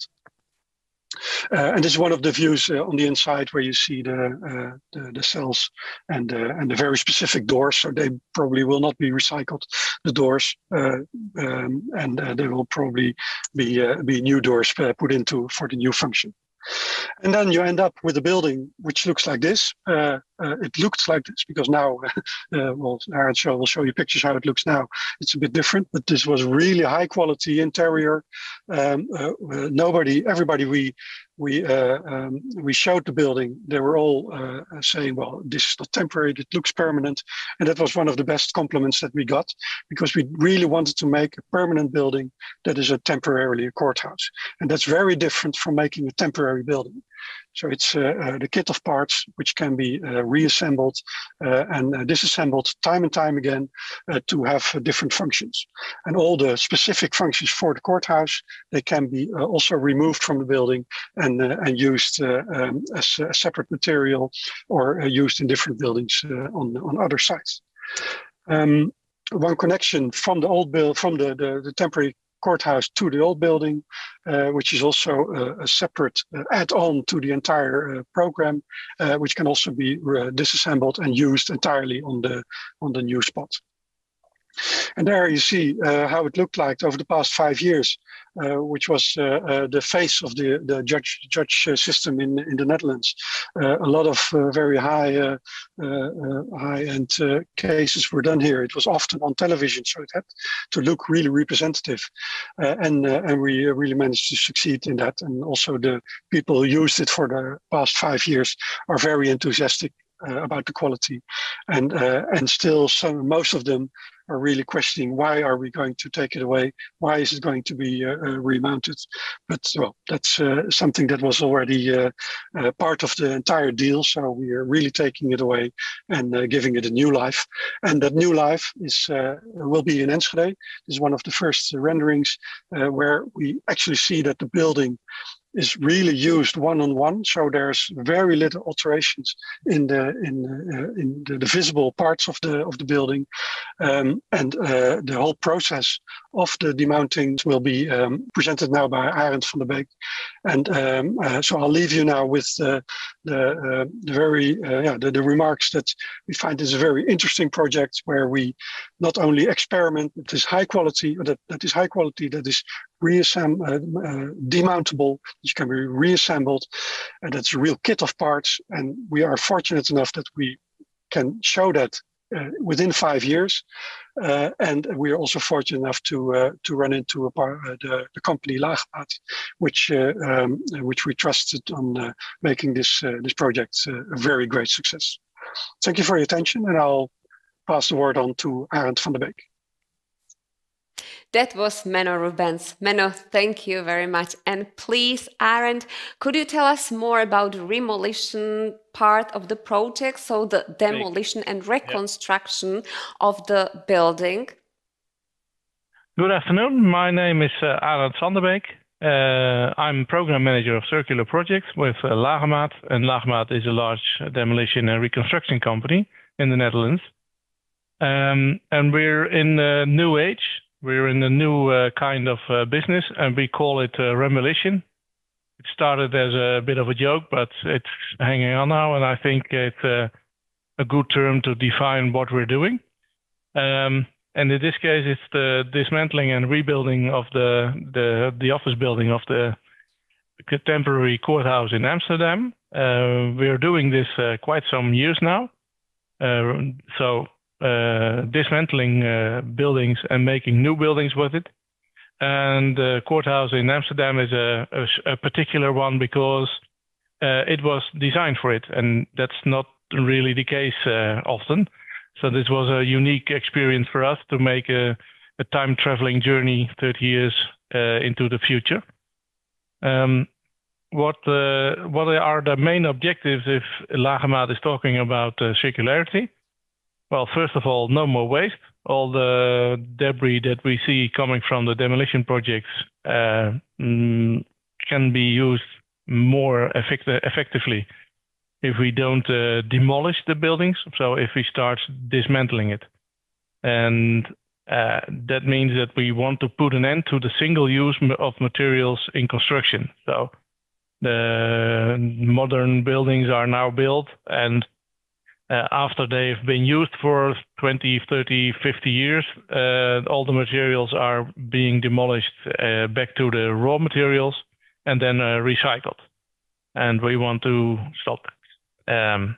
And during this demolition and construction, we have to stop with toxic emissions, mainly CO2 and the NOx. I don't know the English term for it, but it's a huge thing in the Netherlands because we produce lots of it. And that means that we then can start with a building with reused materials.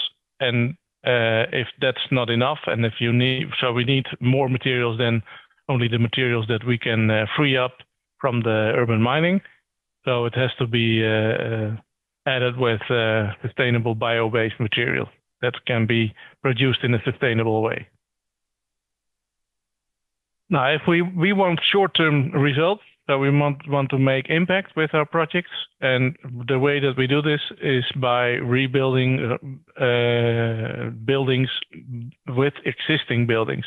So we want to dismantle them instead of demolishing them, and we are thinking about element level and a complete building level. So we want to reuse doors and cladding and constructions instead of taking them back to the raw materials and recycle them into new materials.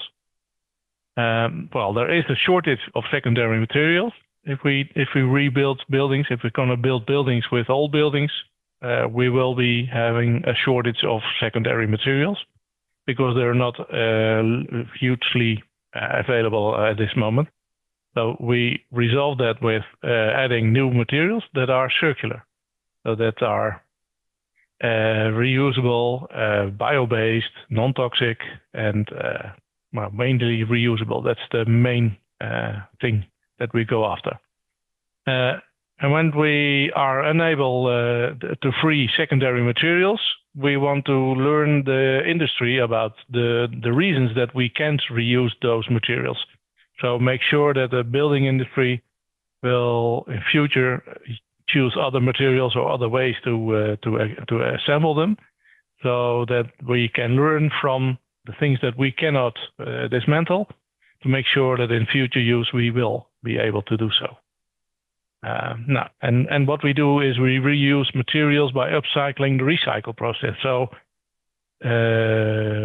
concrete is now mostly put into granulates, and granulates are used for foundations on the road.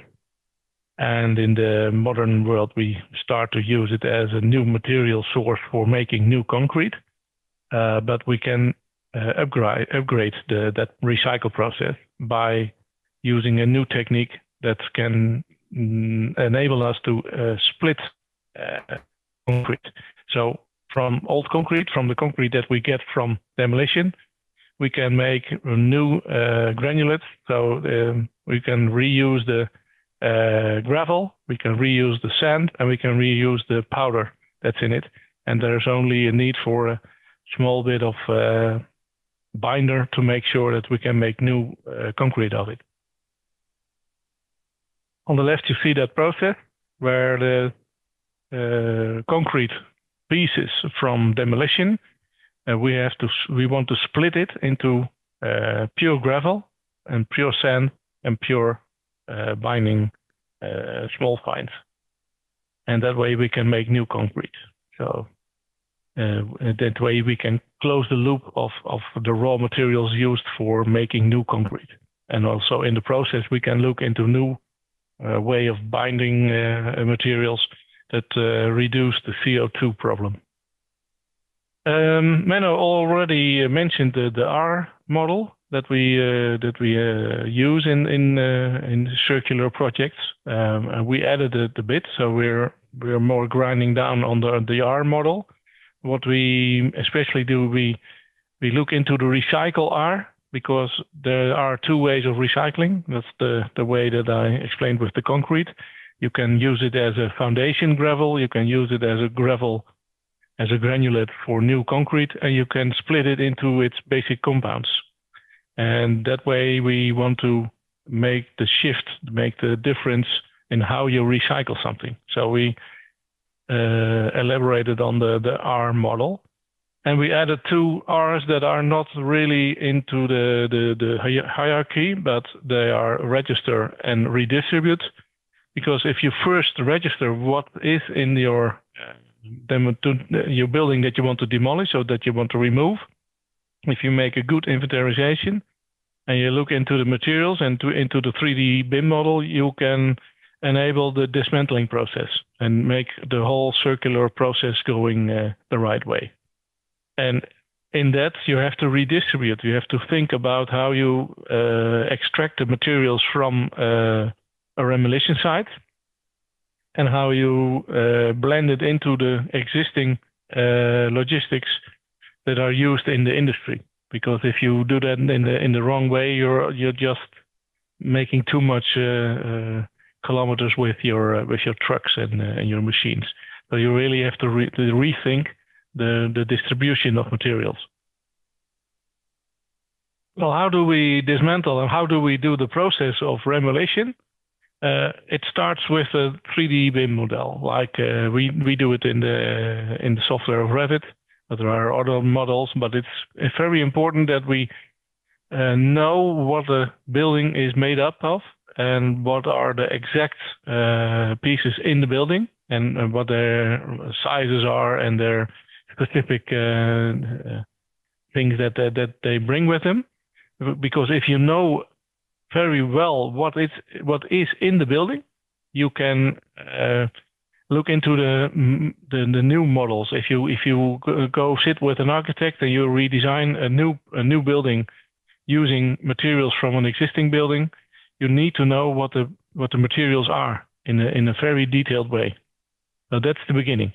Well, in this case, with the courthouse, we were blessed with a complete 3D BIM model because it was only about 7 years old.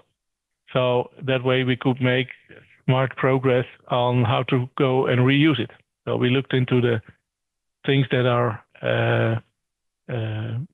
customers were looking for, and we could make the match. And it helps when there are lots of photos of the construction. If there, in this case, there were about 800 photos on how the courthouse was built. And what we do is we put them in a reversed order on date, and then we can look back. So we look first at the picture that was last taken, and then we go back into in time to look how the construction was done. And that way you can already get a lot of details to the surface. And it helps if you can speak to the people that build it. So that's an important thing to make it efficient. And then we reconstruct in cyberspace because we're already with the new customer around the table to look what their needs are and what they want. And we have the 3D model from the existing situation, and we can look into the situation that must be created. And then we do the match on the materials that are able to be taken from the old building into the new design. So it all starts in cyberspace. And when we make sure that that part is done, then we can look into how it's going to be. These are the drawings, how we're going to put it in the destination building. So this is what we discuss with the customer, with the user. And we all do this ahead of the start of processing of dismantling the courthouse. So we do all the thinking and all the agreements and how it's going to look on the new site, and we make a visualization of it.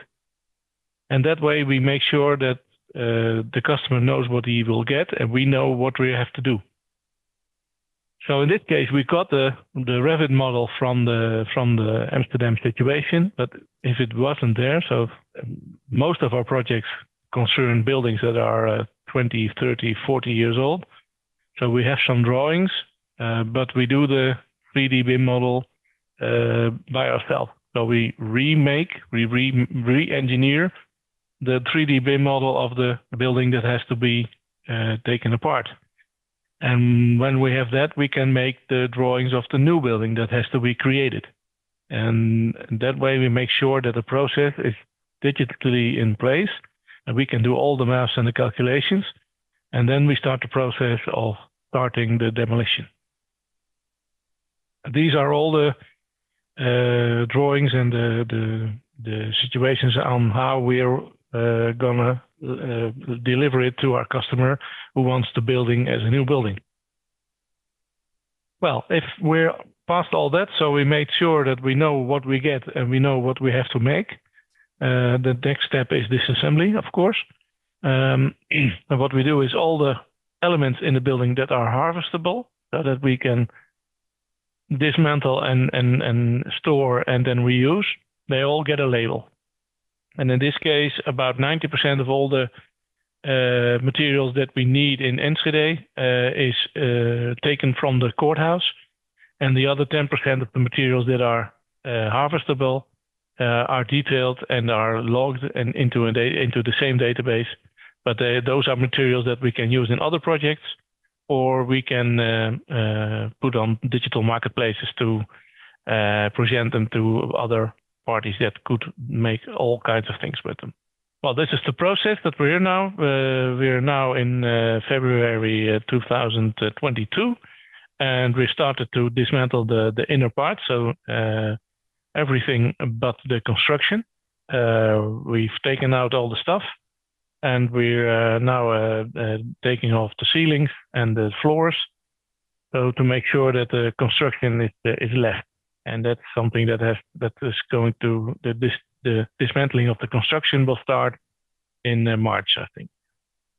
So here you can see that we dismantle all the systems in the ceilings, and we store all the parting walls with the inner glass and the inner doors, and all that kind of stuff is all labeled and cataloged and put into the database, and is put on transports to the storage location. And when in future we dismantle the last piece of the construction, that's the first piece that we will assemble in Enschede. So in meantime, all these materials have to be stored. They are all cataloged. They're all put on specialized shelves, and make sure that we can do the redistribution. These are all the door handles. They're all collected and ready to be reused on a new location. Here you can see the state that we're in now in February 2022. All the lifted floors are taken out now, and you can see the concrete slabs that are not covered with a layer of concrete, but they are just free to be taken. So when we start from the top, we can take them out like the same way that they came in. And what you here can see is all the little stamps, the little standards where the data floor was on. So there's no layer of concrete. It's just disassembling of the different layers of the floors. This is a detailed photo. The little standards, we cannot take them with us because they are glued here. So we just take them off and they are recycled. And the same goes for a lot of the parting walls, because the parting walls were made of gypsum with steel plates in between them. So a specialized way of construction for a courthouse, but they're not. They're just really easy and really efficient to be recycled. And in percentages of the total mass, it's almost nothing. Now, this is the way. It's just simply doing the reverse building. So we have taken off here the clamp that used to have the different pieces of glass and the doors held in place. So they are already disassembled, and now we just take out the doors and the windows as complete as possible, and we put them on transporting devices. So we just take them out, and you can see here that the cladding is already gone, the sails, and when all the cladding is gone, we'll start with the construction to disassemble that one. Here you can see how we take out at this moment all the windows with glass and all, and they're all put on these kinds of trucks. In demolition, you don't see this truck in the distribution, because we all put things in containers and it's all back to raw materials. But in this case, when we do these kinds of projects, we take out all the materials. In this case, it's the climating system, and they're put on trucks that can move those kinds of elements. So we're thinking element-wise. So at the moment, we're dismantling the inner works of the courthouse, and soon we will start with the outer skin and the construction. And of course, that's the most interesting part of the dismantling. And I hope that I can give you an update soon. And I invite everyone to come see how we're doing things in the Netherlands, and how we store the materials that we extract and how we can reuse them in the new situation.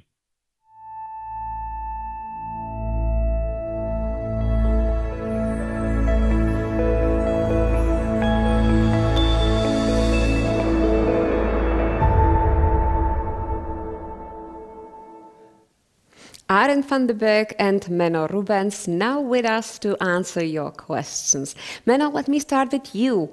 What role does the Dutch government play in the process of transition of building sector to a circular economy, and how is it pursuing the change? Are there any motivational tools, legislation, etc.? Yes, but according to us, that's never enough. The government is stimulating, especially with the MPG score. That's the scoring of an entire building.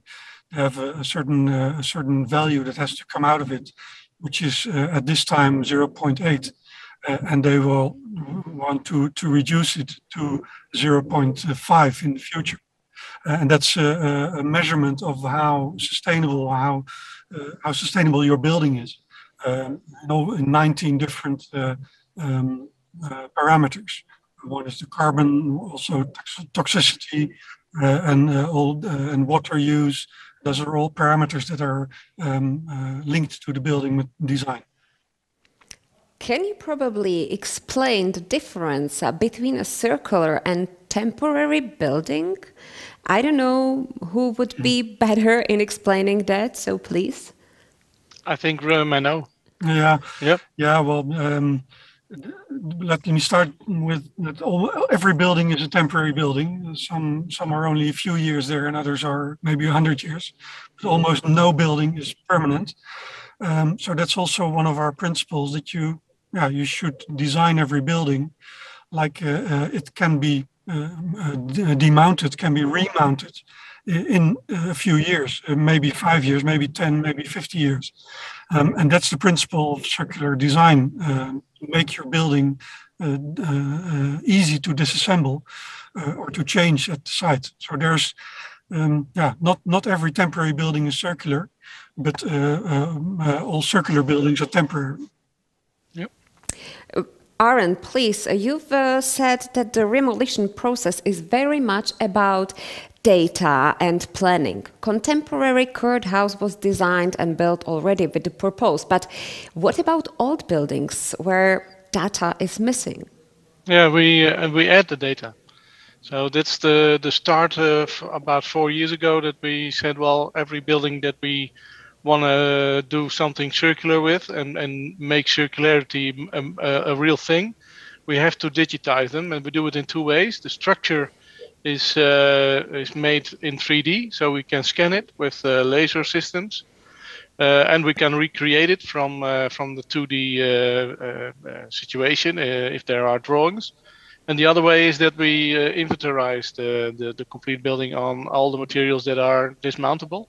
So that's mostly the insides of a building. So in what quantity and quality it's available.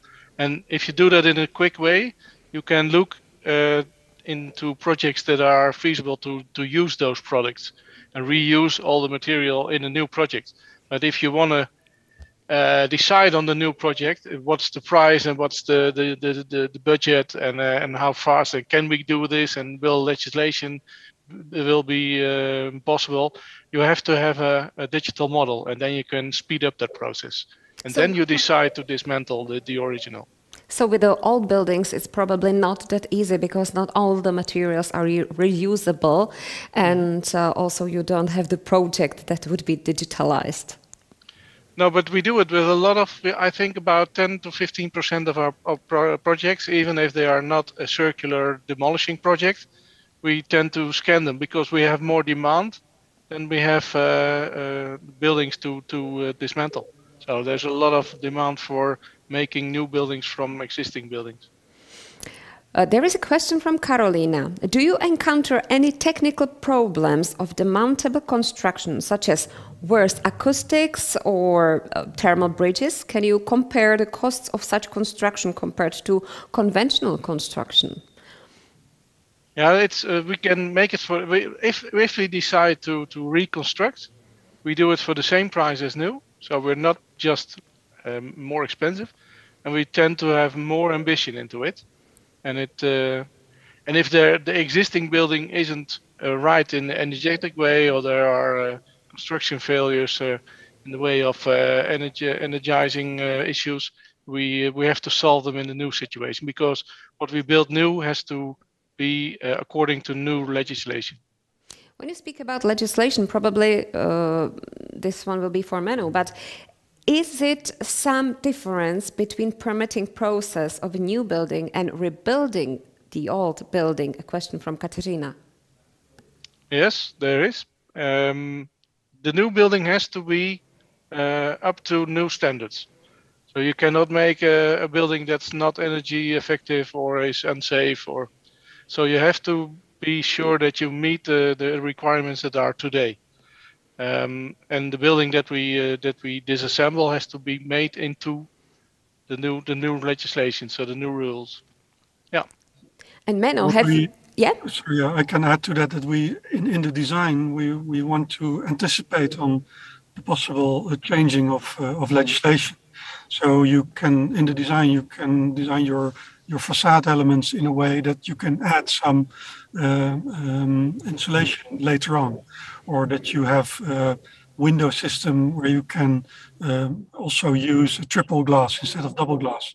So there are ways of anticipating on future changes in legislation. Not all of them, obviously, but as long as you make your building fairly easily dismountable, you are the chances that you can anticipate on future changing legislation is bigger. So then you're more circular.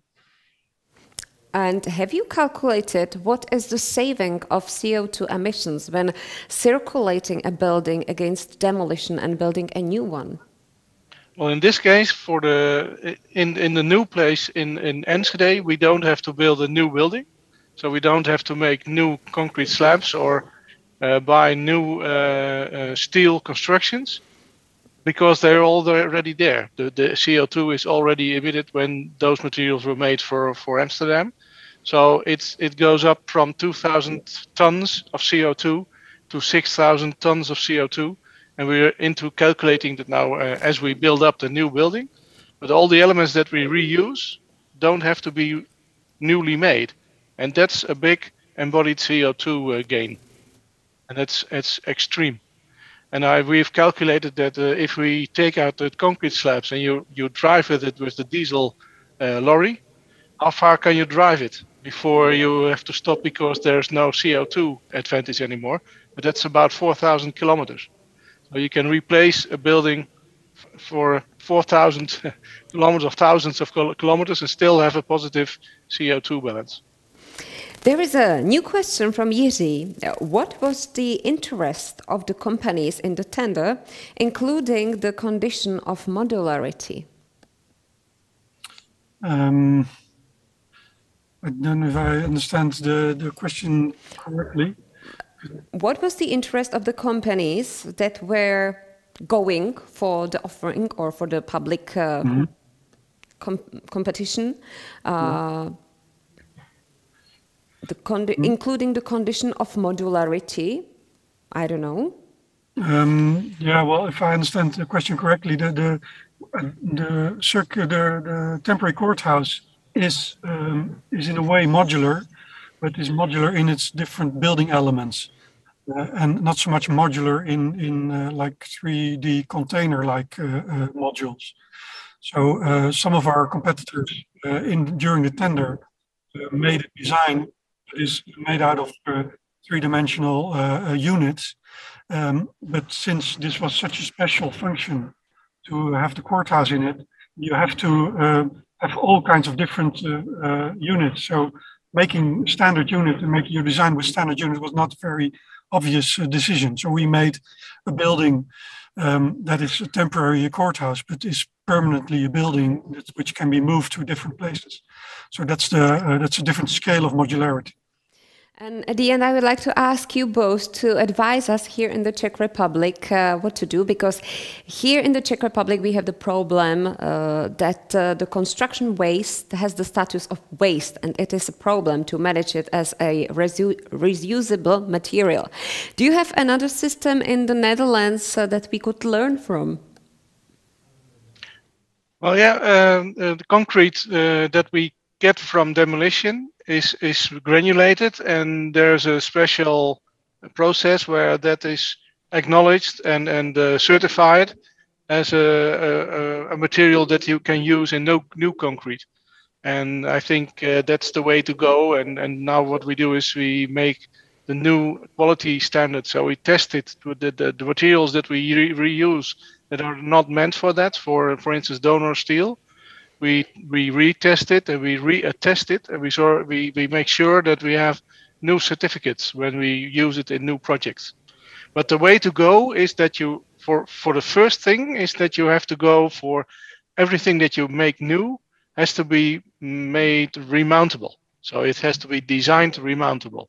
Make sure that every door, every facade that you create or that you design, that it's remountable. You have to be easy. You have to be able to make it easy loosened and put into it again. So reuse it, make it remountable. That's the first thing to go. And I would like to add to that I could recommend that in the early stage of a project, the designers, you should talk to companies like Lagemaat demolition companies to really see what they find, what's easy for them to demount, what are easy dimensions of elements which are usable in future buildings, so that you really prepare your building to be demounted, maybe not in 5 years as the temporary courthouse, but in 10, 20 or 30 years, the chances are almost 100% that your building will be dismounted. Thank you very much, Menno Rubens and AREND van de Beek, and their example of sustainable approach to construction and buildings as such. Thank you for your advices. Thank you. Thank you for having me.